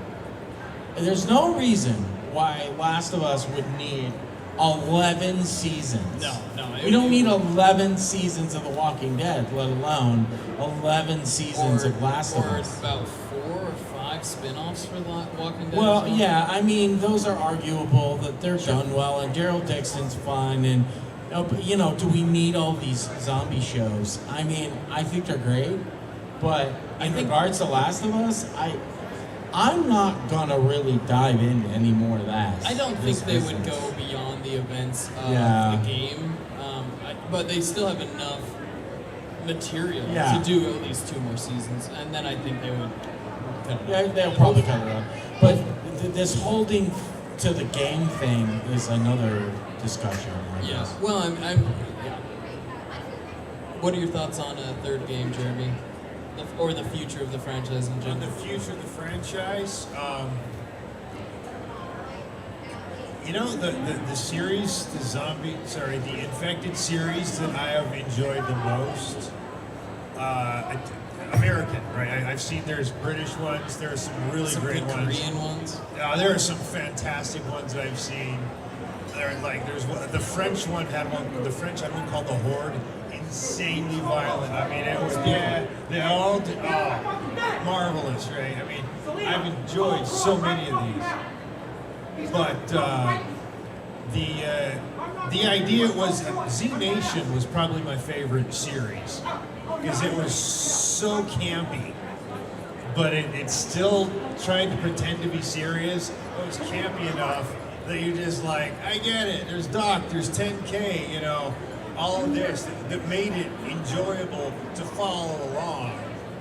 And that was probably why that one kept my interest. Like I said, yeah, Walking Dead after a while, I was like, oh, come on, man, root can out, you know. But Yeah. Well, and funny enough, Z Nation actually premiered here at FanX in 2014. Oh wow! Did I live here then? It was a fun get for us. We were very excited to be like, oh, we got a TV premiere, and it was for a zombie show, and we're like, okay, zombies are very topical in 2014, and no one had really heard about it. It kind of just percolated naturally, and so it kind of became its own little phenomena in the wake of the Walking Dead, phenomenon. Although some of us were hoping that during the pandemic that there was a new strain somehow out there that turned everyone into the undead. Yeah, it was, there was some, we had possibilities in the pandemic that we really overlooked. I think a lot of doomsday preppers were probably a little disappointed that it didn't go full zombie. Okay. All right. No, it's Florida. That's what's going to do it. The zombie apocalypse is going to happen starting in Florida. Okay, but for the species we're dealing with, the cordyceps, right? Florida, the deep south. It makes sense. Like you never see anything happening down there in this, where that is where they'd be just growing from, out of the trees, man. I mean, if we're specifically a fungal, that would make more sense. I was just thinking, I'm like, well, Walking Dead was in Atlanta, but I'm like, yeah, okay, you're right. But you got to see when Ellie chases Nora down into the basement. Oh, yeah. And you see the contagions going around, and Ellie's like, bitch, I'm clean, man. I will survive this. And anybody who just walks down here is going to die, right? And that opened a huge door to the development of this species and how infectious it could be. Because, I've been in where, we had to wear masks going through certain places because of the spores down there. Yeah, we're in these caves. Nobody's been in them for years, whatever. We had to wear masks going through that just for that very reason. Yeah. So we have that as a possibility now, something I can look forward to. Yeah. Well, and there are little things like you can get a fungal infection in the San Joaquin Valley in California. There's this thing called valley fever. It's just a fungus that just lives in your lungs for the rest of your life, and there's nothing you can do about it. It's terrible. You just get little flare-ups and stuff. It's pretty but like it happens. It doesn't happen on the level like we would have in The Last of Us for the reasons that they talk about in the show. That fungus inside the human body is not like a great place for fungal growth because the conditions are too warm. Apparently, which is gross. Evidently. So yeah, and I was just thinking, I lost my train of thought on a different question. I got one more question, and then we'll turn it over to the audience. Is it a hard question? It's again not a hard question. So I talked a little bit about how the infected and in this world are kind of part of the setting rather than the plot necessarily. I just wanted to dive a little bit more into the setting of The Last of Us. It's this kind of overgrown world in the ruins of the old world. It's very beautiful. The nature retaking our human created world is kind of a fascinating and beautiful thing to see. And also all these horrible things are happening within it, right? So as far as like the character goes, what do you guys think? Do you think that that's a very pivotal part of the setting of this, or do you think it really wouldn't matter what the setting would be as long as the story remains the same? That's actually a really good question. I just want to make sure I understand the question. It's like, it doesn't matter if it's Salt Lake City or... Right, yeah, the actual physical location on the map, less important than the vibes, like how it looks, the greenery, or depending on which part of the world you're in. That's a great question. I think one thing about season 2 that I thought was really cool, you see what I did there, was the winter snow, like using the snow, and that was original. Yeah, and I have no idea if that was I think that was a scene from the video game. Oh yeah, the whole first section of the Okay. So everyone was excited about that. I thought that was done well. Really good. I have some reservations with some of the animation I saw, wasn't done, or maybe I'm just crazy. In the rules of Last of Us, are some people just normal? Because I saw some not fungal people. In a couple of shots of a attack sequence. There's kind of a low-level infected that hasn't completely popped open like a flicker. Well, I saw a bunch of people, and they're just a bunch of extras. Yeah, I mean... And I'm like, what the... Okay, but you saw Godzilla, King Kong, the clicker, right? Yeah, man. Right, so yeah, that was the super evolved of it. All right. But then you realize, so that one died just from heat. All the other ones, you know, how do you kill it? You hit him in the head, right? You know. Oh yeah, you gotta cut off the brain. Yes. Remove the head. Remove the head and destroy the brain. Shaun of the sorry. Shaun of the Dead. Shaun of the yeah, Dead. another brilliant one, by the way.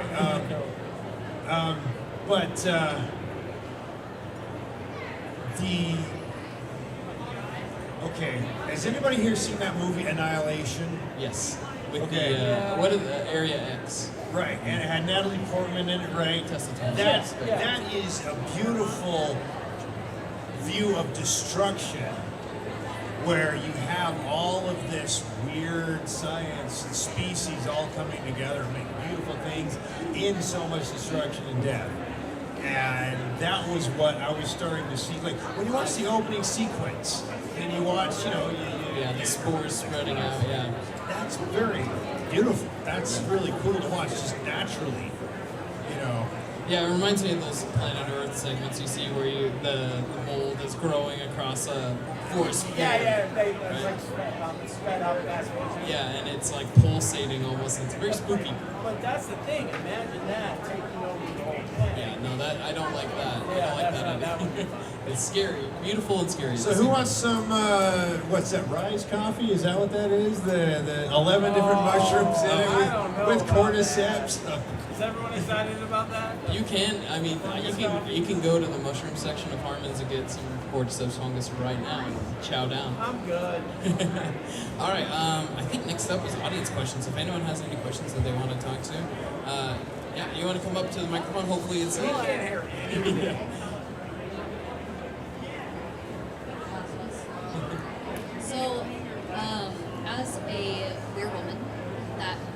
Redhead.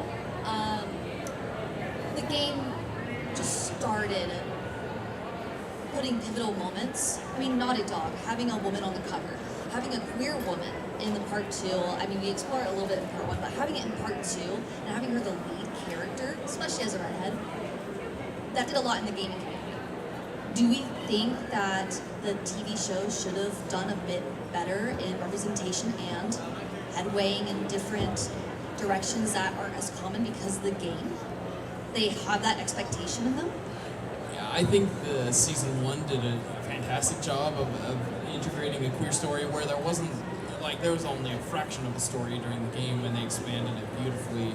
The second season, yeah, I think they did a lot of adaptation. They did like over adaptation, you know what I'd say? Like they tried to really make a lot work in a little bit, and it just didn't fly. And I think taking a good look at that side of it, which is such a huge part of the second game, really suffered in the second season, which was kind of a bummer. But I'll let Jeremy and Mario speak to it as well. I refuse to answer this question. No, I have a little more experience with season. Oh, sorry. I sat down. Yeah, no, I believe that it was handled fine in both seasons. There was more, not outrage, but there was a lot more character development in season 2 about that part, which is completely fine. That's not my gripes about season 2, blah, blah, blah. But, you know, I think that was all fine. I have less experience with how much they went into it in season 2. I'm sorry, the video game. Yeah, part 2, the video game. I'm going to go back to my original answer. That stuff is handled the way it was handled, and 2 actors are able to delve into those characters. You're not going to have those 2 actors in the same booth for their voiceover on the video game. So I defer back to my original answer of you get the chemistry, whatever it is, based off of the writing. If the writing is good and the characters are casted correctly. I was just about to say, you make sure you have a really good chemistry casting sequence. It's all casting, so it's like casting the voices or casting this for the scenes. You've got to get the right actors, and I guess those actresses were fine. Yeah, I think and they're not the problem. It's what they're given. The writing in season 2 is not. It wasn't as easy a situation to adapt, but what they did adapt, I don't think they did half as well as they did in season 1. Well, we got 2 minutes? Yep. Okay, well, season 2 was trying to put as much character and story development in as possible with less war and carnage and death. Okay, that's obvious. Yeah. So next season we'll probably have a good mix of both. I think next season will bump up a little bit again. I think it'll be a little bit more linear, which kind of works for Abby's story better than it does for Ellie's story. But then I think they're gonna have the same problems that they had with season 2 in a potential season for the Santa Barbara stuff. So. Also, on your point. The list of things I've done that's bad and stupid and dangerous with redheads is like volumes long. So I was in a movie here in Utah where there was a married couple in this film and they didn't have chemistry. And then I got brought in to be a detective, a real mouthy asshole jerk detective with a redhead who was actually one of my best friends. And everyone's like, you 2 had chemistry. Yeah, because we were just fighting. We were just being ourselves, right? Like, we had enough chemistry there. You see, we needed to be a dysfunctional couple of detectives. Oh, man, we got that, right? Well, the married couple in there were like, it wasn't as believable. The audience is like, leave that guy and go with the detective. All right, thank you so much for joining us for this Last of Us panel. Give it up for Jeremy and Mario. Thank you guys so much for being here and being part of a great community. And we look forward to it. Yeah, thank you and have a great FanX, everyone. We will see you next time. Next year, they'll put us in a quiet room. Oh, right. That was rough. See that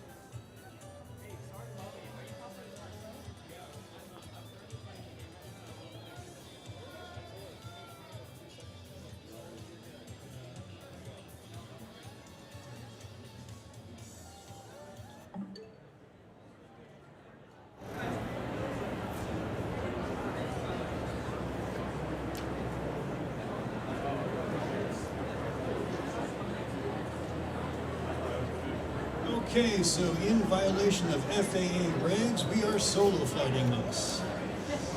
Okay, so starting off, war never changes. Okay, so welcome to the. I think the exact wording. Say again. Louder. Oh, louder. Okay. So welcome to what's the name? Fallout panel. Blanking here. So welcome to the Fallout panel, PC to TV. I'm John Steiner. I am author of Flipspace and Dead Run. I have a 2-minute cameo in Curse of the Werewawa, and I'll be your solo host today. So my exposure to Fallout comes from the second game that was still a turn-based action. I kind of saw people's playthroughs of New Vegas and Fallout 4. Opinions may vary from what I've been hearing, but I did manage to catch the TV series. Found myself identifying with Cooper a little too well. Rhyming hair themes for one.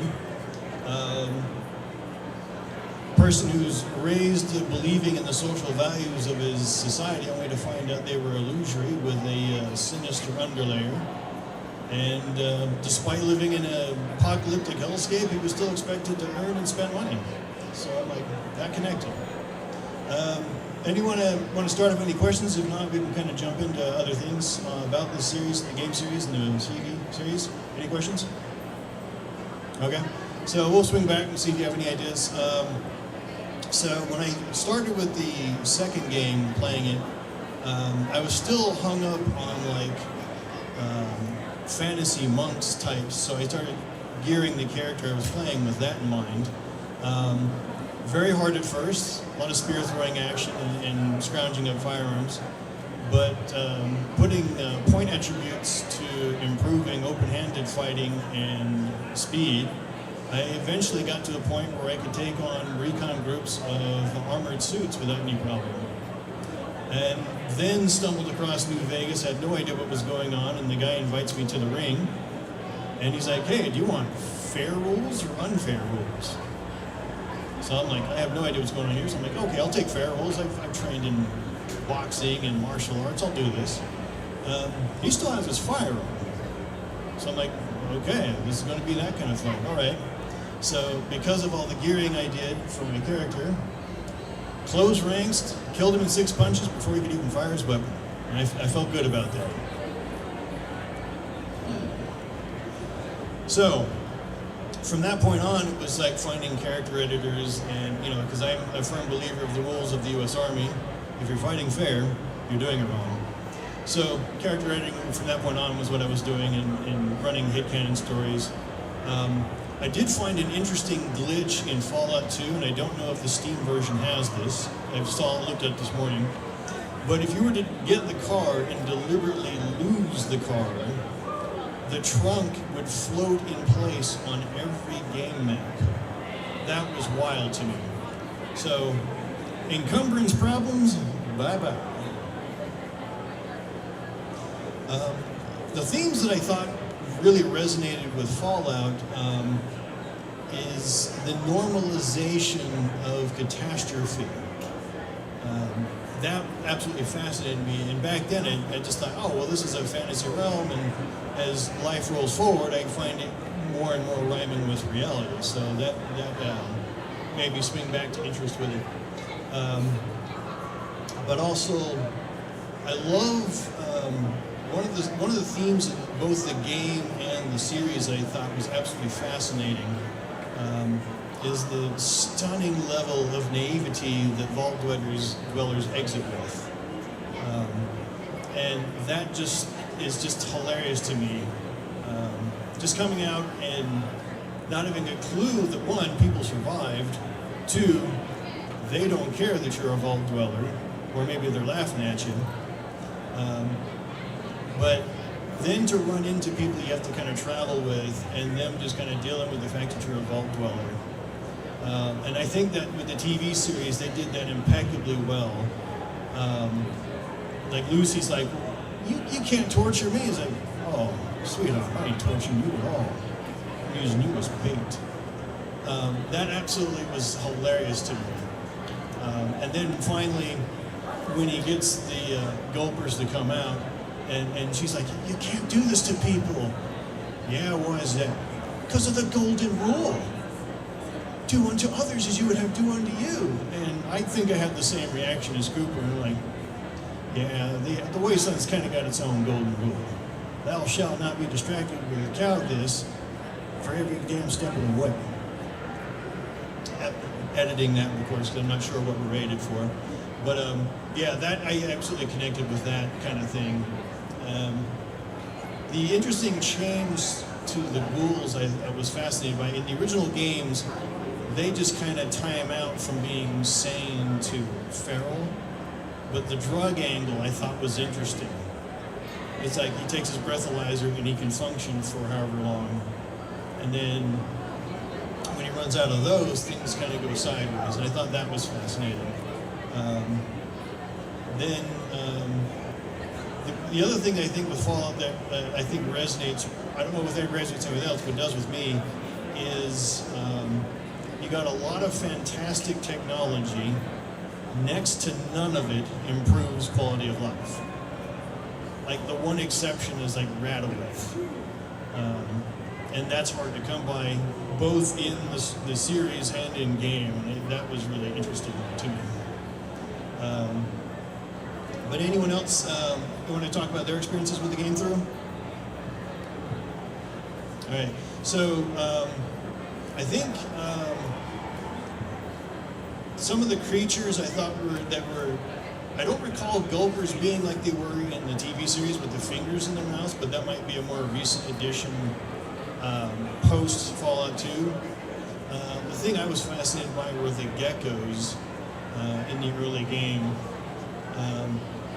It's kind of like a proto Jurassic Park Life Finds a Way scenario, and then showing ecology kind of coming back.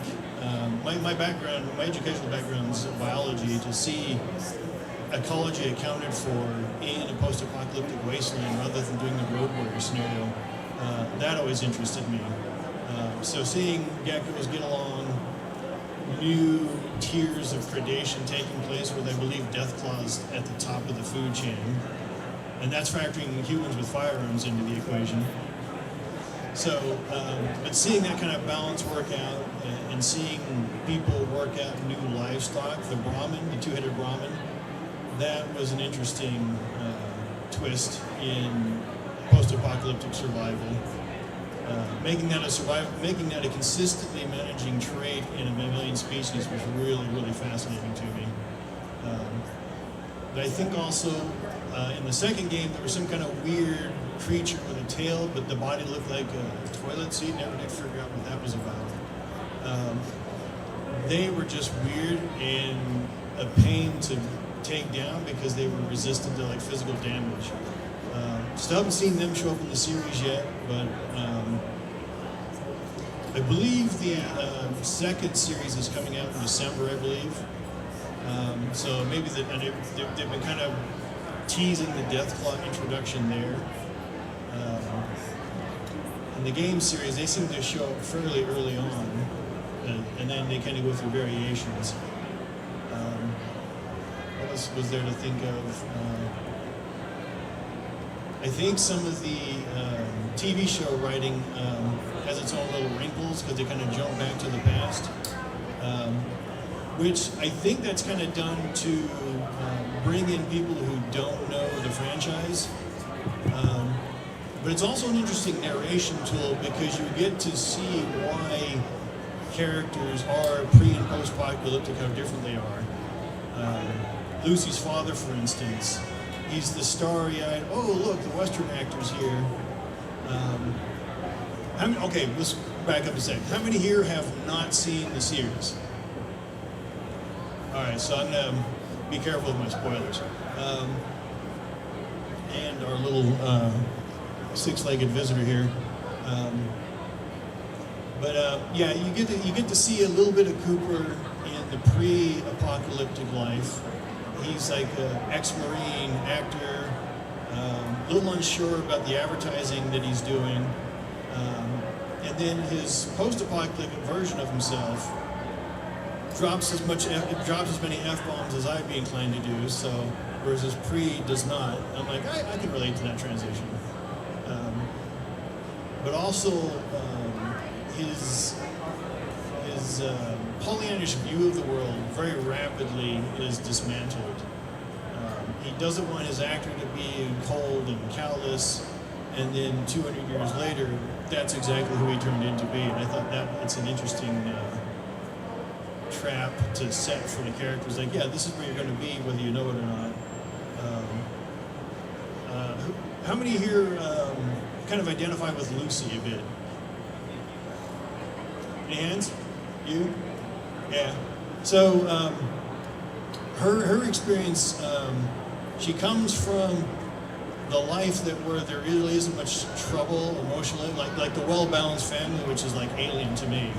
So that to me was the real shock for the show, is to see like this seemingly well-balanced family life in the vault, and just kind of see people not daring to be foul-mouthed, which is, you know, I live in Utah, so I've gotten a handle of that, but at the same time, it's still a shocker for me. You're hesitating to drop that one? Really? But they seem like they go to this, they still cling to this Pollyannish view in the world, and they haven't strangled each other in the course of 200 years, which is amazing to me. But they also, there's little hints and bits here that let you know that not all is well. And they're subtle with that at first, and I thought that was fascinating. But you also have Lucy in there, who's prepped for this ideal family life, and then last minute things go awry, and she's going to go find her father. There's a couple episodes transition as to what that's about, so we'll try to skip over that. But she also, when she's exposed to the world, she's kind of surprised that anyone even made it, but then she's also surprised that people are either don't care about vault dwellers or just kind of laugh in their face. I think, I can't remember the character's name who runs the little shop and is helping the doctor, but her reply to finding out she's a vault dweller is perfect reaction to me, to my mind. But then also, don't order anything from Jim's Limbs. That is just, I mean, modern prosthetics are just way better. That was like a horrific scene for me. I'm like, I'd rather be a ghoul than do that. But let's see what else is there.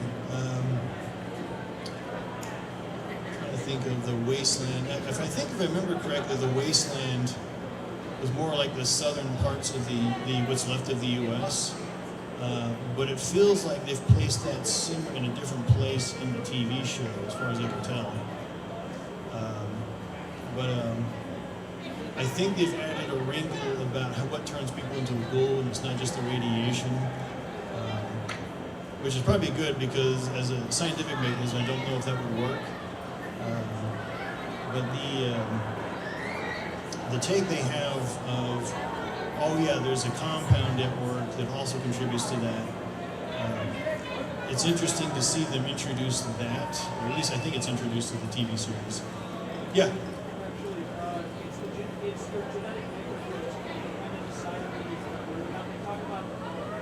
Oh, okay. So there is a genetic profile that kind of comes with that. Right. Actually, if you want to bring that up to the mic there so the others can hear too.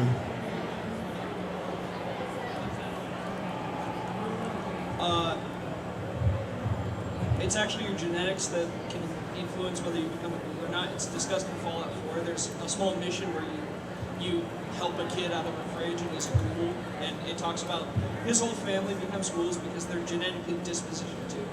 Oh, okay. Yeah, so that's cleared up that for me. So that's actually makes me wonder, about Cooper's eventual end quest, because what he's looking for. But I'm also kind of waiting for, there's a character in Fallout 2, and I think he's hinted at Fallout 4, Fallout 1 and maybe later. He's the one with the tree growing out of his head. Yeah, are you familiar with that one? Howard the Tree? Okay. I remember Bob is the name in there somewhere, and I don't know if that got shifted around. So I think Bob's the ghoul, and Okay. Harold is the tree growing out of him. Okay, so Bob is the ghoul, Harold is the tree. There's an Yeah, go ahead to the mic there. So in Fallout 3, there's actually a quest where you meet Bob, but he's become a full tree, and he's expanding out into the wasteland and creating a bunch of vegetation. And there's a bunch of coal-like nutjobs who worship him. And Bob basically, he's stuck there in that position with Harold growing out of him. And you have a choice of whether or not you follow his instructions, which is to kill him, or you follow the religious nutjob's instructions, which is to fertilize him so that he can benefit the rest of the wasteland. And this is in Washington, D.C., which, in my opinion, no amount of vegetation is going to make it less of a wasteland. Right. There's interesting poetry of having it in DC.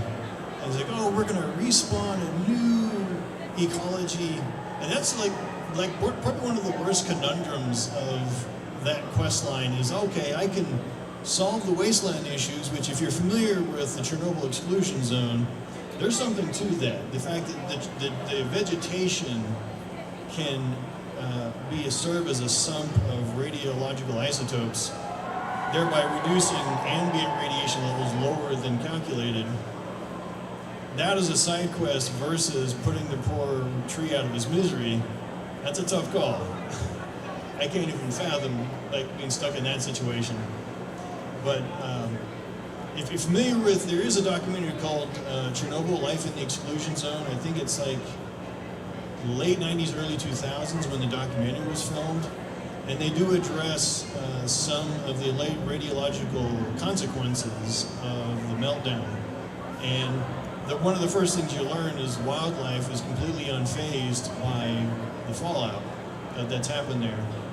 Anything with a life expectancy shorter than 30 is living it up in the exclusion zone. You got a handful of short-lived mutants like the white-breasted birds that couldn't attract mates, so they die out in one generation.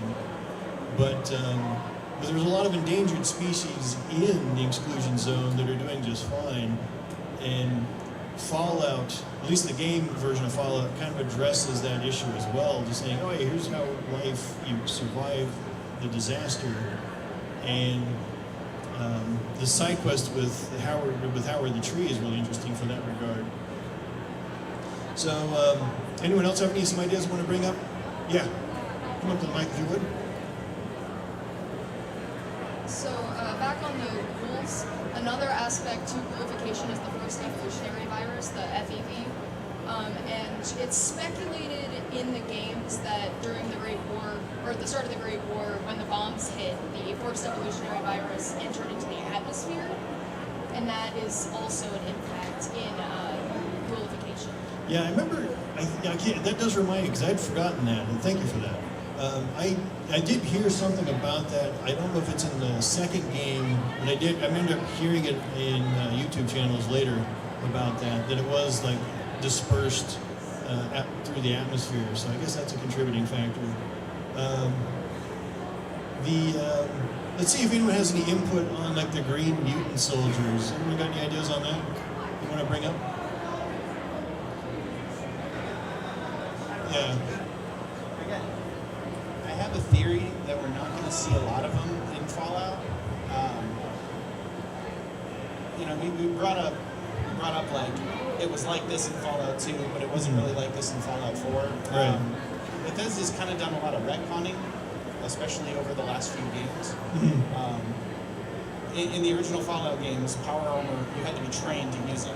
Like you had to be able to have your muscles conditioned to handle the things. But in Fallout 4, they just took that away. If you played the male character, it made sense because he was in the military, and so he would have special training. But the wife she was a lawyer, she wouldn't have had that special training. And so they kind of just retconned it and said, yeah, now anybody can get empowered. Another example of this is the drug Jet. In Fallout 1 and 2, I think, they talk about how Jet was created, how it was this little kid who created this drug. But in Fallout 4, it was an asthma inhaler. It was created in the old world. So there's not a lot of consistency across the games. Right. And that's kind of why I don't think a lot of people are upset with the series. Because the series has a lot of games that contradict each other to pull from. Yeah. And so it doesn't really matter what it does. That's why, like you mentioned, the Gulpers, right? Yeah. The Gulpers were from an expansion called Far Harbor. It was in the fourth one. And there was nothing that explicitly said they didn't have finger teeth. So, in my opinion, as a pretty avid fan, I didn't have a problem with that. Right. Because to me, it was just cool looking. It was you were taking something that hadn't been explicitly stated and giving your own interpretation. And in my opinion, the finger teeth are canon. Yeah. I mean, that was like, I won't get into too much about why that's a thing for the Gulpers, but the series explanation for the Gulpers as to why that was a phenomenon, like how do you cross the genetics of human fingers into this thing, they actually, I thought that the series addressed that in an interesting way that I didn't recall in any iteration of the game. There's a challenge between crossing media for a story. I'm more familiar with the literary to movie end, being as an author, but the game has its own constraints about how you translate a movie over versus a game. And with a TV series, especially with the shots they're using, you got a lot of close-up shots of your actors, which is something you can't do in a video game. So subtler nuances of expression just kind of disappear from the game storyline. It just becomes more about an exercise of reasoning and working on dialogue options. But yeah, I think to me a good adaptation does look for those empty spaces in the prior story. It says, well, you guys didn't address that. Is it okay if we insert this thing? And if they're okay with it, or they've given you leeway to work out what you want, then you get some opportunity for the filmmakers to do some creativity. And I kind of wonder because the Cooper is a ghoul gunslinger. Little side note, like the last couple of years, I've gotten more interested in kind of undead gunslinger songs. Ghoul Town is a good band to listen to if you're into that. And then they did the soundtrack for the game Blood West, so I checked that out. But I got into that as kind of an interesting song story model. So when I finally saw Fallout, and I saw Cooper in that mold of this cursed gunslinger, that to me was a new angle I had not seen in Fallout. It was always centered around vault dwellers and the various societal factions, but never any kind of lone wandering gunslinger character, less alone a dual character. So that to me was an interesting perspective to take in. So thoughts about aesthetic, how the series looks versus the game aesthetic. We got a few factional representatives here. Any thoughts about your representation in the? Yeah, sure. Go ahead. I'll take yours up next. No, I've got a few thoughts about how the NCR was treated in the Fallout show. Yeah. One of the things I didn't really agree with was they retconned a lot of the NCR's origin because Shady Sands wasn't in Los Angeles. It was actually a few miles north. Los Angeles was basically ruins in the first couple of games. So it was a little weird that they did that, but I kind of understand it because they had to condense the show down into like one area of California. California's pretty big. I shouldn't know I lived there. I lived there. But the thing that got me about the NCR is they kind of devolved them, at least in California, into raiders and whatever role they ever had. Right. Because, I mean, you see in the end of the show, they have practically nothing. They're actually wearing airsoft kits off Amazon. I have seen face masks, and guns, and everything that was in those shots is on Amazon. And it's kind of hard as an NCR fan because you watch, you know, the NCR was pretty much the main faction for the first 4 games. Yeah. 1, 2, 3. Actually, no, not 3 in New Vegas. The first 3 games. And now that they were kind of devolved to a sidetrack for Cooper and Lucy to go through. And I didn't really understand what they were trying to do with Moldaver and kind of Vault 4. I kind of assumed that Moldaver was an NCR general, but they never explained it. Yeah, I think the other catch is we know it's 200 years later from the nuclear war. Yes. And I'm wondering if that's more a shout out to like the Vault 4 opening era, and maybe they're going to re-decide the new timeline of NCR being established. Like maybe they finally defeat whoever's responsible and then start to form a new NCR and just change the timeline. Yeah. But yeah, that is interesting. I was always kind of hoping that they would do the Fallout New Vegas joke. Like there was a point in New Vegas, I remember reading articles about this. You had a collection of online players who were going to deliberately detonate 3 nuclear weapons simultaneously in the game because they knew that the server graphics system couldn't handle the load and they would crash the servers. What I was kind of hoping to see in the TV series is like 3 craters to link back to that joke. Yeah. That would have been funny. So you got a thought too as well? All right, thank you for your contribution. That was helpful. I'm taking this off so I can talk. I am wearing a Brotherhood of Steel, so I'm going to talk about that. All right. I don't know what it is, but I love the Brotherhood of Steel. I can't explain it to you. I won't. But I really like the way that they're represented in the series, especially with the idea of the some sort of military strand trying to still keep a militia over the Commonwealth or wherever you're placed. However, let's be honest, that's not how that works. Right. Because it's basically a lawless land that is basically just controlled by society itself. I also really like in the show when you're following specifically Max's perspective, where it actually shows you more of the toxicity and the corruption behind the Brotherhood of Steel that you don't tend to see very much playing as the main protagonist for any of the games. And I think that kind of correlates pretty well with modern day militia as well, where it's like you have this picture perfect thing that you see every day, but then deep down there's more likely some sort of corruption or toxicity that's going on that you don't really see. Yeah, this comes down to, and you'll find this in militaries around the world, there's a dirty secret about leadership. Everyone leads by example, and that's the rub.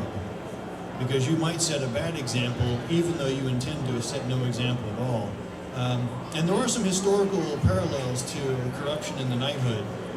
If you go back, like the First Crusade, the earliest code of chivalry was specifically aimed at the Templars, and they were telling them, don't go robbing Christian pilgrims while they're on their way to the Holy Land. Nothing about non-Christian pilgrims by the way. It was only Christian pilgrims that were left to leave alone. But that was part of the knightly code because they apparently needed the reminder. And the one thing I thought was fascinating about the Brotherhood of Steel, you're introduced to them as these noble knights and these dedicated squires, and right away, first combat scene, that image falls apart. The knight freaks out and runs away, and it's the squire who's like, oh yeah, I got this, only to find out he doesn't. But you know, the idea of knighthood as presented in a fantasy versus its historical equivalent, Fallout the series took an amazingly hard-nosed and humorous look at the underlayer of what knighthood really is.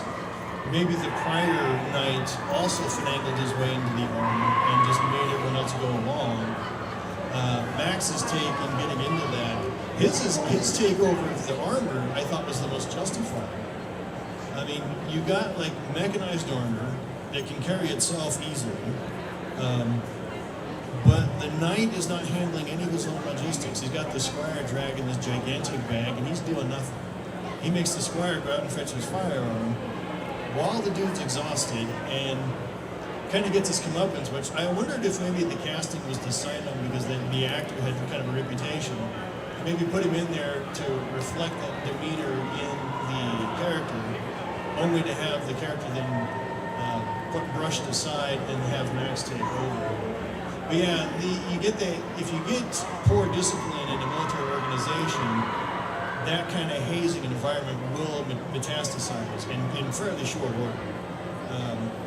And one of the Brotherhood of Steel's problems is you don't have a mid-tier command structure. You've got recruits, you've got squires, no real parallel to an NCO corps, less alone a professional NCO corps.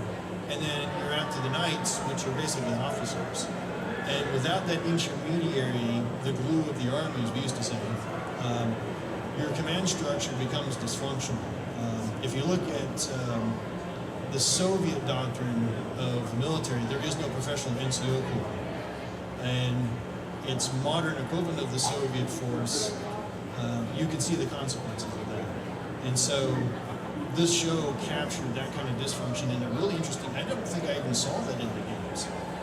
At least in Fallout 2, the Brotherhood still seemed like a noble venture, but in the series, it was pretty clearly something was wrong.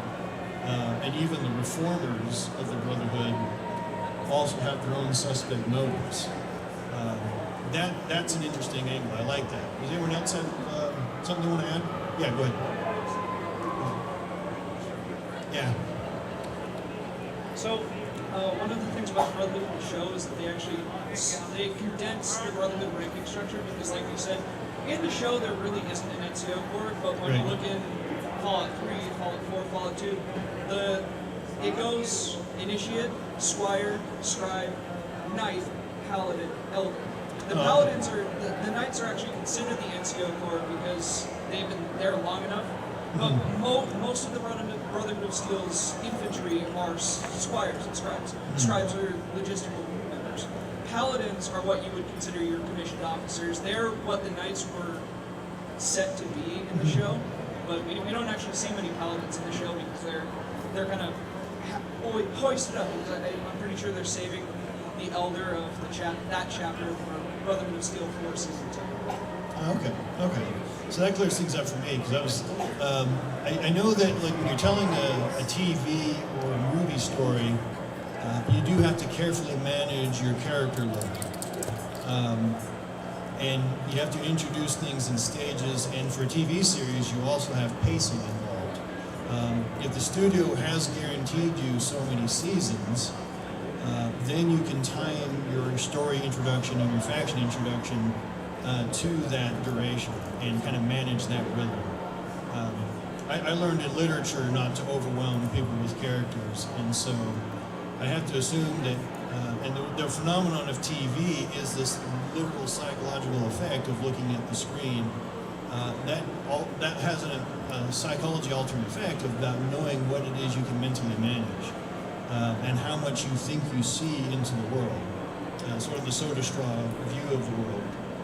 And I think you may have a point there. Like they condensed the structure down probably because of character introduction load and plot load. And I think that's an interesting thing to consider. But yeah, the dysfunction, I don't recall that in the second game. But yeah, they introducing that, I like the hard nose. I've always been like, even as a kid, the fiction franchises I got into were not the Pollyannish ones. Star Trek, Star Wars, they were kind of fun, but they didn't really address like the harsh realities that I had known just in my lifespan at that time. But then Aliens did, and Fallout does the same thing. It's like, yeah, here's the Pollyannish slice, and that's always the surface that you get to see right away as the joke. And then underneath that, the harsh realities. And I think that's kind of what made the franchise interesting to me. And faction introduction, I think, was some of that as well. I think the Conclave gets a mention near the end, but it's interesting that they didn't really explore that a lot. So that sounds like that's being paced down for either season 2 or whatever they have, if they have something planned past season 2. Yeah. Okay. Oh, okay. Yeah, because that, I didn't quite get the chip thing. Maybe that was a change for the show. Oh, okay. Oh, okay. Yeah, I think in Fallout 2, I stumbled across the remnants of the U.S. government on an oil rig. Yeah. Is that related to that? Oh, okay. Okay. Okay. That would explain some of the aesthetic. So what he was saying is that the Enclave, for those who are new to the series or whatever, the Enclave is the residual traces of the U.S. government. That explains the aesthetic in the early part of the series then, because everything there looked crisp, clean, and high-tech. Which I guess I should have triggered on that and thought about that. But yeah, they're the ones who probably have the most technology, because they've been hoarding it all the whole time. And then the Brotherhood has been kind of collecting it as they go. Okay, so anyone else have any thoughts on faction or character that they want to address? Yeah, go ahead.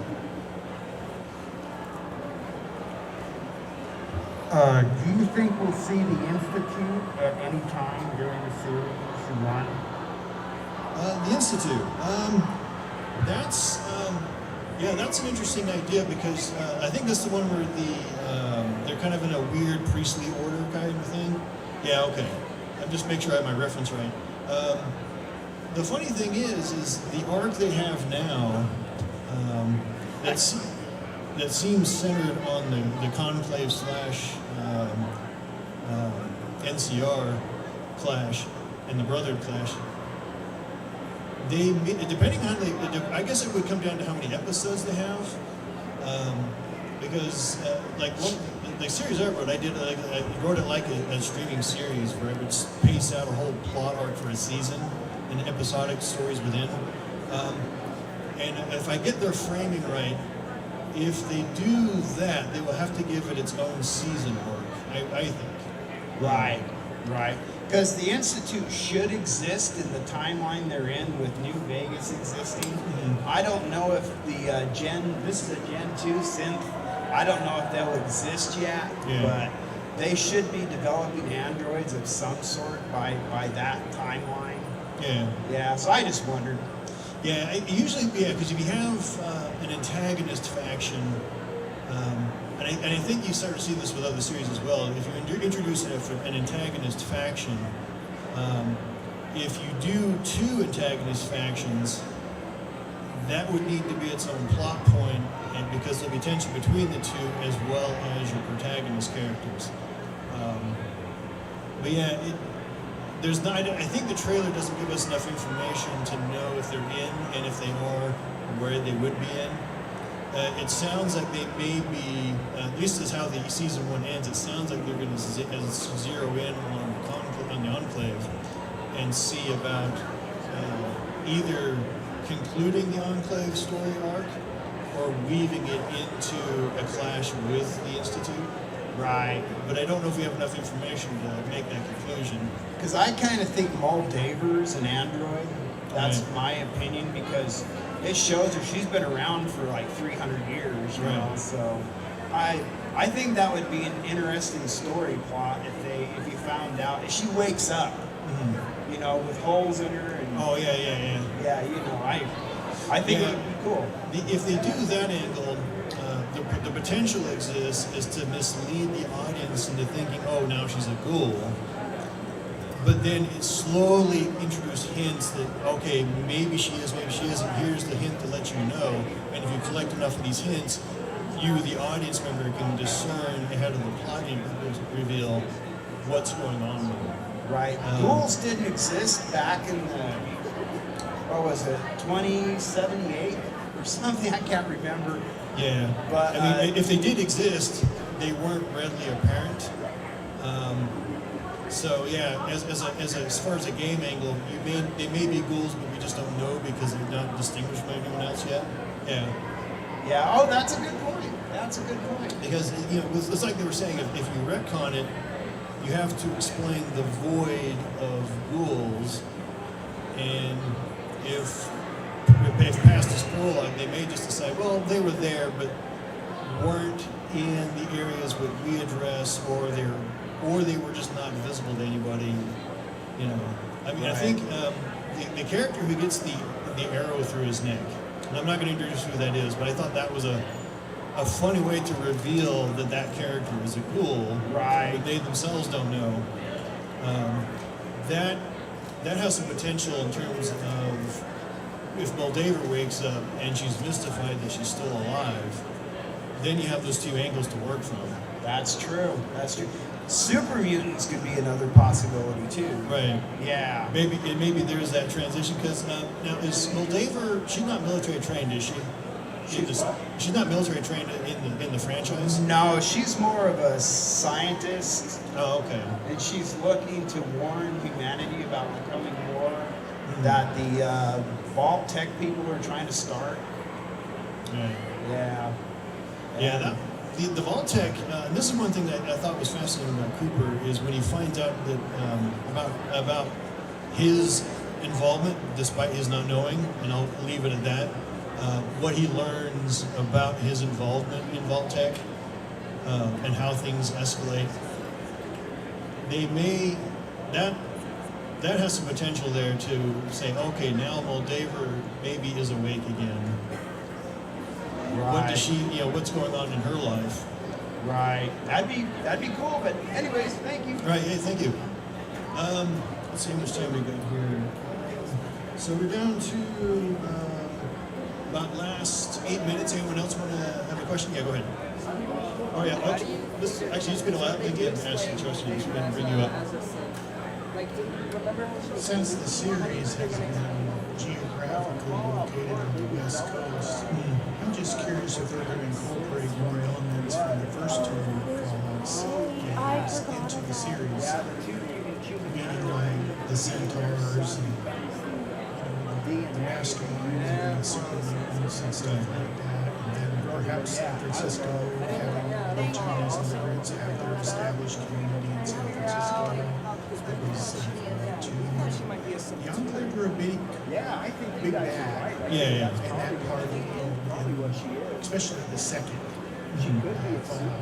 Yeah, I think one thing I noticed about their choice of voice actors for the president of the Enclave, just hearing his voice and recognizing the actor, I'm just like, oh, these are kind of bad people.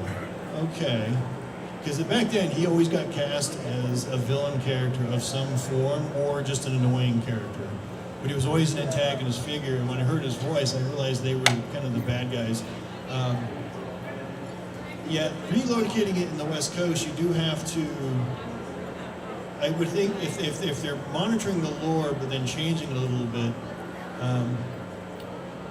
an unfortunate risk is story elements may just get dropped in their cinematic form, just because they're, depending on what episode count they're allowed to run with.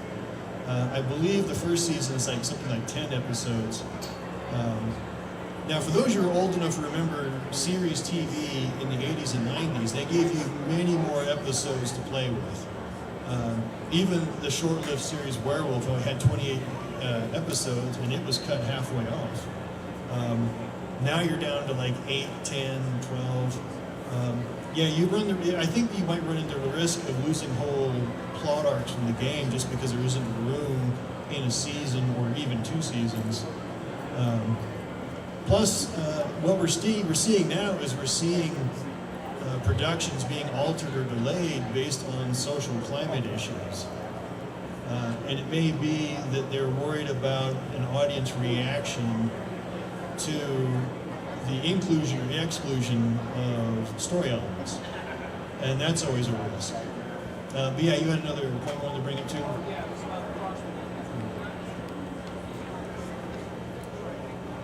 So, the thing I didn't get about Crossbow Boat Guy, it's the whole thing about being a ghoul, because that takes a lot more than just some random salesman, right? Yeah.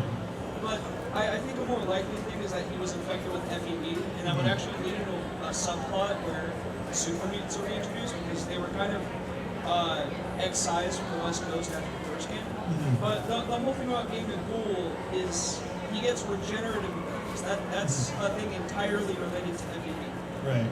Ghoulification is more like leaving your body in kind of a half-decayed state where you don't need to sustain yourself anymore. But FEV is a constantly re-sustaining virus almost. So the idea that Crossbow Cat is becoming a super mutant is much more likely when it comes to like the biology and what they've set forward with how Fallout treats super mutants and how Fallout treats mutants. Which makes me wonder if they'll recast the character in according to change. Because I honestly, when I played Fallout 2 and I ran into one of the super mutants, I recognized Michael Dorn right away. As a voice actor, it's incredible. Anytime he's in a game, I'm already happy. You know, because his delivery of that kind of Ronin, samurai, Klingon demeanor, I always love it. And so it might be that they make the super mutant angle and other characters only misidentify him as a ghoul. There's always that possibility. And that could be the part about what I was saying earlier about audience misdirection. Is this a trade of ghouls? And people watching the series, or people who have some familiar with the game, might not catch that distinction. But then, yeah, if you've gone through the whole series of games, you may go, oh, okay, this feels a little suspicious here. I don't know if this is what's really happening.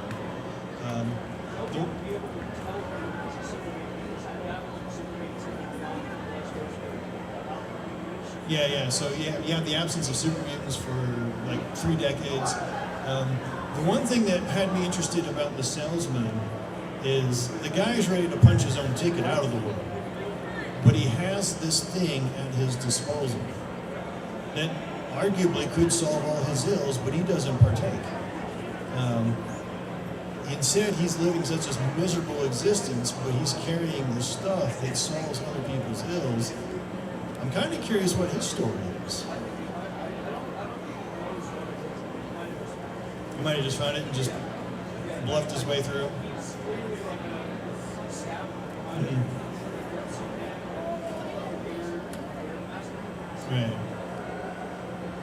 Right. So, any other questions we have? We can wrap up in the last couple minutes, or not? Okay.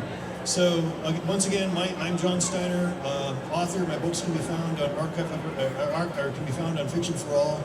I have some short story flash fiction stuff on archiveofourown.org.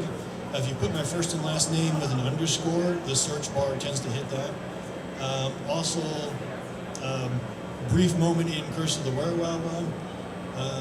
Thank you for joining, and thank you for contributing. For those of you who are like seasoned game players, thank you very much. This is helped a lot flush out for our audience. Enjoy the rest of FanX, and on to Halloween.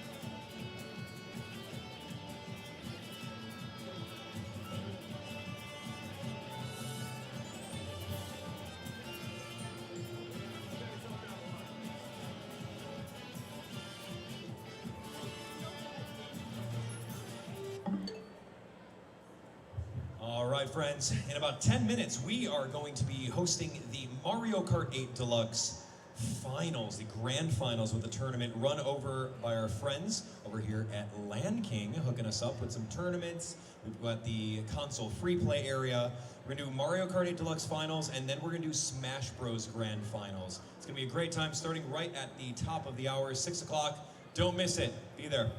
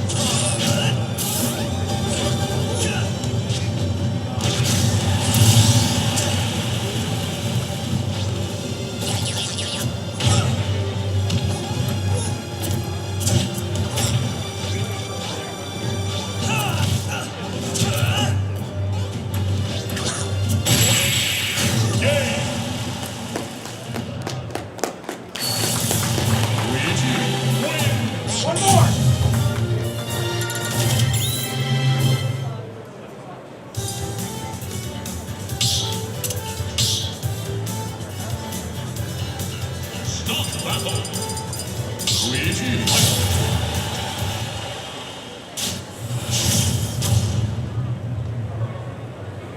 3, 2, 1, go!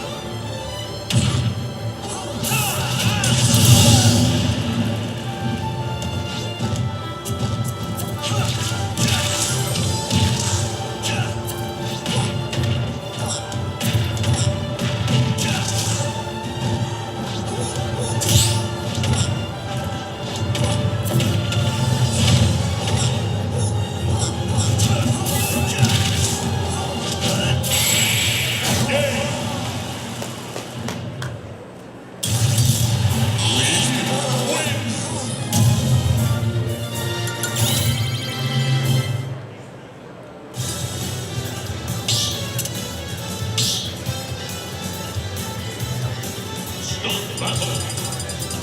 Luigi.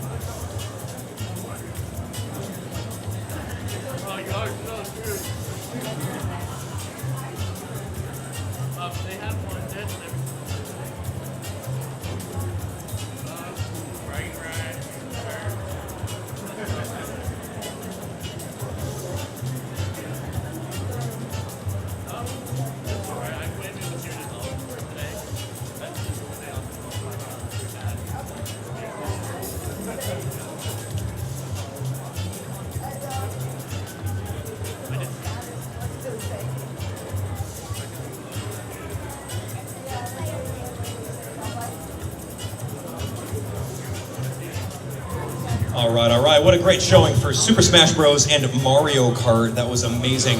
Well, friends, it's almost the end of the night. We have 2 panels left. We've got the Game on Game show happening in literally 15 minutes. Game on Game show is going to be amazing. It's the last one. We're going to go out with a bang. I have literally prizes for everyone that shows up in the seats here. It's going to be super fun. So make sure you guys come out. Come out to it. It's going to be really great. We've got trivia. We've got all sorts of name that tune. We've got some, what else? Speed runs that we do. We play N64 games. It's going to be really great. So come out to it. I cannot wait. But anyway, if you guys didn't already see, we have Land King supporting us right over here with a whole bunch of different units for Smash Bros, Mario Kart, etc. So make sure you guys check them out. And right past Land King, behind that wall, is a very cool rock band stage. You guys checked that out yet? Some of you guys have. If you didn't, please do. It's really fun. But ultimately, we're going to jump in. So come on over, take a seat. We're going to get started in about 15 minutes.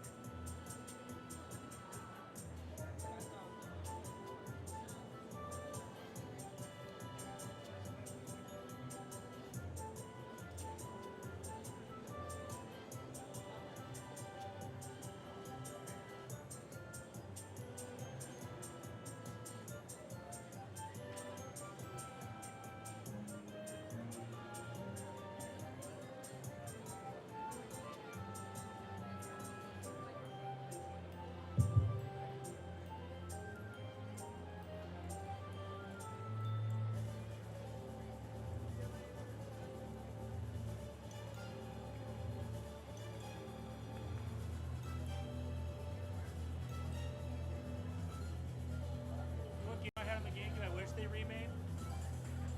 Lord of the Rings: Return of the King. It was good. Oh, it was one of the best it was a fighting game, but it was a beat 'em up. But it was amazing. Like everything was so balanced. It was such a good game. That's cool. The weirdest one I've ever tried. If you ever play a weird one, it's Lord of the Rings Final Fantasy Club. Weird. Lord of the Rings: The Third Age. Weird. It is literally almost an exact clone to Final Fantasy. I think it's like 7 or 8.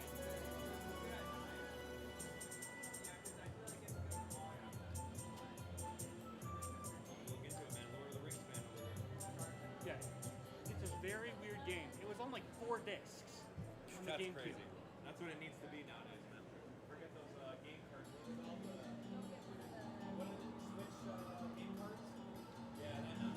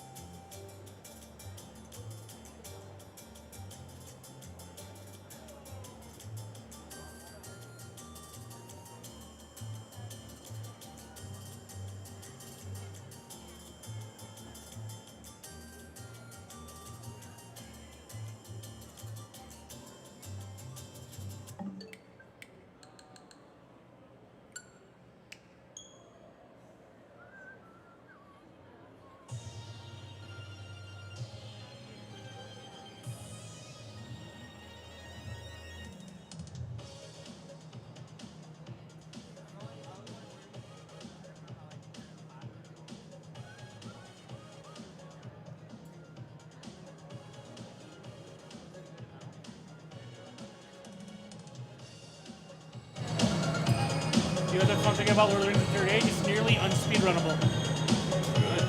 You have to constantly grind, and there's a random chance that you won't be able to level up stuff.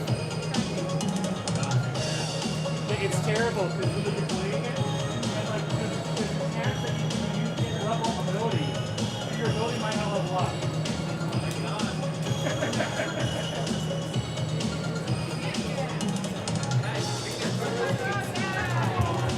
All right, here we go, friends.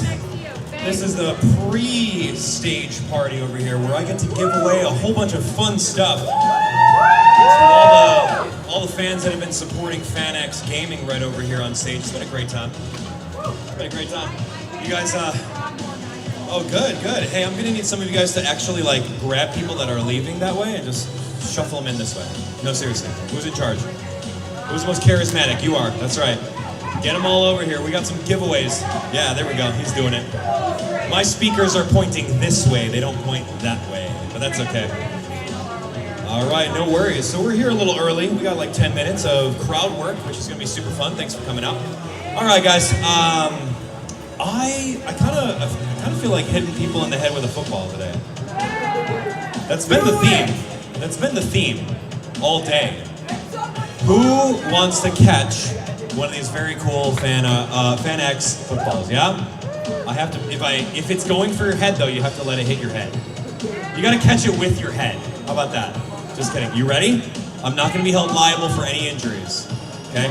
Come on over if you guys are new. We're going to be doing a game show in a little bit. Let's fill out the seats. I'm starting a little bit early, but I have a whole bunch of free prizes to give out. All the way in the white shirt. You ready? If you don't catch this, that's on you. Headshot. Oh, that was a bad throw. Sorry. What about hats? Yeah, don't worry about it here. Oh, we got stuff for you. I got to get rid of all this fun stuff courtesy of our friends over at FanX. Who wants another one? Catch it with your head. You ready? Catch it with your head? No, you flinched. All right. Yeah, here we go. It's the game. Catch it with your head. Nope. Catch it with your head. Oh, he catch it with a hat. Excellent. Look at that. Link. Master Sword over here. All right, Jurassic Park. You ready? All right, Jurassic Park. Oh, that's yours though. You have to get it. Don't let anyone steal it. These are limited edition, one in a kind, FanX little mini footballs. All right, ready? You guys have to tackle each other over it. Here we go. Oh my, oh dang. Hey, remember that one baseball game where that one lady yelled at the dude? That was weird. All right, all the way in the back. Oh, dude, he tried to catch it in his mouth. Interesting. Right here in the hat. Oh, nice work. Hey, don't worry, I got plenty of them. Here we go, right there in the black. Oh, way too high. Hey, he got him right in the head, nailed it. Excellent, excellent. If I had two, I would give it to you. Here we go, I got way more. Anyone else on this side? Yeah, yay, nay, right here in the red. Excellent. Thanks for coming to the panel. All the way in the back, good job. Oh, almost in the backpack. All right, here we go, in the red. You ready? Perfect spiral, excellent. All right, catch it with your head, big hat. Ooh, nice. All right, who else wants some? Yeah, here we go. Excellent. Man, my accuracy is on point.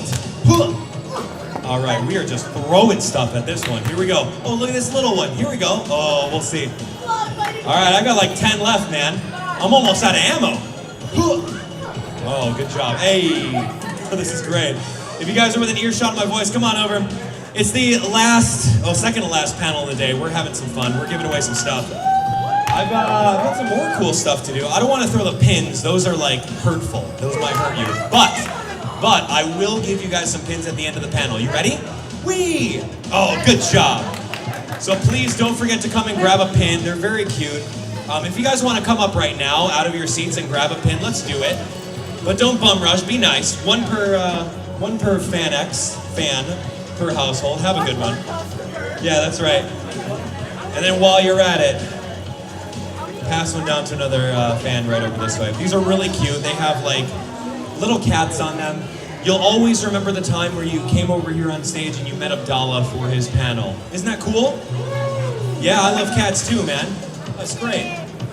All right, you guys remember this forever, okay? These pins will commemorate that. That's right, that's right, that's right. Here we go. Take a pin. We got plenty of them. I didn't want to throw them. That would be really hard, especially if you got that. All right, Keyblade, you ready? You ready, Keyblade? Oh, dang, that was a bad throw. I'm sorry, man. All right, yeah, that one. Maybe. Yeah, you ready? Can you see in that mask? All right, here we go. Catch. Nice, dude. All right. All right, hit it. Oh, is that a giant Mew in a Gengar costume? All right, that's cool. That's cool. Hey, all right, round 3, man. Watch out for this guy. He's coming. That's a hustler over here. You ready? Go, go, go. Marty McFly over here. All right, let's see. What else do I have? Okay, so, legit. Here we go. Are you guys ready for this? We have very cool FanX fanny packs to give away. I know, I'm telling you. Okay. If you guys are really cool and are able to line up in a single file line over here, spreading that way, single file and really nice, I'll give each of you guys a fanny pack. You guys cool with it? You might get another one, okay? You guys ready? All right, this is great. Thanks for coming, man.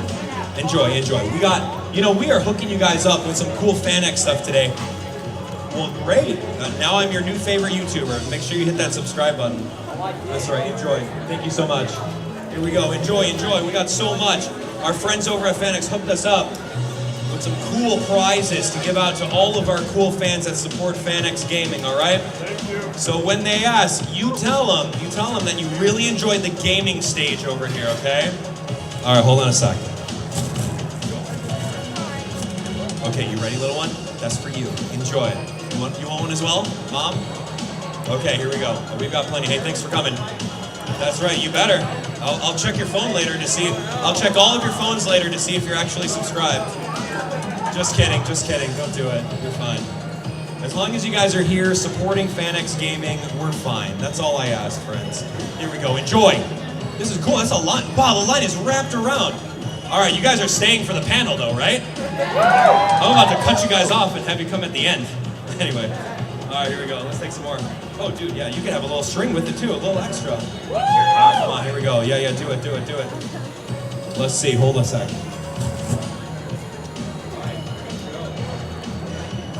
That's right. It's 5 minutes until showtime. We got the pre-show over here. We're giving away some goodies to all of our awesome fans. Let's do it. Excellent, excellent. There we go. Enjoy. Love the cosplay. You guys look great. Yo, there he is. Hey, thanks so much. Thanks for coming. All right, you guys better take a seat. And if you guys have an empty seat next to you, scoot over. Because we have an awesome game show happening right in 5 minutes. You ready for this? Hey, you're going to win this, man. Here we go. Oh, good. All right, here it is. Do it. Hey, of course. Thanks for hanging out. Here you go. You ready? Okay, and last couple of them. All right, grab a seat, friends. I want to see you win this game show. You ready? Are you going to win? All right, cool. We got 2 more. You're going to try. That's right. Take a pin. Good. Excellent. You got one? Yo, you ready? Let me get one. Come take a pin. You going to try to get on stage and win? Yeah, you better. Take a pin, too. Okay, friends, I think it's time. Hold on, I got like 2 more footballs. Who didn't get one? Who wants a football? Oh, almost. You had the dive tackle. Dive tackle. There we go. I got a couple more. Here we go. All right. Watch. Right in the back. Oh, that spiral almost nailed him. Anyone else? Did you not get one? Here we go. Oh, I should have chucked that one. All right. All the way in the back. Oof. Nice catch. All right. Who else? Oh, that was a perfect throw. Man. It's like this is my job. It's like my job or something. All right, have a seat, friends. Come on over. Don't be shy. Anyone else? Footballs. Yeah. Here we go. Easy. All right, right here in the green. Pokemon shirt. You ready? Can you catch this one for me? Yeah? Okay, here we go. Oh, almost. All right, I have 3 left. Didn't I give you like 5? I gave you 2?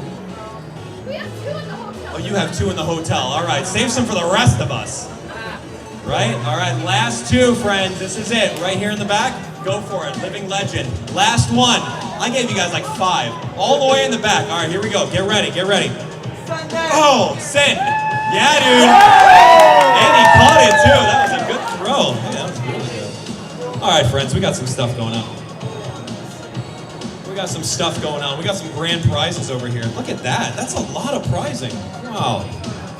Surprised at how many prizes we have. Oh my gosh, what is this? 1 more football.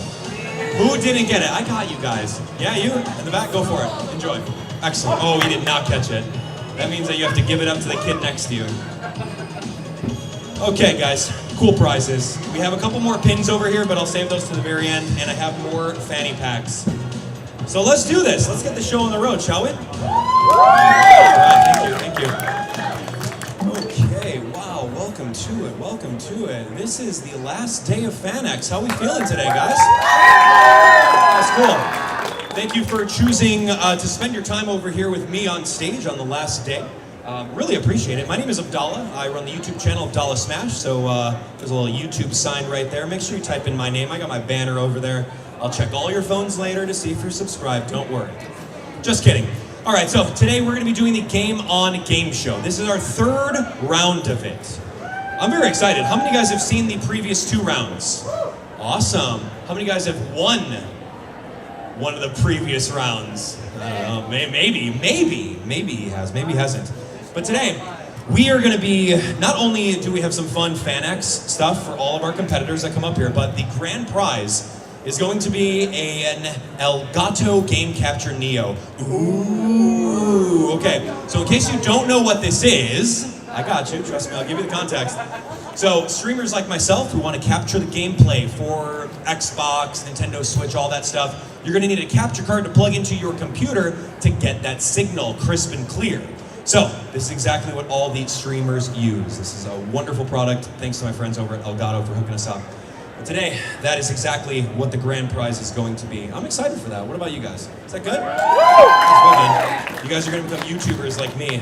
It's going to be awesome. So here we go. I'm going to give you guys the run of show. This should be really fun. The run of show is going to be based off of trivia right off the bat. Round 1 is going to be trivia. How good are you at video game trivia? Pretty good? Pretty good? Cool, cool. I'm going to be taking 10 correct answers. 10 correct answers to come up on stage over here. So that's 10 people. Who's going to do it? Yeah, you guys are going to do it? Okay. Yeah, we got some people that are ready for this. Okay, good. Really quickly after that, we are going to do something I like to call Name That Tune. So that means that all 10 are going to compete against each other to name the very beginning of a video game that I boot up on my Nintendo Switch. Ooh, right. You know the Animal Crossing music when it boots up, right? You know the Pokémon music when it boots up? Maybe. I don't even know if I'll choose those. Anyway, once we're done with that, we're going to be down with 5 contestants. Those 5 contestants are going to do speed runs in a game that I choose. Really fun. And then, at the very end, there will be only 2 left. And then you guys in the audience here get to choose what games they play. Ooh, does that sound fun? Yeah, there we go. All right, friends, let's do this. You guys want to do some video game trivia? All right, here we go. Video game trivia. I'm ready for this one. First person to raise their hand and yells it out loud once I call on them will get invited up over here on stage. Are you ready for this one? Okay. Here we go. Question number 1. What was Nintendo's first home console released? I didn't even finish it. All right, go for it. Nintendo Entertainment System. Sure, that's great. I'll take that answer. Yeah, released outside of Japan was the good job. Round of applause. Watch my camera. Don't hit the camera. Do you want the Japanese I want you up here. I want you up here. Watch the camera, my man. Some guy knocked it over earlier. Oh man, that was awesome. It was epic. It's like in slow motion. Question number 2. You want an easy one or a hard one? Easy? Easy?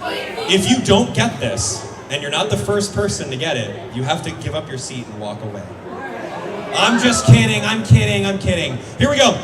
Question number 2. What is the name of Mario's brother? In the purple actually got it the first. Luigi, great, that's easy. You wanted an easy one. You wanted an easy one. You're a little slow on the trigger. But you knew it though, All right, you guys ready for this one? Okay, this one's a Legend of Zelda question. You guys like Zelda? Good with Zelda? Okay. Talk to me about this one. In The Legend of Zelda Majora's Mask, how many days do you have? Oh, hold on. In the Polaroid shirt. 3. The answer is 3. How many days do you have before the moon crashes? 3. Come on up. Try not to yell it out and give the answer to everyone. We're gonna go back to like 1st grade. Learn how to raise our hand for teacher over here. Listen. Ooh, here we go. Ooh, this one's interesting. Okay. Any Pokemon fans? Yeah! Okay, great. Pokemon fans. In Pokemon Red and Blue, which Pokemon is listed as #1 in the Pokedex? In the Sonic hat. Bulbasaur is correct. Come on up. Excellent. Good job. Round of applause. That was good. Oh, cool. All right. Hey, who's my N64 generation? Where are you guys? Had an N64 growing up? Okay, you might get this one. Friends. Wow. What Nintendo 64 game came with a special expansion pack? Star Fox? No. Blue shirt. I didn't even finish the question. What? Yes, brown hat. Donkey Kong 64, that's the answer.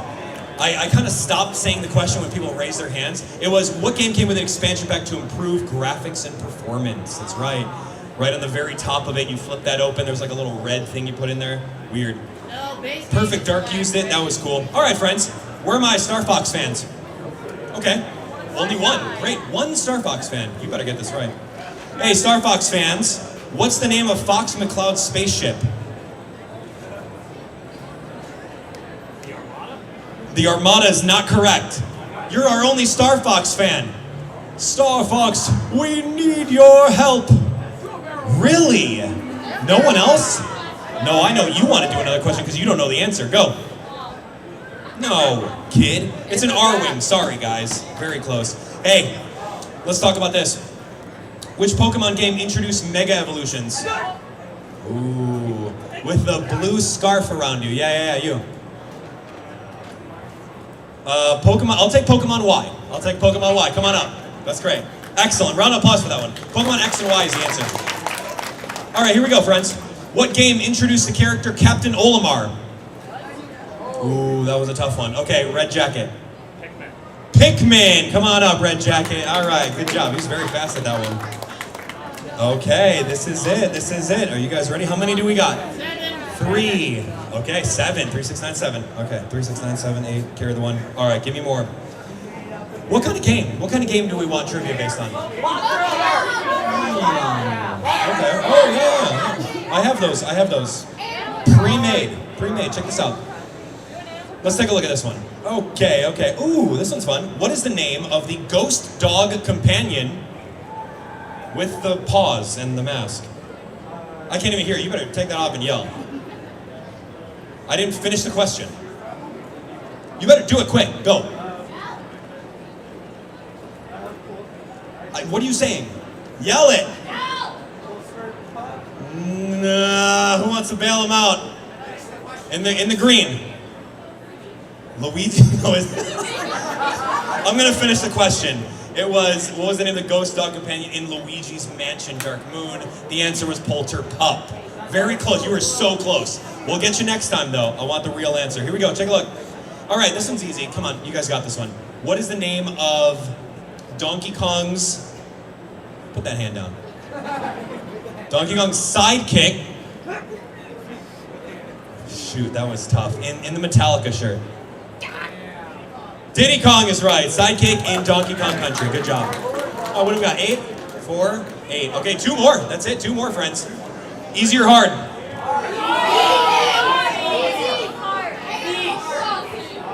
In the middle. Very niche. Okay. Take a look at this. All right, here we go. Let's do this. I am ready. Oh, that's kind of fun. Name the Nintendo DS game that lets you train a virtual pet dog. Nintendogs, good job. It's funny, man. Nintendogs is hilarious. Okay. You ready for this? Oh, we got one more. Give me a hard one. You want a hard one? Okay, hard one. Here we go. Give me hard one. Let's see. Hard one. I'm not giving you Pokemon ones. Says the Pokemon Master over here. All right, friends, here we go. Whoa. Okay, I'm looking at some hard ones here. Whoa, okay, so in Super Mario Bros. 2 Lost Levels, you guys know that game? No. Oh, too bad if you don't. What item can actually harm the player instead of helping them? Go. Death mushroom. The death mushroom is correct, come on up. All right, he's coming up here. I think that's it. It was a poison mushroom, death mushroom. Do it, man. That's weird. All right, these are our 10 contestants, right? Double count for me. Yeah? 1, 2, 3, 4, 5, 6, 7, 8, 9, 10. Excellent, okay, great. So now is the fun part, friends. We're gonna do something I like to call Name That Tune. You guys know video game musics? Yes, somewhat. When you boot up something, you might hear a little tune. Okay, I'm gonna invite the first 2 contestants up here. Especially the one paying attention. Let's go. Yeah, you, that's right. The one paying attention, right over here for me. And then you right next to me. Hey, don't worry about it. Hey, here we go. What's your name and where are you from? My name is Trevor. I am located in Orem, Utah. All right, this is Trevor. Say hi to Trevor. Hi, Trevor. All right, what's your name? Where are you from? My name's Larry, and I'm from West Valley. And Larry. Say hi to Larry. Hello, Larry and Trevor. All right, friends. I'm gonna need you to do me a favor. I need you to turn around, face this right over here. Don't peek at that screen. I'm watching you. You do the same thing. Keep eyes on them, okay? This one. I don't know if they, oh, okay, that's great, that's great. I love that. Okay, guys, easy or hard? We're gonna boot up a game that you guys can see over here. Easy, hard? How about, I think, maybe this one. No, this one? It's very specific though, so do we give it to them if they name like a little bit of the title? You need the whole thing. You need the whole title. All right, we're gonna do the whole title. All 20 letters of the title. Start counting. Was it 20 letters? Raise your hand when you know it.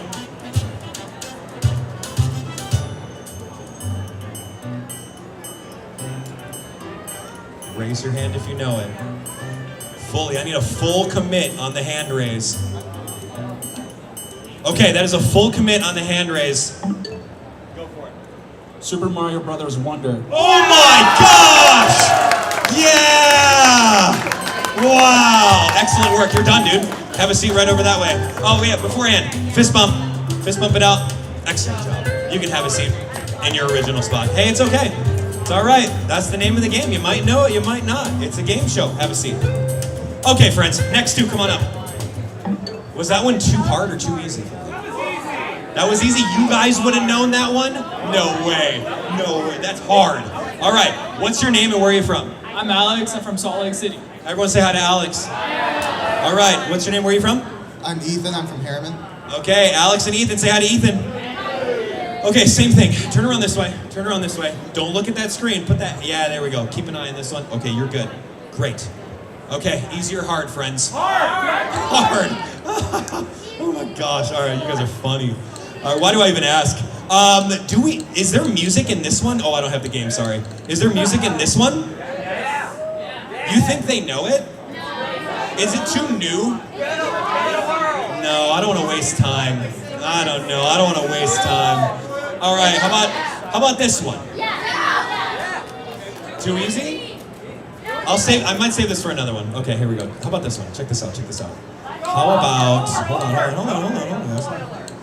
Spoilers. No, that's impossible. Okay, I'm gonna do this. Don't raise your hand yet. There's an iconic sound, it might give you a hint. Don't listen to that. Don't listen to that. It's a me, Mario. All right, here we go. I'm gonna do this one. Hey, don't give him any hints. Okay, I need the full name of this game. Full name of this game. All 75 letters. Mario. Right here. Hold on. Yeah, go ahead. The first Super Mario Bros. No, it is not. I do have a hand raise over here. Oh, sorry. It's Super Mario 64. Super Mario 64, very close. You were close. It was the It's a Me Mario, right here. That's right, fist bump. There we go, good job. Have a seat next to him right over here. Take that last seat. Scoot on down. Was that an easy one or a hard one? Oh man, all right, let's go. Come on up, next 2. Hey, come on over. Yes, stand right over here. All right, watch my sword, don't get sliced. Okay, what's your name, where are you from? My name's Nick, I'm from Layton. All right, Nick, right over here. Say hi to Nick. All right, and we have? Dylan from Utah County. All right, Dylan from Utah County. Say hi to Dylan. All right. Let's go ahead and turn around. Don't, yeah, there we go. Don't look at that screen. Don't look at your text messages from family in the audience. Just kidding. All right, guys, what do we think? What do we think? Is this hard? No. That's easy? Okay, what about this one? You want to do this one? Okay, okay, hands up if we're good with this. Oh, that's some people. Give it a shot. They might know it. They might not. I don't know. I don't know. Here we go. Get ready. Okay, here it is. Friends, listen carefully. Don't listen to the audience. It's going to load up in 2 seconds. First hand raise gets it. Here we go.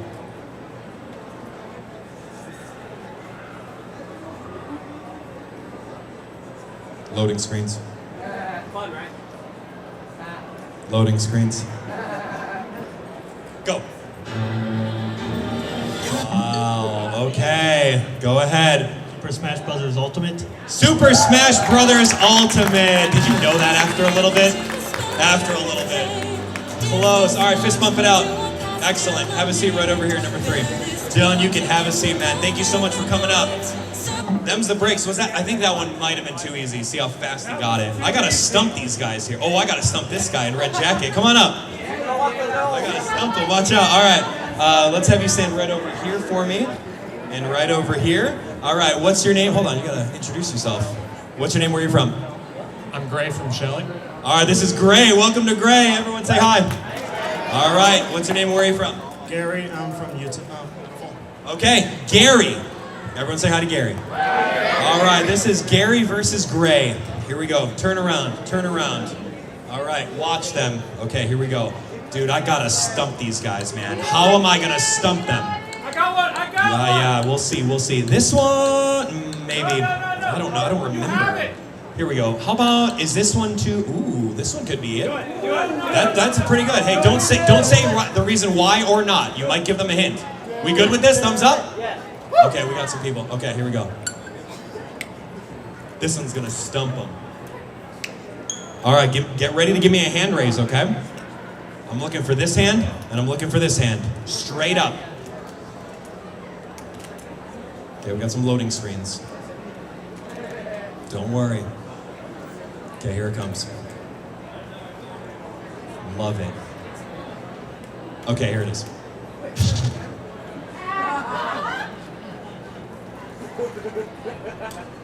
Hello? Hey, don't look. Yo, what the? Yo, this is a $500 console, bro. What is this? DLC? Oh, dude, they're literally forcing me to pay for the DLC. All right, forget it, man. I'm done. I'm uninstalling this piece of trash game. All right, we're gonna try again. I'm so upset. I'm literally spamming the A button and I have the controller in front of me. All right, friends, here we go. No, I don't have this game. Let's do, oh, I got an idea. I actually have a really fun idea. How about, okay, we're gonna jump into here again. Don't raise your hand. Yo, I couldn't get past the DLC screen? With the $20 DLC for Bonanza? Get out. Here we go. This is the music. If you get this, you're actually cool in my book. How many of you guys played this game? How many of you guys know this iconic music? This one is a hard one. Okay, that's a hand raise. Is this Pilot Wing 64? It is not Pilot Wing 64. All right, all up to you. You don't have to guess yet. Don't look. You can take your time. I'm gonna press the A button. Because the A button works. No, sorry, Gray. Oh my God, I don't know if you know this title. Just think, man. Yeah. Okay, he's gonna go for it. YOLO. Yoshi, like Yoshi's Story. It is not Yoshi's Story. Everyone, audience. Pokemon Snap. He knew it after the fact. It was a great one. Okay, here we go. We're gonna keep on going. What happened with DK, dude? That game's garbage. Dude, yo, bro, I'm player 1, man. Come on, guy. Don't be that person in chat. Thanks. All right, here we go, friends. Don't be that guy in chat. All right, I'm gonna do this one. I think that's hard. I don't even know what this music is. Go. Here it is.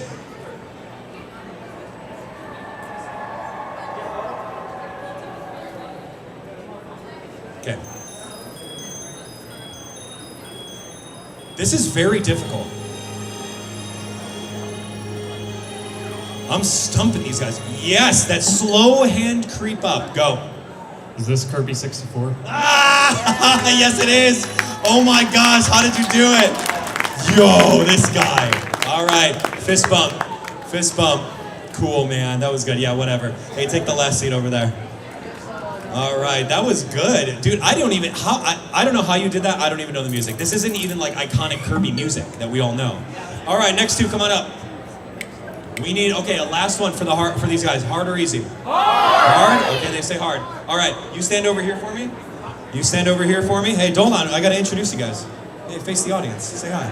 Hey, you get dressed up today over here. All right, what's your name, where are you from? My name's Asher, I'm from Layton. Okay, say hi to Asher. All right, what's your name, where are you from? I'm Caden, I live in Salt Lake City. All right, this is Caden over here. Say hi to Caden. All right, really quick, big round of applause for Caden. He's the one that is actually bringing all the Rock Band stuff over in the Rock Band area. So if you guys haven't already checked that out, it was so much fun this weekend. You can still go, but after the game show. All right, friends, turn around. Turn around. Don't look at that screen. You guys said hard or easy? Hard! Shoot, man. There's a hold in my... Okay, hard? Let's see. I have a hard one. I think this is pretty hard. This is hard. There's so many games. No, don't look at me. Why did that happen? No. That's not a game, but cool that you know it. What, this one? Dude, can anyone hum this beginning tune music? Nobody can, so that means it's a hard one. Okay, here we go. Good luck, dude. There's no way. Unless you use context clues.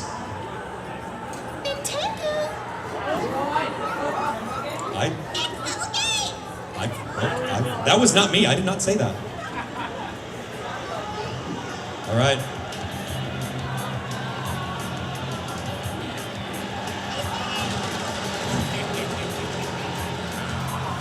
Okay, that's a hand up. Is it Princess Peach showtime? No, it is not. But the Princess Peach at the beginning would be it, maybe. All right, I'll give you a couple seconds of listening. Don't look. Cover your eyes, avert your, there we go. Okay. No one plays this game. No, man. All right, giving up, or you want to take a guess? Says no idea. Audience? Super Mario Strikers.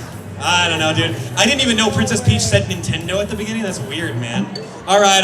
Run it back. Here we go. For real. Take a look. This one? Okay, let's go. That was overwhelming. You better get it.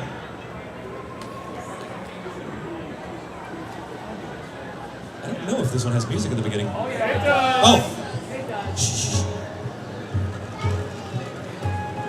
Whoa.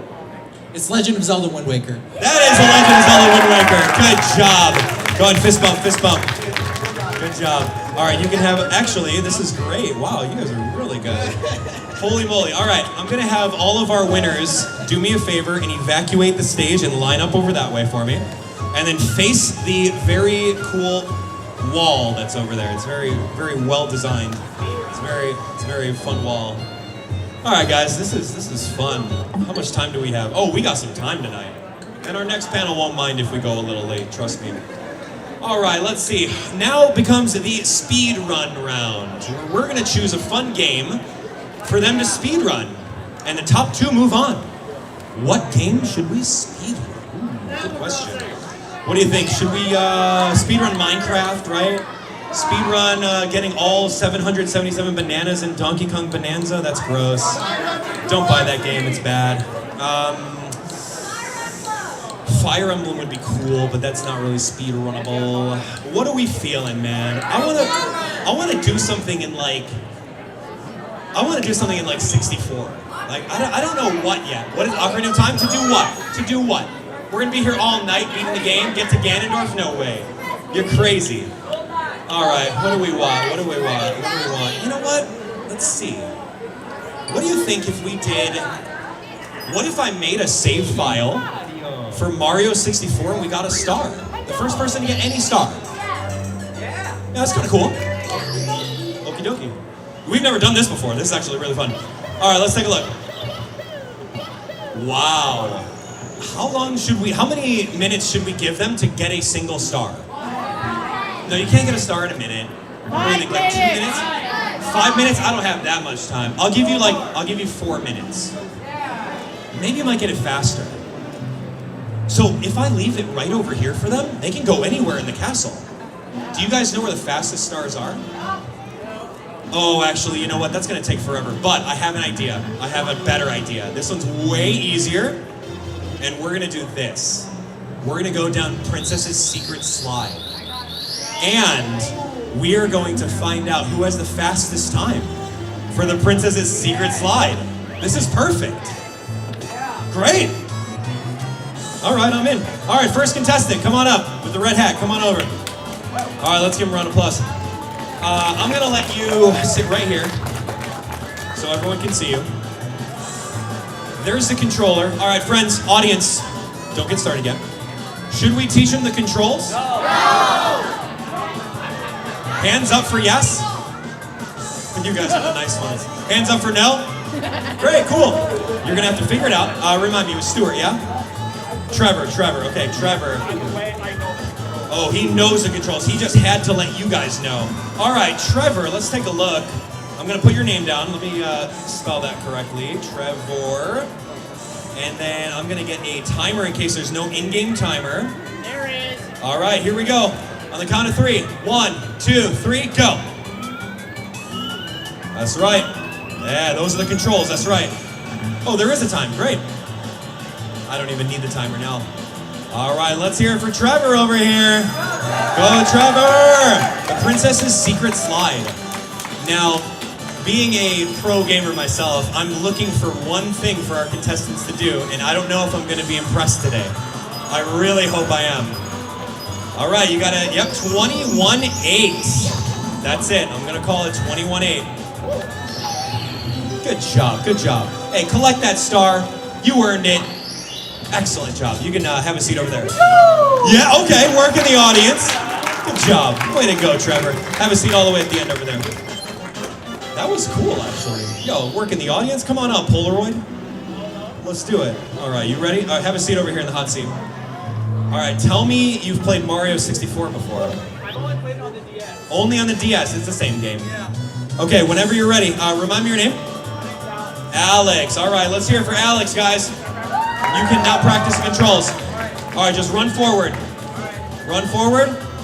And your timer starts now. There we go. Okay, Alex is on board. Can Alex beat 21-8? How many guys know the secret thing I'm looking for in this? Okay, some of you guys are pro gamers. You know what I'm looking for. I don't even know if I can do it. I might be able to. Okay, can you beat 21-8? All right, you got this, you got this.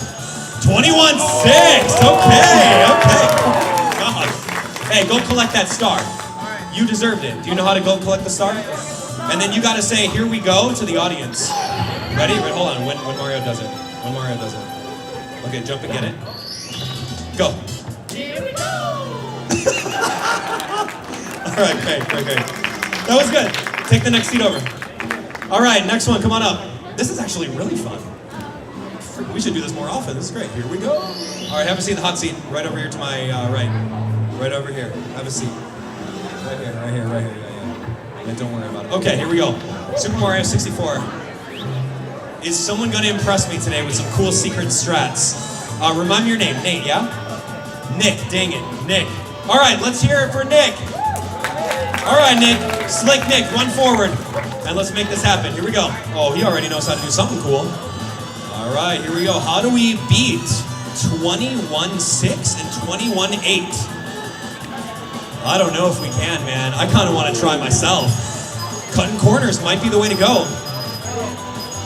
There we go, cutting corners. Here we go. Watch the S curves. Can we do it? Whoa. 21-1. All right, man. Hey, get that star. You earned it. Get that star. You earned it, dude. Do that. You have to say, here we go. Excellent. Great. Okay, you can come on that side. Take the last chair. Yo, this is really crazy competition. All right, Caden's coming up. Caden, tell me you know what I'm looking for. Tell me you know what I'm looking for in this level. You don't? Okay, then a couple of you guys know. Have a seat right over here. Hey, don't tell them. Come on. Right here. All right, get ready. We're not teaching the controls. Run forward. All right, here he goes. Let's hear it for Caden. Oh, yeah, yo, belly slide. Okay, that might be some pro strats. Interesting. Oh, okay. I see him. Oh, this is good. Yo, this could be a 20. You need 20. 21-1. That's a tie. Okay, 21-1. I love it. Okay, 21-1. A tie with Nick over here. Grab that star and give us a. Here we go. There we go. Yeah, you didn't want to do that, but it's fun. All right, have a seat right over there for me, Caden. And then, last but not least, we have Gray coming on board. Gray, come on, man. Tell me you know what I'm asking for. Okay, he's not going to risk it. Dang it. All right, have a seat right over here. All right, he knows what I'm talking about. Everyone's saying risk it. Everyone's saying risk it. Shoot. I mean, you can work the crowd, dude. How about this? If you risk it and fail, I'm gonna give you another chance. Is that fair? That's fair. Okay, it's up to the audience. Risk it and fail, get another chance, yes? Okay, risk it and fail, you're done. Okay, get another chance. The audience wants to see it. All right, here we go. Let's do it for Gray. All right, Gray. You know what I'm looking for. No, I mean, he's figuring out the controls. Hey, man, don't figure out the controls. Hurry up. Hey, just go. That's not fair. Okay, he's in. Long jump to start. Pixel Mario over here. Okay, here we go. Something like that. Yeah. Okay, almost. That's what I was looking for. Okay, do it again. Now, for real. But if you do risk it and try it, you're out if you lose. So here we go. Just try something safe or risk it for the biscuit. Run forward. Risk it. All right, here we go. I don't think he's gonna risk it, man. He's going. All right. This is fun. We'll see. This is very fast, tight turns. Oh, those are really tight turns. 20-2. Oh, that's really good. But grab your star. That's the secret star, by the way, if you beat it like sub 21 or something. So now we have to do a tiebreaker round. Ooh, a tiebreaker round between you two guys. All right, let's do it. All right, Nick, why don't you come on over here and give me another round at the slide. See if you can beat it.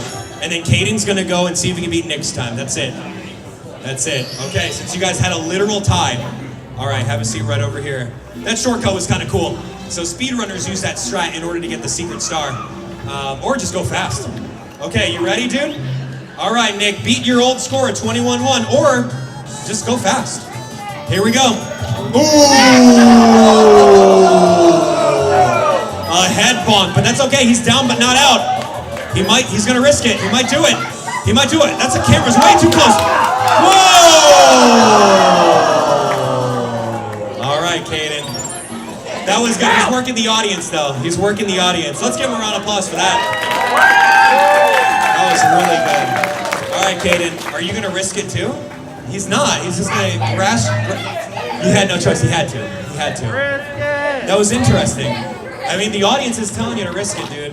I don't know, man. Maybe. He's not. Risk it. All right, Caden, go. Come on, Caden. What do we got here? Oh, he actually booed him. No. That's safe. Okay. So the audience, I'm going to give you guys a question once when we're done with Caden's run over here. Here we go. This is really fast. 20:05, which was faster than your previous run. And you got the secret star. All right. 20.5. Grab that star, give him a, here we go. Yeah. Okay, audience. Since Nick was so gracious and he was working you guys as a crowd, do we want to give him another chance for a faster time? Because he risked it. The audience, hands up if you want to see Nick go against that time. Okay, Nick, you got another life. Go over here. Go, Nick! Go, Nick! All right, that was really fun. You know, I think it was pretty awesome that he went over here, risked it, did some cool stuff. I love working the crowd. That's amazing. Here we go. For real, though, don't risk it and actually get a time that's faster than 25. All right, here we go. Watch it. Excellent. Okay, here it is. Let's cheer for Nick. It's either Nick or Kaden. Here we go. What's going to happen? Go, Nick. Go, Nick. Go, Nick. Go, Nick. What's going to happen? All right, that's very fast. Kaden was taking those very quick. Whoa. Oh, my gosh, another time. Get that star. You give him a here we go.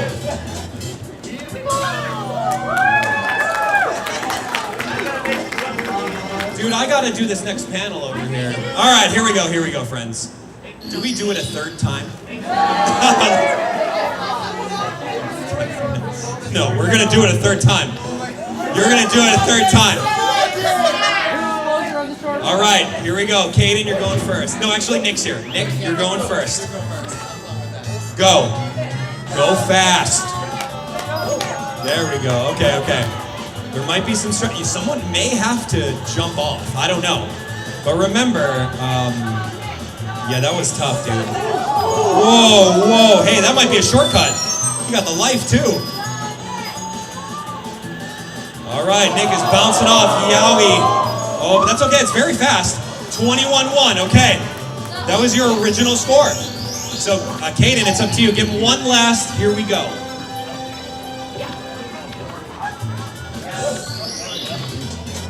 Here we go. Good job. Okay, 21-1 was your original score. Kaden, you got it, man. You just have to beat 21-1. All right, you know how to get over there? Great. Holy moly, I've never seen like a triple tie like that. That's crazy. Hey, we're trying something new over here. And again, guys, thank you guys so much for hanging out. Now remember, really quick, before you go, hold on. If you guys stick around with me to the very end, I've got some cool FanX fanny packs for all of you guys, so stick around with me, all right? All right, here we go, Kaden. Hit it. Ooh, good.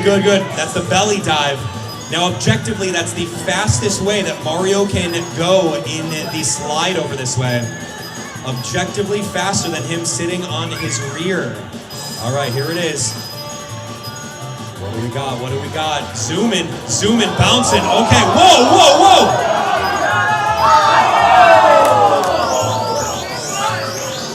Oh my gosh, 21-6, choked at the end.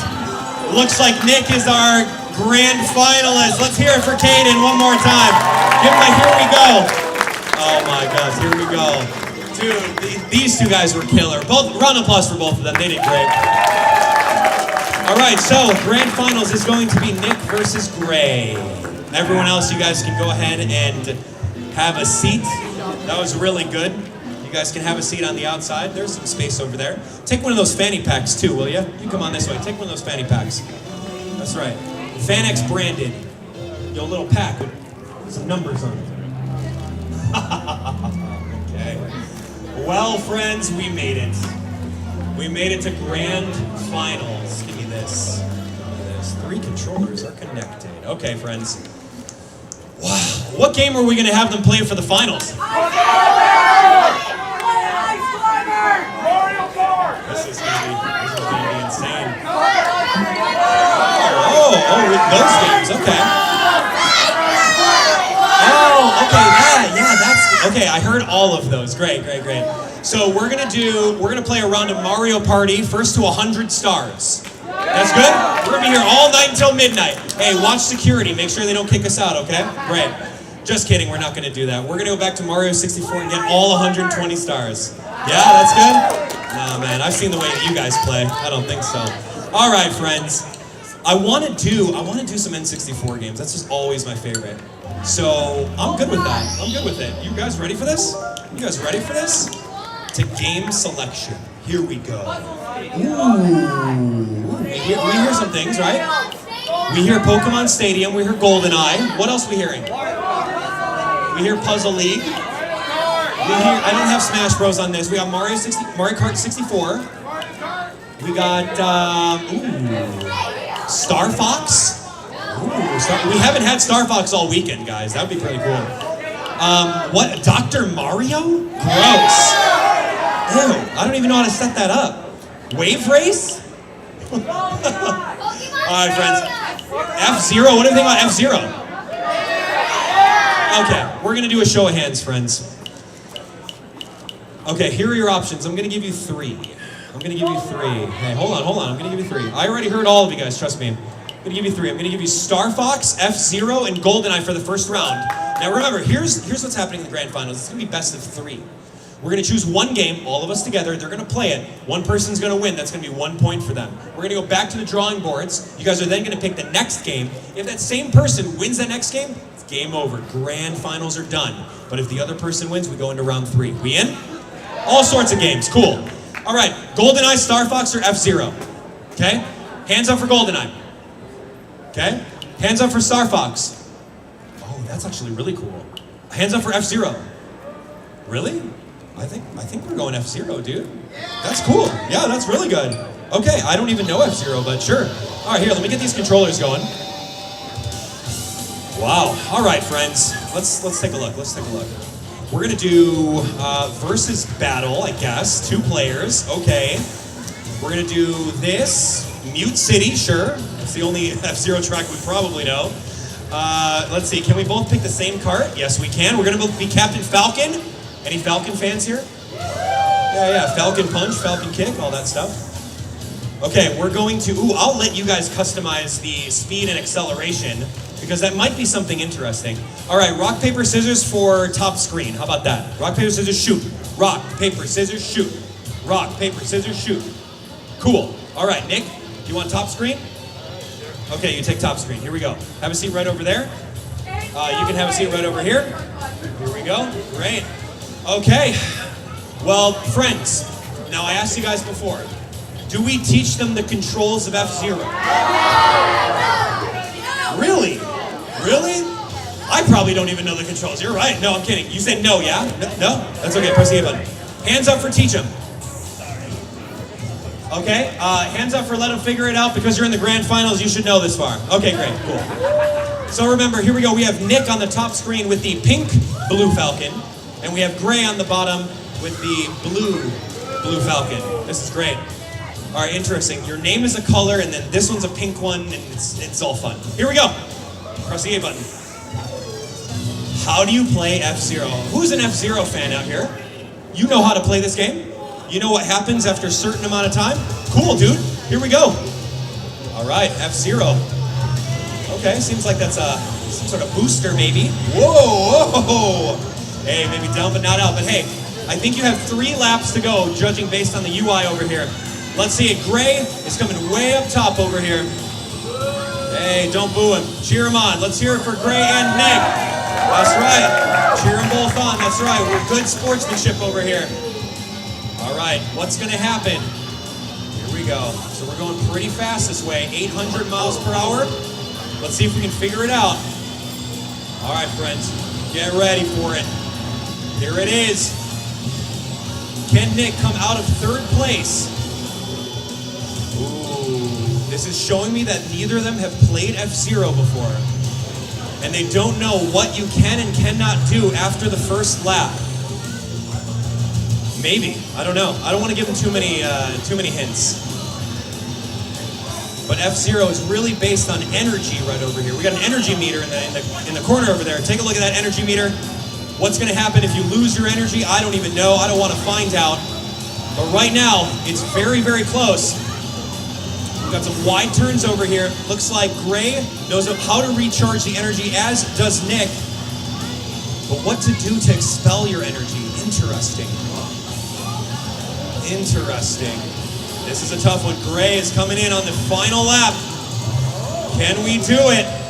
Unless you fall off, I think that's game. Boom! Gray with the winner over here. Strong finish with Nick. Boom! Excellent. Good job, guys. So with F-Zero, the gimmick about F-Zero is using the boosters after lap 1. So you expand your energy to go real fast, but your energy is also your health. So if you crash into a wall, you end up dying. High risk, high reward. Good job. Okay, friends, we're back to the drawing board. We're back to the drawing board. Here it is. Let's take a look. Okay, what do we like? What do we like? What do you guys like? GoldenEye. I hear GoldenEye. Pokemon Stadium. I hear Stadium. You guys like Pokemon Stadium? Pokemon Stadium? All right, friends. I'm going to give you 3 options. I'm going to give you Pokemon Stadium. I'm going to give you Mario Kart 64, and I'm going to give you GoldenEye. Okay, now remember, if Gray wins this, he wins the game overall, the grand champion right over this way. If Nick pulls out the clutch, we get to do it one more time. All right, here we go, friends. Pokemon Stadium, hands up. That's a lot of you guys. Mario Kart 64. That's not as many. GoldenEye. Not as much. Pokemon Stadium wins it. So cool. I love Pokemon Stadium. It takes a little bit longer, though, so we are right on time. So you guys better win. Better go quick. All right, here we go. Rock, paper, scissors for first pick on teams. Rock, paper, scissors, shoot. Rock, paper, scissors, shoot. Rock, paper, scissors, shoot. Rock, paper, scissors, shoot. Okay, Nick gets to choose first. We're playing Pokemon Stadium here. Now, this is Battle Now. This one's going to be really fun. The teams are already preset. They're pretty equal, but sometimes you like the cuter ones, right? Sometimes you like Raichu over Electabuzz. Sometimes you like Seadra over Dugong. So you want top screen or bottom screen. They're all balanced. You have your electric type, your flying type, your grass type, water type, fire, and ground. So choose wisely. Yeah, what do you want? Top screen or bottom? Okay, you're gonna take bottom. Okay, so here we go. You're taking top, you're taking bottom. Now remember, it's show 6 Pokemon, choose 3. So the very first Pokemon you put out, or you choose right now on the screen, is the first Pokemon you lead with. Now those arrows are the right stick.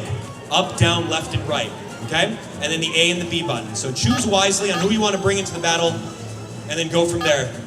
I hope you guys are Pokemon Masters. Who's a Pokemon Master over here in the audience? Cool, you guys know your type charts? You guys know who's weak against what? Here we go. All right, friends, here it is. Yeah, fist bump it out.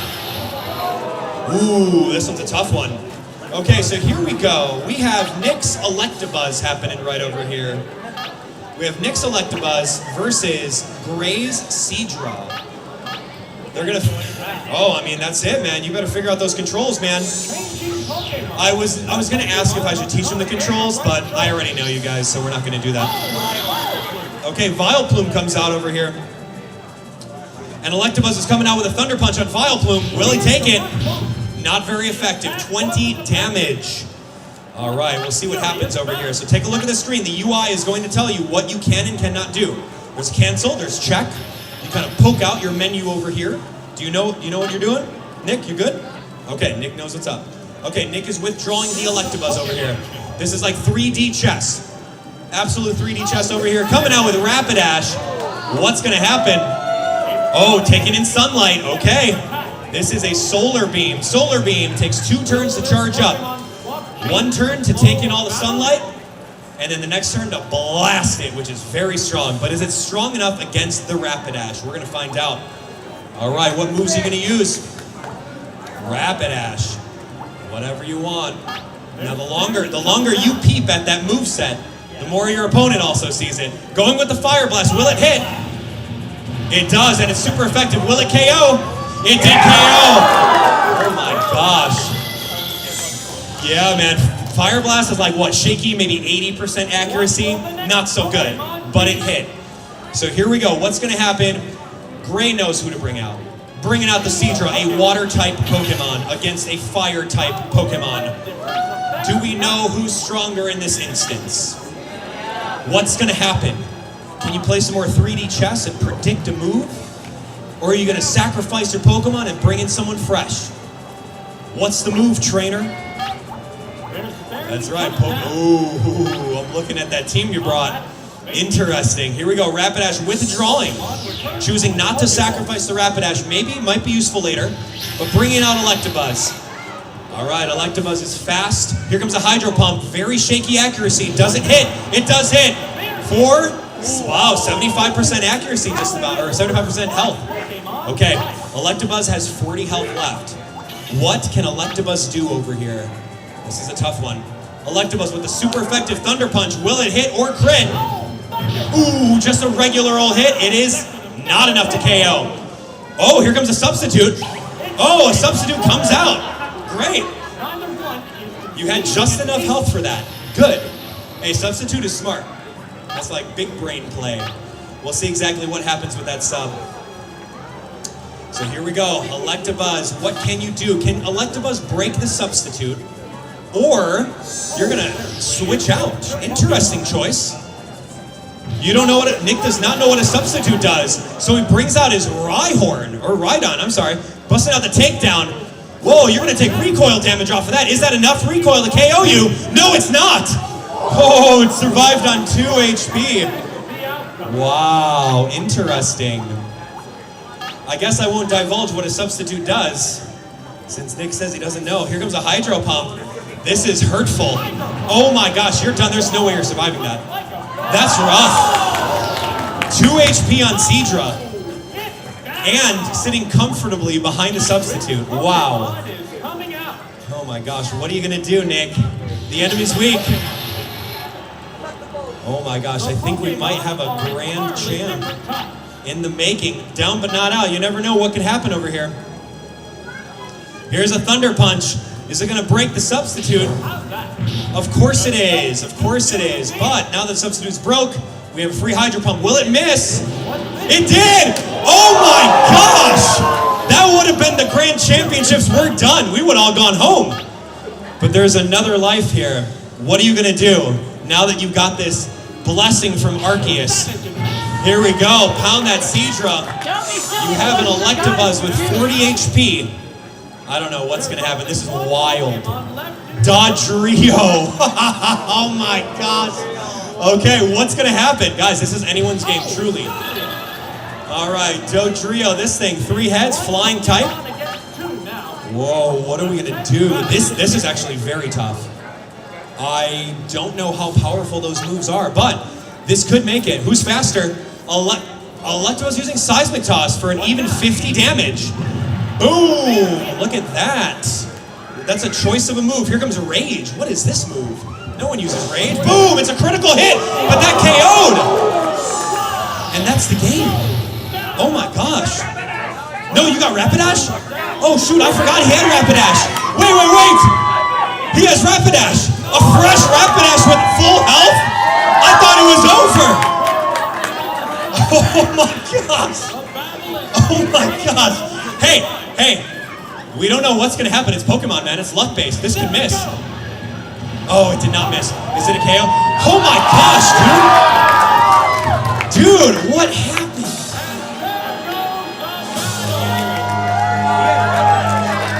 Either way, man, that was tough. There were some interesting choices on the moves, man. Like choosing Seismic Toss over the super effective Electric Hit on the flying type. Oh my gosh, man, type advantages. I know you guys are cringing over here. Don't worry, that was so entertaining. But you know what that means, friends. We have one more tiebreaker round. Oh my gosh, friends, that was insane. Okay, friends, I'm gonna let you guys choose it. Can we do Mario Party like mini games? There's like a mini game park where you can choose a character and play them. Yeah. Oh, here we go. Mario Party, Mario Kart, or GoldenEye. Those are the 3. Mario Party, Pokémon. Okay, Mario Party. Raise your hand. Mario Kart. GoldenEye. Mario Kart it is. Okay, friends. How much time do we have for our next panel? I got 8 minutes. Where's my next panelist? Is he around? I don't know. Okay, you cool if I sneak on over a little bit? If we go over time? Not so much. Yeah, you're good. Yeah, okay, 8 o'clock. We'll be done. All right, you got 8 minutes. You got 8 minutes. Here we go. Go to 2-player. Go to versus. Rock, paper, scissors for character. Rock, paper, scissors, shoot. Sorry. Rock, paper, scissors, shoot. Rock, paper, scissors, shoot. Rock, paper, scissors, shoot. Excellent. Good. You get to choose your character first. Press the A button. Here we go. Okay.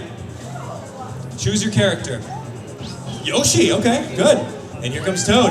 All right, friends. We've got 8 minutes left to the panel. I want to do best of 3. I want to do best of 3 in the races here. Not just one race to win. I want to see best of 3. I'm going to choose Luigi Raceway for the first one. So go back. Luigi Raceway. Okay, press the A button. There we go. You're fine. Yeah, go. Luigi Raceway. Done. First race. It's the first level of the game.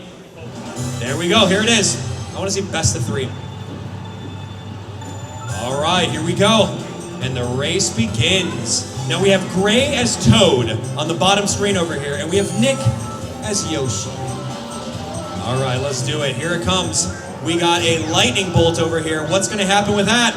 We'll see. All right, Nick, you can still do it. Here it is.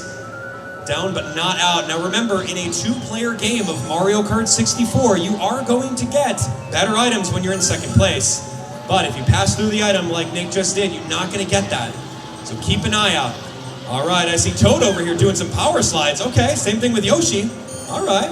See, you guys have played this game before. All right, here we go. You got mushrooms over this way. Watch out for the bomb in the road. Oh, excellent. Hey, catching up right over here with Nick. What's going to happen? Cutting off a little bit of the grass. Excellent choice. A blue shell coming out. Does it hit? Does it hit? Or did it hit the wall? Oh, no, there it is. Boom. Okay, and Toad spinning out over this way.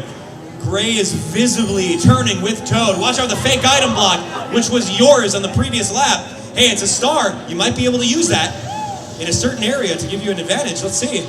Okay, smart. Ooh, cutting that grass. Yo, like a lawnmower king you are.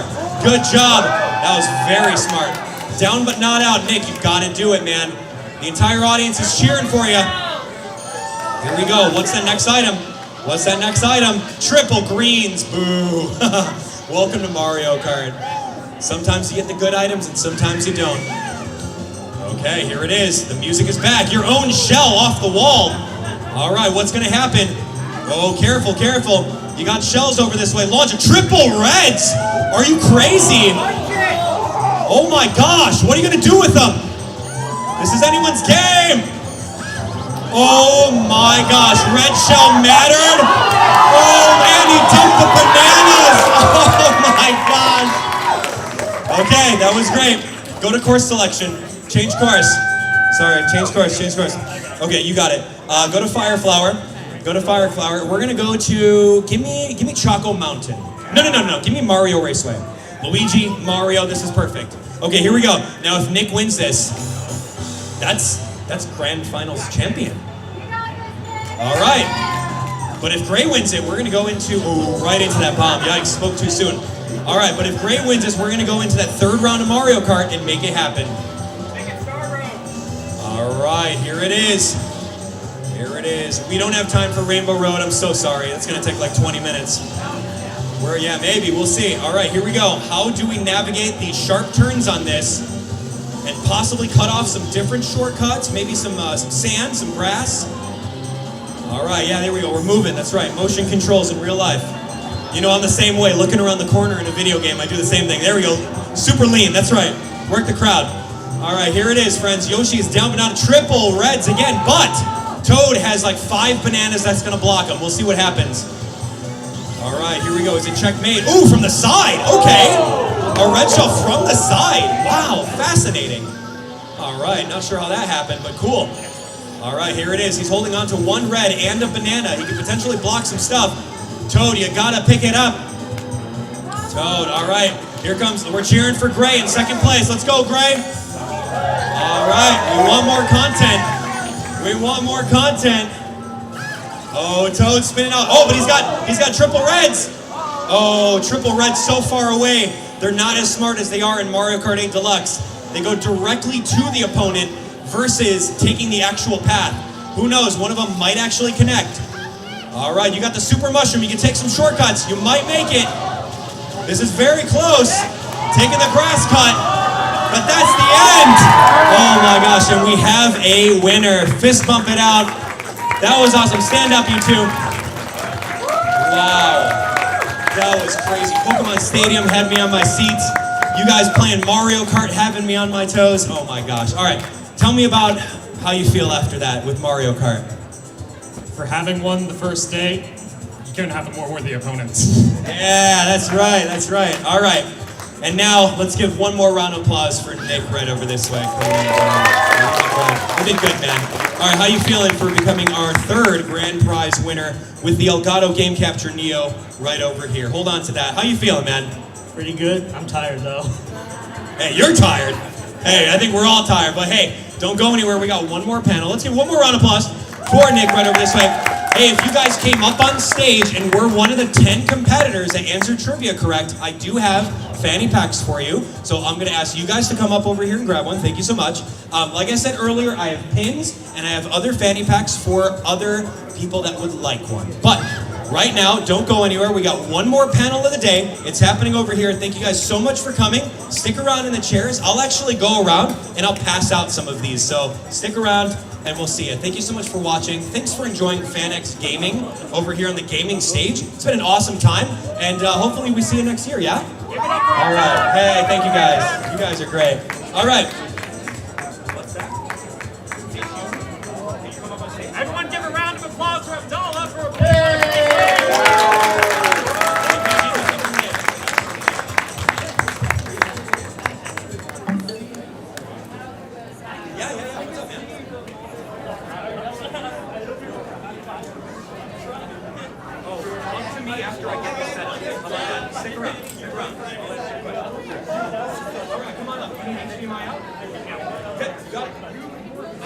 The only audio I have is 3.5 millimeter jack. You need audio?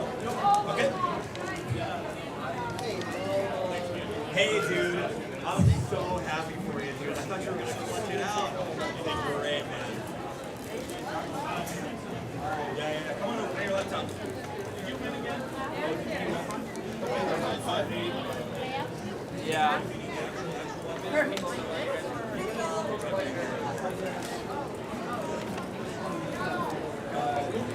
This is for Mike.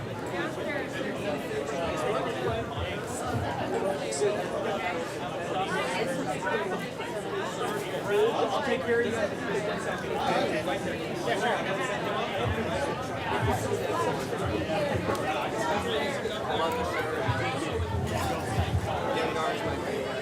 Yeah, these are for the people that came up, but I have something extra for you.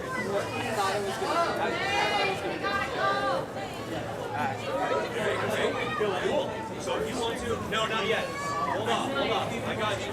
Okay, chill for a second. Okay, friends.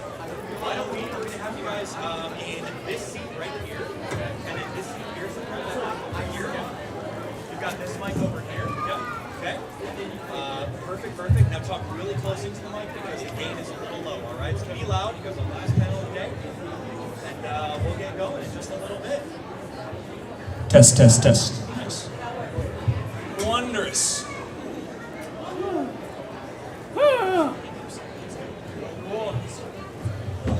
Hello. Everyone who isn't at the cosplay contest. You guys get one of these?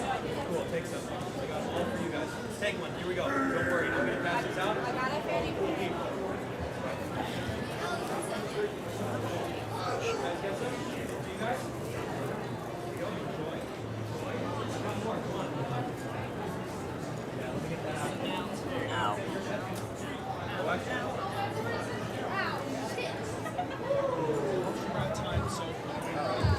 All right, well, a little step behind the monitor. I can see some people. I can see this half and some over here.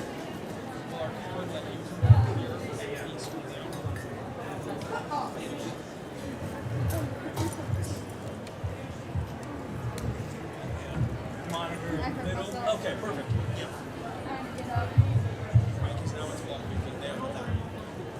You're good? Okay, awesome. All right, guys, well, let's get going here. Last panel of the day. Really looking forward to it. My name is Mason Malawaki. Pleasure to be here. A couple years ago, I did my first panel at FanX. Okay. A couple years ago, did our first panel at FanX. My first panel. A little closer? Okay, a little closer. Called the Grandmaster Jedi Luke Skywalker. And that was an awesome panel talking about Extended Universe Luke. In terms of me, love Star Wars. I've been a big fan of Star Wars ever since I was a kid, reading books, watching movies, of course. and video games, as is the topic of today's panel. Mine's really similar. I was also on the Grandmaster Luke panel, and we're really excited to keep talking about the expanded universe and those stories that we grew up reading and loving. And it's no shade against the Disney stuff, but hey, there are other Star Wars stories that were written and were played through, and we're so happy to be able to keep talking about those. I grew up mostly reading like Young Jedi Knights, so when I was introduced to Kyle, he was already like fully formed Jedi Master, teaching all the little kids. And it was really cool going back, seeing his story, and really excited to talk about that. All right. So what we want to focus on today is the Jedi Knight series as a whole, with Kyle Katarn as the focal point. So first we want to touch on Kyle Katarn as the character. Then we're going to talk about the game franchise as kind of a general summary and some differences and similarities between the games. And then talk about video games as a storytelling medium, specifically for the Star Wars universe. And we'll flesh that more out. First off, though, a little context. The very first Jedi Knight game that came out, Dark Forces, was debuted in February of '95. And so Kyle Katarn was introduced in that game from 1977, A New Hope, until 1994. There was roughly, what am I saying here? Roughly 63 things that were introduced into the Star Wars canon, if you will. 3 movies, 3 television movies, like the holiday special, 2 TV series, about 26 novels or so, some comics, and the video games. 20 video games, but they were mostly adapted directly from the movies themselves. So not a whole lot of variation, not a whole lot of differences. Right, these are like the big arcade cases, right? And the big arcade case where you would hold, kind of like the Jurassic Park games, you're holding the blaster and you're shooting the AT-ATs and you're just playing through the movie beats. Yep. Or you're on the side-scroller Atari playing the Empire Strikes Back Walker Assault mission. Yeah. So very, very archaic. Fast forward to 1995 to 99. This is prequel era. The prequel. You've got 30 to 35 novels, almost 20 distinct comic series, and 25 video games. So in all, roughly 75 to 80 things that were introduced in a 4-year time span, before the launch of Phantom Menace and the Clone Wars and everything that came from that. This was an unprecedented expansion of the Star Wars universe, and 90s kids were living well. And you could argue, hey, we have game sound coming through our monitor. Thank you. You could argue that the Jedi Knight games were the spear point, the tip of the spear for this rapid expansion, and Kyle Katarn was the face of this. Now, who was Kyle Katarn? How many of you have played the Dark Forces game, the very first one released in February '95? And you'll recognize the guy there on the top. Over the course of the 5 games, there have been 3 different animated versions of Kyle Katarn, 4 different voice actors, and it's kind of been a hodgepodge of a series from an artwork standpoint. But he started off life as a stormtrooper. He was actually in the Empire. He was an officer training to lead troops. He turned Rebel Alliance operator after a defection. He was a Jedi. He was a mercenary for hire. And at the end of it all, as he rounds out his story in the Young Jedi Knight books and Luke Skywalker's Jedi Praxium, he does become a full-fledged Jedi Master. Now, some of the things that really stick out to us about Kyle Katarn, first off, and what makes a great character, a great hero, is his strong moral character. Right at the very beginning, when he was a stormtrooper in the service of the Empire, we always see the Empire as the big bad, forgetting that there's a lot of people inside the Empire that may not have the same moral compass as the Emperor or Darth Vader. He actually defied several orders repeatedly in order to save the lives of rebel prisoners, save the lives of slaves. In fact, one of the prisoners that he ended up saving would be his future partner / love interest, Jan Ors, who's pictured up there on the top right. I mean, we've seen that same story play out a couple times now. Finn goes through the same thing. Yep. And in Andor Season 2, we actually see Luthen. We don't know what he was. I don't think he was a Imperial. I don't think he was a stormtrooper, but he clearly went through this defection period from what he was to, I need to go join this rebellion. So we've seen, even though they took away Kyle, we've actually seen his beats of his story play out several times since. Definitely. Upon defecting from the Empire, he did defect to the fledgling Rebel Alliance, who were very small at the time. After discovering that Jarek, who was one of the pseudo-leaders of the splintered Empire, well, I guess it wasn't really splintered at that point. He was trying to do his own thing. Jarek's a whole... There's a mess. He's a whole discussion in and of himself. But Jarek is trying to find... Jarek is trying to find what's called the Valley of the Jedi, an immense force power source. And he actually ends up killing Kyle's father, who is aware of the coordinates for that. Murders his father in cold blood, steals the coordinates. When Kyle finds this out, he actually abandons the Empire, just straight leaves with Jan after a job. So yeah, displaying strong moral character despite his history. He dropped everything at the beat of a hat because his morals did not align. During the course of his travels to revenge against Jarek, you could say, there was a number of minions that Jarek would send after him. One of them, the first one being a man named Yoon, who was kind of on the fence between Dark Jedi and Light Side. He really didn't know where he fit. And when Kyle defeated him in armed combat, Yoon threw down his lightsaber, and Kyle actually let him go. He let him live after that, showing mercy. In fact, he repeated the same thing later in his very similar revenge arc against an alien creature named Dasan, when Tavion, one of Dasan's disciples, was unarmed, despite him thinking that she killed Jan, which is another story. He showed her mercy and let her escape with her life. All right. Loyalty. I mean, another great thing about our favorite hero characters is their loyalty. Luke Skywalker, Princess Leia, Han Solo, Chewbacca, you know, all the classics. Kyle exhibits much of that same loyalty. While he was in the Empire, he was a devoted soldier to his troops. He did things to save the lives of his troops and make sure that they were taken care of.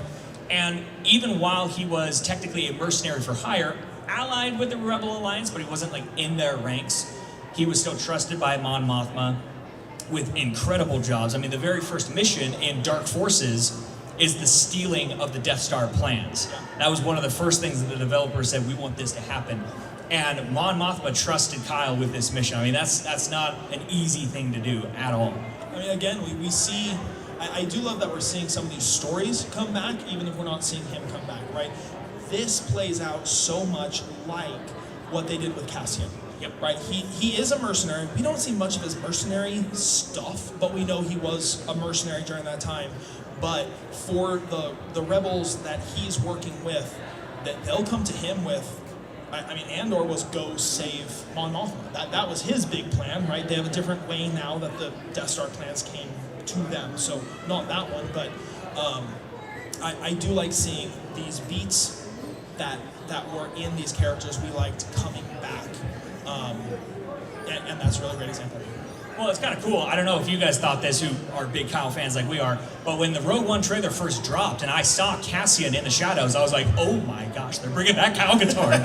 And I was so hyped. Of course, it wasn't him, but then Star Wars Battlefront came out, or Star Wars Battlefront, the first Star Wars Battlefront 2015, there was a DLC and extra content for Rogue One. It actually included some blasters from the Jedi Knight games, and I was tripping. It was great. Yeah. So he has some interesting brushes. He's already, forgiven people and let them go, but then he has a complete fall to the dark side himself. And this, I think, is so much of the Star Wars story, is that fight of light and dark, and how close some of these Jedi are to falling. We see Anakin fall. We know Dooku fell. We Pon Krell.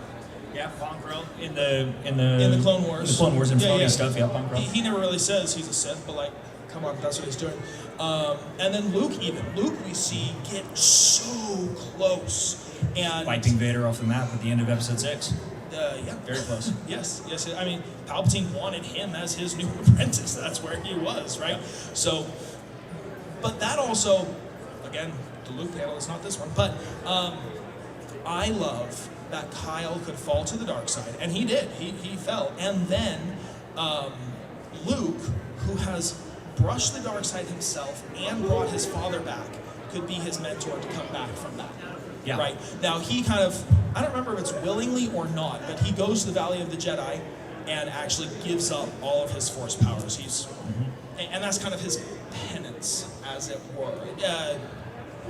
It's the self-infliction of what Aang does to Ozai. Right? Yeah. Hey, me with the Force is too much. Yeah. I'm going to get rid of this. And then we have some interesting, that's actually where the Jedi Knight game picks up, is that he's actually stripped of all of his Force powers before you get into them. In Jedi Outcast, yeah. That's what I meant, yeah. Yeah.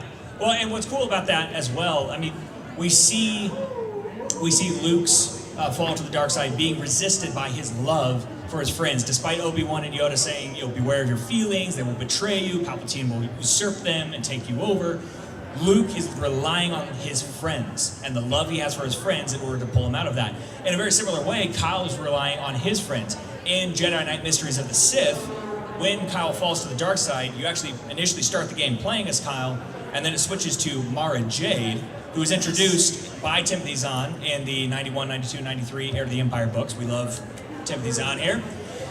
She was introduced in this video game, and she's a playable character. You play half the game with her, and she's the one that ends up drawing Kyle back from the brink. They had established a relationship, almost a teacher-student relationship, and she was the one that traveled to Dromund Cass, where Kyle was. And during their duel, she actually disengages. She turns off her lightsaber, stands there and says, I'm not going to kill you, Kyle. I'm done killing. The Emperor's not going to have that way with me anymore. Kyle goes to her neck and draws back. We're, again, really similar to the battle in Return of the Jedi, right? She plays Luke's character right here. Yeah. Yeah, I love this. It's like poetry. Keep going. It rhymes. All right, so the Jedi Knight franchise as a whole, this was just very pivotal parts of my childhood. I mean, I was only born in '92, so clearly I was not a toddler playing Dark Forces. My mom definitely would not have let me because we rated teen. But Dark Forces releases February of 1995, and this is groundbreaking for Star Wars. I mean, it is a Doom clone, you can say, because Doom and Wolfenstein and Quake were coming out like, oh, it's just another iteration. When in fact it was doing a lot of things differently. They were adding a lot of verticality that were not present in Doom. If you remember playing the original Doom and Wolfenstein games, if you had verticality, you were actually going up slopes in order to engage in verticality. In order to engage in verticality, everything was still flat and planar. In Dark Forces, it may seem minor to us now in 2025, but in '95, introduction of hover lifts. And actual pieces of tech that move up and down and back and forth. Yeah, it was one of the first that had like true three-dimensional, right? And my recollection, correct me if I'm wrong, I'm sorry. My recollection is that in Doom, it might be a different one, that if an enemy is above you, you don't actually have to aim up. Correct. The verticality was a fiction. It was it was virtual verticality. But if I'm aiming for, if I need to shoot something there, I could aim here. And horizontal aim and hit it with an auto tracker. Right. Yeah. Introduction to Dark Forces, you actually had to aim up in order to fire those shots. It looks, on the surface, it looks a lot like a Doom clone. It does a lot more from a story standpoint and from a technical standpoint. Yep. Like we said, the Dark Forces game, you step into the boots of Kyle Katarn. In your first mission of taking the Death Star plans straight from the Empire, giving those to the Rebel Alliance. But over the course of the game, you engage in a lot of other mercenary missions, culminating in the destruction of the Dark Trooper project. Yes. The Dark Troopers... The first time. The first Dark Troopers, yes. The better ones, in my opinion. No, I mean, they come back. We keep getting Dark Troopers again and again. I mean... that's Shadow Troopers, I suppose. They're anyway. They're a little different. But yes, the Dark Trooper program... not touched on a lot in media. You actually play them in the original Star Wars Battlefront games. There's an Imperial troop, the Dark Trooper, which is kind of fun. Fast forward to 1997, and this is where some of the nomenclature starts getting really wonky. So we have Star Wars Dark Forces, and then we have Star Wars Jedi Knight Dark Forces 2. And that's the name. And it's like, wait a minute, it shouldn't be Dark Forces 2 Jedi Knight? No, flip those.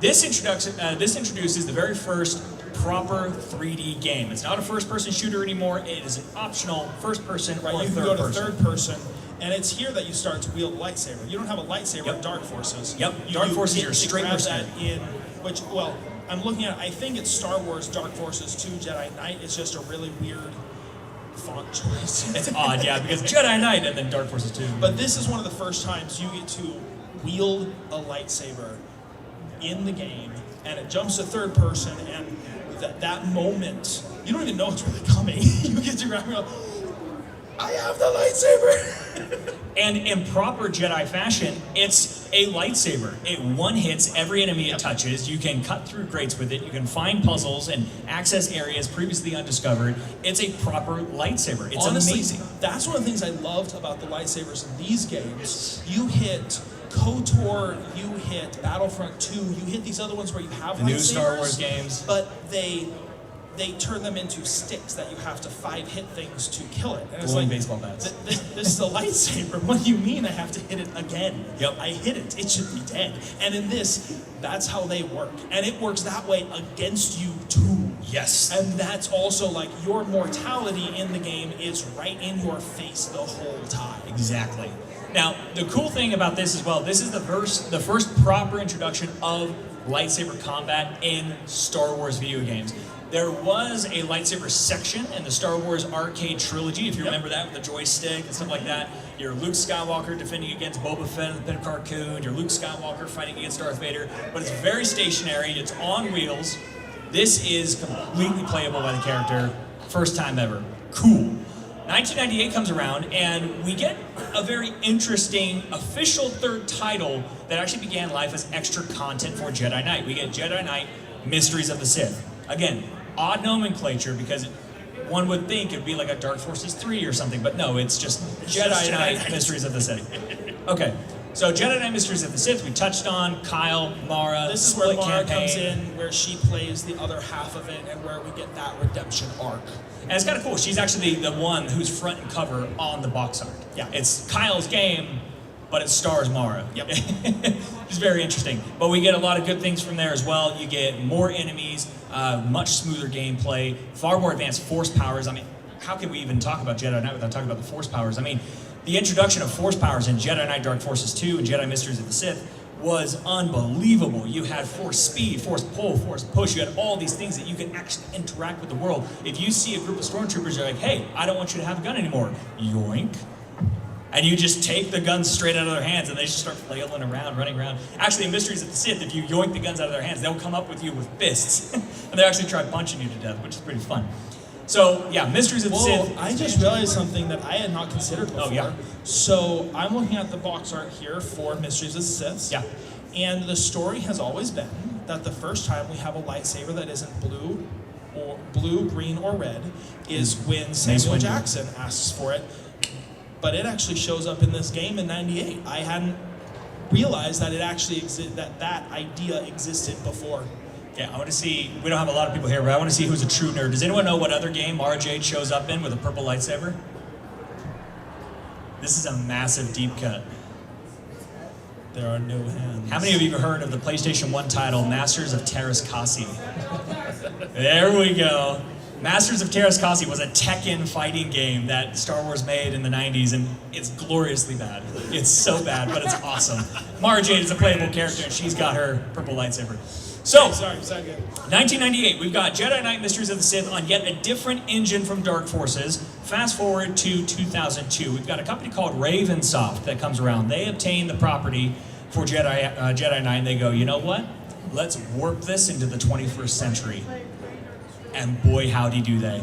I love Dark Forces. I love Jedi Knight.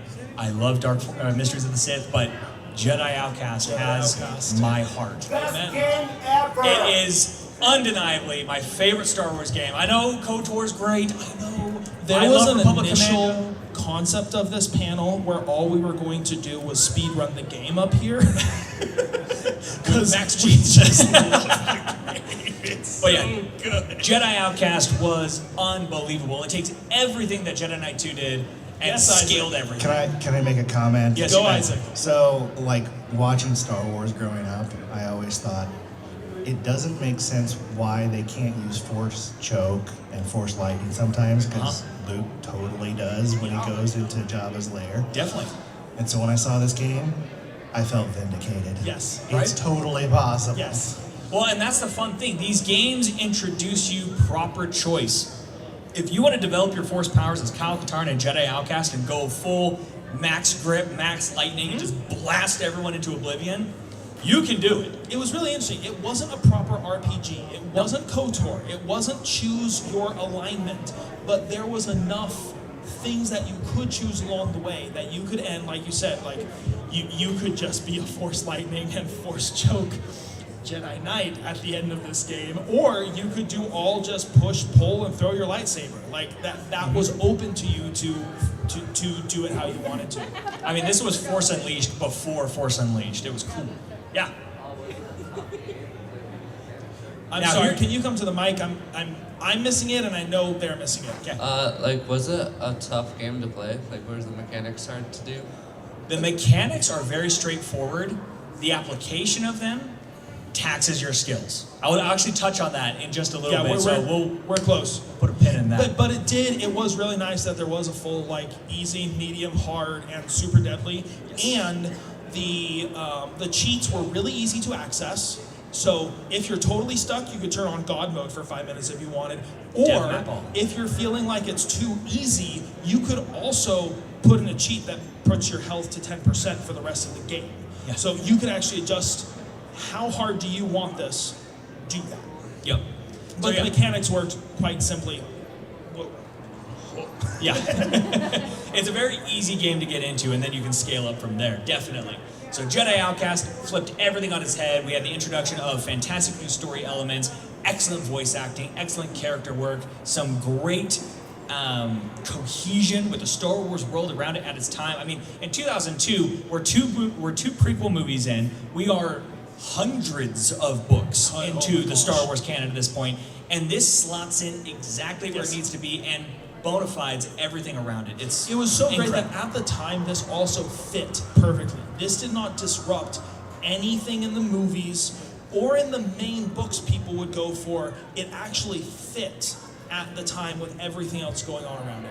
So, I also think it's interesting that they've completely dropped the idea that of dark forces. That's gone. The naming nomenclature, again, it's gone. Has shifted. It's Star Wars Jedi Outcast Jedi Knight 2. Now, when my brother got this game for his birthday in 2002, he was 15 years old. We've actually got a home video. I tried to get the home video and show it to everyone. I mean, it would embarrass the absolute heck out of him, but it is him freaking out that he's got this box, the big paper boxes that he used to come in. When they used to come in the flip front, and it's holographic, and he's like, oh my gosh, and he's losing his mind. I didn't even know for like 10 years that it was Jedi Knight 2. I thought that the symbol there with the JK and the two lights, I thought, oh, that's a pretty cool way to do JK. And then I'm like, oh, Jedi Knight 2. Oh, okay, that's numbers. Roman numerals with, I gotcha. Yeah, it took a while for me to get that. There's a full story there, it's amazing. And then we do hit Jedi Academy, and that one, Kyle is no longer a playable character. You are entering the Academy as a new Padawan, and Kyle is one of the masters that you can interact with. He is your master through the game. Yeah, so now you've seen him full circle. You've seen him from the Stormtrooper, through the fall to the dark side, through a Jedi Knight, and then a Jedi Master in his own right that is your master. So for any of us who started on the early ones, that full circle was so gratifying to hit. Absolutely. Now, the interesting thing about Jedi Knight as well, just like Mysteries of the Sith did with Dark Forces 2, Jedi Academy expands everything that Outcast did. It took away some of the interesting things, like there was an inventory item Jedi Outcast is better. Jedi Outcast had macro binoculars, individual back-to-tanks, all these things that you can actually apply in the world and alter the gameplay and solve puzzles. Jedi Academy kind of nixed that, made it a little more simplified, and the Force Development System, you got extra points after every submission you did. So if you wanted to max out your Force points, you did all of the optional missions instead of just the required ones, and it follows kind of a 3 or 4 required submissions, main mission. 3 or 4 required submissions, main mission. You get some story beats in there, but it's a little looser. Well, I mean, the whole point in that one was to become a Jedi, to be in the Jedi Academy. It did not follow a story, nor was that really its purpose. Right. It was saying, hey, the tech is good enough, let's just let people learn to be a Jedi Knight in this game. But definitely, you know, the developers saw the fan reactions when Darth Maul comes out in the Themed Palace and turns on both lightsabers. I was in the theater freaking out. Developers went, you know what? Our customers probably want to do that. So Jedi Academy introduces the double blade lightsaber staff, two double blade individual lightsabers, and whole combat styles. Everything has been developed to really tailor your experience to the game. It's the best lightsaber combat that Star Wars has ever had, and I will hang my hat on that. All right, so, I guess we kind of talked about most of those. So, video games as a storytelling medium. What does this mean for Jedi Knight as a Star Wars story? Well, the cool thing about this, as we know, all right, as common sense dictates, while you are the player character interacting with the story, it is you making the decision. The game puts you into the limelight, so you feel like the protagonist and the action hero. We know that. Now, this is the very first Star Wars story to actually provide this. There were other non-adapted games like Rebel Assault 1 and 2 and X-Wing and TIE Fighter, but the stories there were very loose and they were very minimal with what they offered the player. Well, and oftentimes you weren't even the same character. Right. Like in some of the X-Wing games, like you're just sitting in the cockpit, it didn't matter, you're a pilot. You are a pilot. And the next mission, you're a pilot. And in the movie games, the arcade box games, you are whoever they need to be in that moment in the story, but you are not a character. Right. And so actually real quick, can you go back to that one? So we wrote here the story is happening to you instead of in front of you. And while I think that's true, I also think the inverse is true. The story is happening to you and you are happening to the story. Right. Right? And in the first mission of Jedi Outcast, which I just finished playing through the game again before coming to here. Change your mouth. You can take out. You can go for 100% KO and just wipe out all the stormtroopers. There are also ways that you can do it much more sneakily, especially if you cheat. But you can also do it legitimately. And so you can leave a bunch of people alive. You don't have to complete it in a certain way.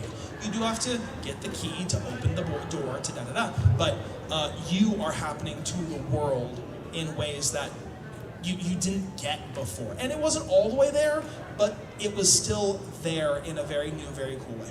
Yeah, there are objectives to complete, and while those objectives exist, you are free to engage with them however you wish. It was very free form at the time. Now, I mean, growing up with the movies and the books and everything, the reason why Kyle always stood out to me is because he was engaged with some of the coolest events in Star Wars history, and it made me so connected to the universe to be him. I mean, right there in the top left, we've got him going to the Death Star plans in Dark Forces. We got a couple stills from Jedi Knight Dark Forces, fighting some of the minions, including this guy in the middle who's actually severed. He's like levitating himself with the Force while he fights. It's wild. And then we get to Jedi Outcast. Again, like I said, my favorite story. You've got story beats where you're on a mission, you're trying to find Jan, and who's come to back you up? Luke Skywalker. Luke Skywalker just jumps Grandmaster. down, starts fighting some of the reborn Jedi with you, all the way to you facing off with the big bad at the end of the game, Mr. Lizard Boy himself, Tassan.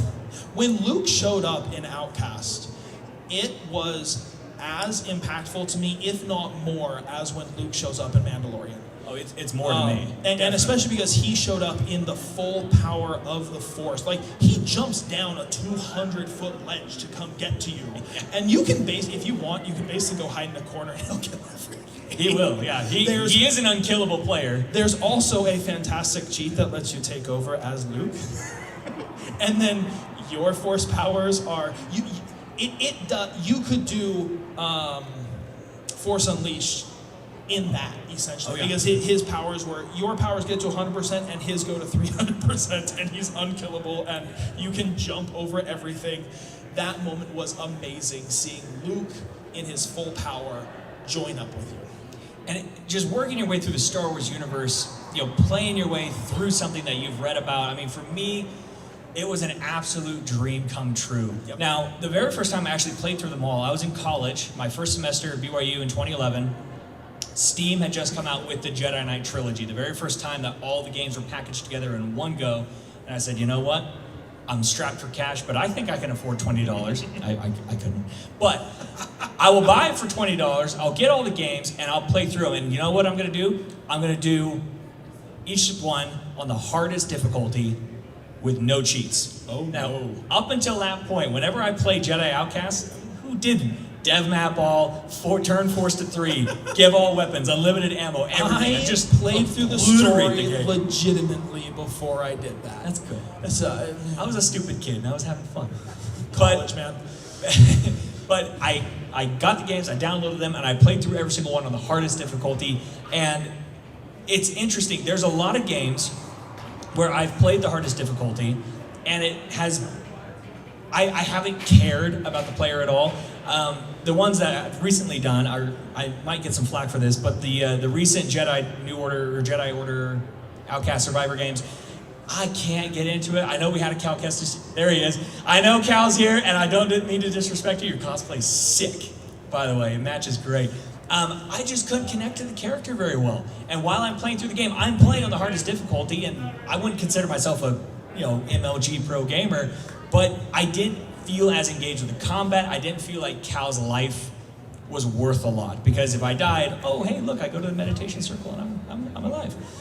In Jedi Outcast and Jedi Academy is very poignant to me. When you die, there is a death camera that spirals on your body in big red letters, "You have died." Like, this is pre-Dark Souls. I mean, they were still leaning into the Doom motifs. Right? Definitely.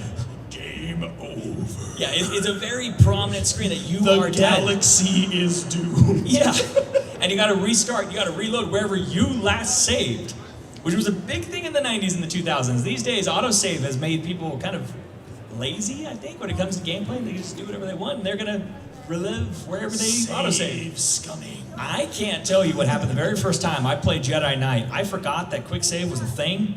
And I was just so immersed. I was like, oh man, I've never played Jedi Knight before. I'm a college kid. I'm skipping all my classes. Woo! I don't mean that, Mom. I was going to class. But I'm playing the game, and as I'm playing through, there's health and there's armor. I take a couple prominent hits from a stormtrooper. Oh no, I'm at 25 out of 100 health. If I take one or two more, I'm gone. I'm dead. And so I'm like carefully going through. The stormtroopers in this game are the stormtroopers that Obi-Wan says are the most precise in the galaxy. The ones that storm Tantive 4, the ones that take out Hoth before they get wiped out by teddy bears. The stormtroopers in these games are terrifying. Were a threat. And that's actually one thing, the difficulty turned up their precision. They got more precise. Yes. So if you turn it up all the way, they headshot everything they shoot. It's brutal. It's so absolutely brutal. And so I was playing through Jedi Knight. I never played the game before, and I'm trying to find my way through the puzzles. And at the beginning of Jedi Knight, it's not stormtroopers, but there's a bunch of gangsters and whatnot. And most of them, half of them, are equipped with thermal detonator grenades. And they're just lobbing at you with infinite and reckless abandon. And I was just getting blown up to shreds, and I'm like, okay, I'm really dying, I really need help, I don't know this game, I don't know where the pickups are. I played for like 2 hours, and then I died. And I woke up saving. I woke up reloading my save at the beginning of the game, and I was like, shit. Shoot. It's a whole 2 hours that I wasted. So, while you're playing these games on the hardest difficulty, I keep pointing at you because I want to make sure that pin is answered. You feel like you are Kyle. Your life is his life. His life is in your hands. And if you're doing the wrong thing, if you're leaping into a room with 20 stormtroopers inside of it, you're gonna die. And that's the thing. These graphics were realistic at the time. This was the best graphics you could get when they came out. So it definitely felt a lot.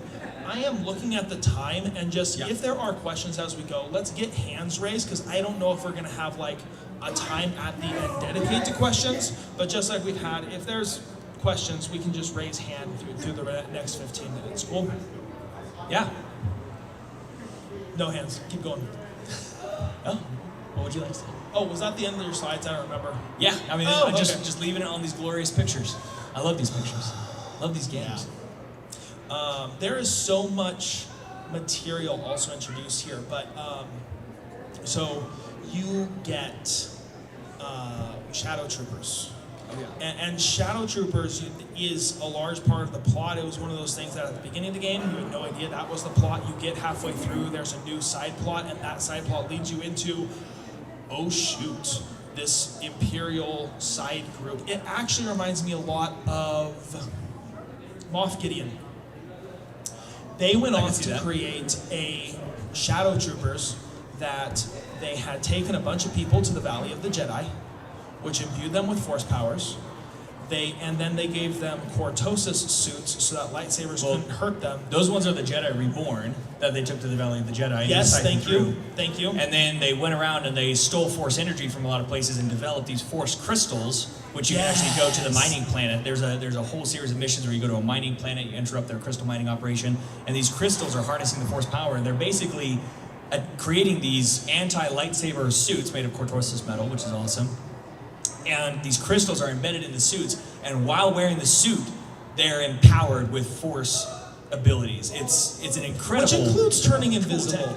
Yeah, they got cloaking shields. Sucked. Which was the worst. You'd have like 3 of them in a room, you'd like run in, and then all 3 ignite their lightsabers. You're like, okay, well, shoot. And they're very prominent. Oh, lover of Jedi outcasts. Yes. Can you guys talk a little bit more about the PvP stuff that Jedi Knight 2 had? Oh my goodness. Yeah, so that was one of my first experiences with PvP where I decided I don't spend enough time online and these guys are going to kill me every single time. So when I was playing this on PC, I didn't have an online, I was playing on our laptop that wasn't connected to the internet, so I never got to play it PvP there. It wasn't until years later that we got it on the GameCube release. And then I still wasn't doing online, but then me and my brothers could plug some controllers in and PvP it there.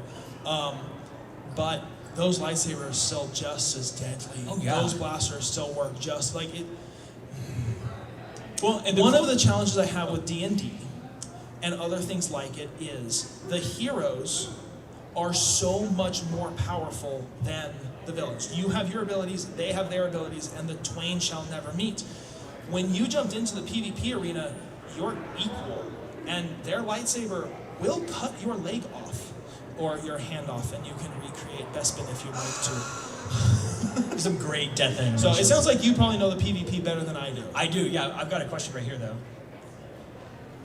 So, like in Battlefront, did you have like a stamina for your lightsaber? Like you couldn't just keep blocking and like hitting? Like would you like run out of that? So when it comes to the mechanics of blocking, whether it was story mode or PvP, you actually leveled up, and so you gained enough experience, and your blocking would actually passively improve as you played the story. And in the PvP, you had that full passive blocking that you could actually spec into your character. There was a whole spec tree of like passive skills into the PvP, which is really cool. So yeah, but there wasn't like there. a stamina thing. No, you could swing and swing and swing and swing, and that was totally fine. The force was where it was limited. So you had a 100-point-meter force bar, and if you were throwing your lightsaber, then that would take as much force as it required, and you could actually hold it out too. So if you wanted to like walk down a hallway and there's like 10 stormtroopers, you could just pinwheel your lightsaber, hold it in front of you, run down the hallway, and slice everyone in half. It was, which is either glorious. post-late game or cheats. It was, it was wonderful. But then when you were through with that force power, lightsaber turned to your hand, you had to wait for that force meter to refill. But that was really only a mechanic they needed in Battlefront as a balancing against a lot of the blaster characters. You got tons of blaster people, and then you've got gods with invincible beams of light. And right. So no, they didn't need the meter there because the mechanics work differently. Yeah. I will say I did quite a bit of PvP back in the day. It's been a long time, so my memory is kind of fuzzy. But one of the things that I really enjoyed that I wish they would bring back in some of the more modern games was stances. I don't know if you guys remember. Yes. I think it was like light and heavy. Light, heavy, and really played a medium. lot into the PvP too, and there was a bit of strategizing against what form your opponent was using. Definitely. And you could win fights kind of with any stance, but you had to kind of feel it out, and that was a really cool. There was a lot of art and dance, which is how sword fighting should be, and they captured that the best that they could in 2002. And that was also useful playing against Dasan and playing against the Reborn. They used stances, you used stances. There was a lot of that back and forth dance that that was really, really active. Other games have done it more. Other games have, I think, even let you actually interact with the different 7 forms. But yeah, they did give you the light, medium, heavy, and those meant different useful things in that battle. Definitely, yeah. Well, and in the PvP, I didn't play it because, again, when it came out in 2002, I was 9 years old. My birthday's in December. So I would watch my brother play the PvP. I mean, he played Counter-Strike and everything, so this was right up his alley. And watching the absolute madness of the PvP was something I don't think I'll ever see again. You had rockets, blasters, lightsabers, everything in front of you at the same time. I think it was up to 30 people could fight at the same time. That sounds right. And when you have 30 people with lightsabers, yes, Isaac. It was incredible. Yes, Isaac. Yeah, the other thing that was nice, the GameCube version was trash. Yes, the console ports are not. Yeah, the PC Play it on version was PC way if you better can. because you'd be playing in this huge battle royale with everyone that had like modded the ever-living crap out of everything they were doing. So you'd get destroyed by someone with Homer Simpson body and Marge Simpson body. I'm not making any of that up. No, absolutely. It did Fortnite for us, right? And well, the crazy thing about Jedi Outcast, what Ravensoft did, you know, you talk about Halo and the Halo Forge, and people going, you could build whatever map you wanted. Jedi Outcast had that. You And could make any technically preset you more. want. You could make any rule set you wanted. You could engage with the game and affect every single mechanic at every single level possible. This was true creative freedom, and it went rampant. It was frankly, it was more than even something like modding Halo because you could just drop. I don't remember. It wasn't Unreal Engine. What was the engine behind this? This was the no. This was Unreal 3. Was it? Okay. You could drop in your own Unreal maps. Yeah, right. Like so you could go completely down however far you wanted to go. You go Halo, you go Call of Duty, you go these other ones that you can change the map. It's still like, okay, you can use this piece in any configuration, but this was truly, you could make any map you wanted. Yep. And drop it in there. Well, there's a lot of cool character customization too. Every single model that was in the game was available to you to be as a skin in the multiplayer. So if you want to go God mode as generic rebel soldier, you could do that. If you wanted to be Boba Fett, you could be Boba Fett. If you wanted to be Mon Mothma with Force Lightning, you could do that. It was absolutely the silliest thing in the world. It was awesome. And there's so many weapons. I mean, when we get to Jedi Outcast and Jedi Academy, you've got your lightsaber and your E11 Star Wars blaster, your Stormtrooper blaster, and your TL50 heavy blasters. But you've got rockets. In fact, every single gun in the game has a secondary function. The rockets have a lock on. And so you can hold on this little pie wheel that loads up, releases the rocket. It's at a slower pace, but it starts tracking the movement of whoever you're locked onto. And if you don't deal with that quickly, you're toast. Thermal detonators, trip mines, electroshocks, little stun prods. You know, they had all these super fun things that you could interact with. I mean, the game really let you challenge itself with whatever style you wanted. I mean, if you want to go on a full blaster run with Jedi Outcast, you can. It's technically possible. It's really hard. If you're gonna do it, I recommend jumping on the heads of the Reborn, because once you jump on their heads, they actually fall to the ground. Then you can just pound their faces with blaster fire. It's actually really one thing I satisfying. loved, it's Nar Shaddaa that you go to in Nar Shaddaa, the infamous sniper level. Yeah. I loved that the NPCs reacted to you. Oh yeah. So you can go to Nar Shaddaa, and if you want to, you go into this smuggler den, and it's a bar, and it's filled with like 30 dudes. Uniquely, a Chiss is the bartender. In fact, Grand you're Admiral Thrawn's blue skin, red eye. He's there, just chilling. Not Thrawn, but like a Chiss. But what you're supposed to do is go to the bartender and find what he wants and go solve the puzzle and da-da-da. Or you can whip your lightsaber out and chop his head off, and all the NPCs shoot you. Well, before that, before you even chop anyone's head off, if you're in the bar and you take out a weapon, everyone in the bar takes out a weapon and points it right at you. And it's like a Mexican standoff with legitimately 30 enemies pointing at you, and you're like, okay. So and then you can put it away, and everyone puts theirs away. And really so that's again, the world felt more real. Yep. Right? It wasn't just, I've played other games, like even the new Zeldas, sadly, do this. They're so great, and you pull out your weapon anywhere, and everyone's like, hey Link, what you doing? Or they just don't react to you at all. Yeah. You pull out your weapon here, people care about that. They react to you, even if you're not following the story beat. The NPCs, the world reacted to your choices. whether you were following the story exactly as it should be, or if you were, I'm just gonna go blow his head off, and that's gonna change stuff for you. And you can make it through that level alive, but news spreads quickly. And now the rest of the Nar Shaddaa level is going to be harder because there are 10 times as many enemies with their blasters pointed at you. You can still do it, but the world reacts, the world lives. And that, I think, is so much of why the storytelling in this game won. And why so many of the other Star Wars games even exist. I don't think we have a Jedi Survivor and a Force Unleashed without drawing back on the storytelling and the mechanics and the ideas that came from something like this, of you get to be the character and and interact with the world and with the story in those ways. We're not at full RPG yet, but we got to be Kyle in ways that we didn't get to before, and that a lot of the other games don't either. You're playing through a story, not being in a story. Yeah. And that is what this series did so well, was letting you be him and feel like you were him, and your choices mattered, and the world reacted to you, and you can make that run however you wanted. So glorious, glorious games, glorious storytelling that gave us so much richness that kept going on, right? Kyle goes on to be in the books for a long while. Yeah, through the Yuuzhan Vong years, invasion, through the Yuuzhan through Vong everything. Wars, he's in there. So the Valley of the Jedi continued to exist. Korriban continued to exist. A lot of the lore and concepts. Introduction of Korriban in Jedi Academy before KOTOR even touched it.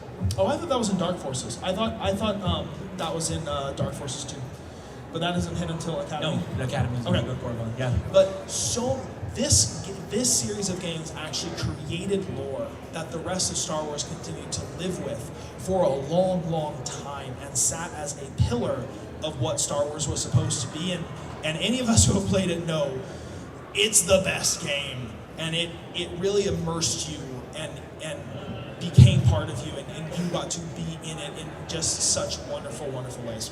Well, looping back to what I hypothesized at the beginning, I think that the Dark Forces franchise is the spear point of a new awakening for Star Wars. Yes, there was contracts and books that were in the works, definitely, but the Star Wars franchise, the Star Wars fandom is a nerddom, right? We love the things that are nerdy, and video games, Star Wars, it was just a match made in heaven. People who play video games love Star Wars. People who love Star Wars play video games. And I can't help but feel like during the 90s, when you were playing Star Wars games, that's where a lot of the love and the passion and the expansion and the desire for more came from, was from these games. So, pleasure to talk about them. Love talking about them. If you haven't played them, play them. They're on modern consoles. They're on modern systems. Get to it. And they're really cheap on Steam. They're so cheap. Sales all the time. If you've already played them, play them again. Yes. Like really, they're just very well worth it. Thanks for your time, guys. Thanks for coming to listen. All this EU stuff. We're hoping to do another panel next year following something else in the expanded universe. But this means so much to us. Thank you, guys. Thanks, guys.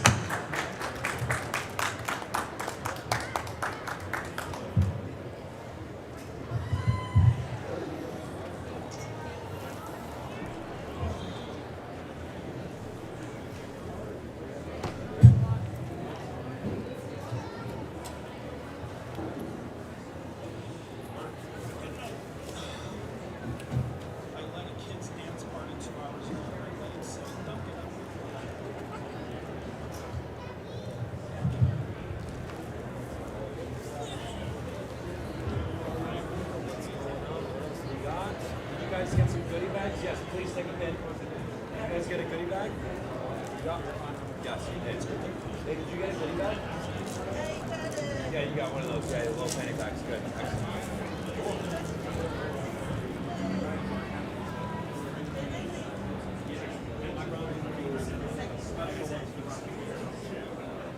So we have Dark Forces, and we have Dark Forces Jedi. That's Dark Forces. Great, man. Yeah.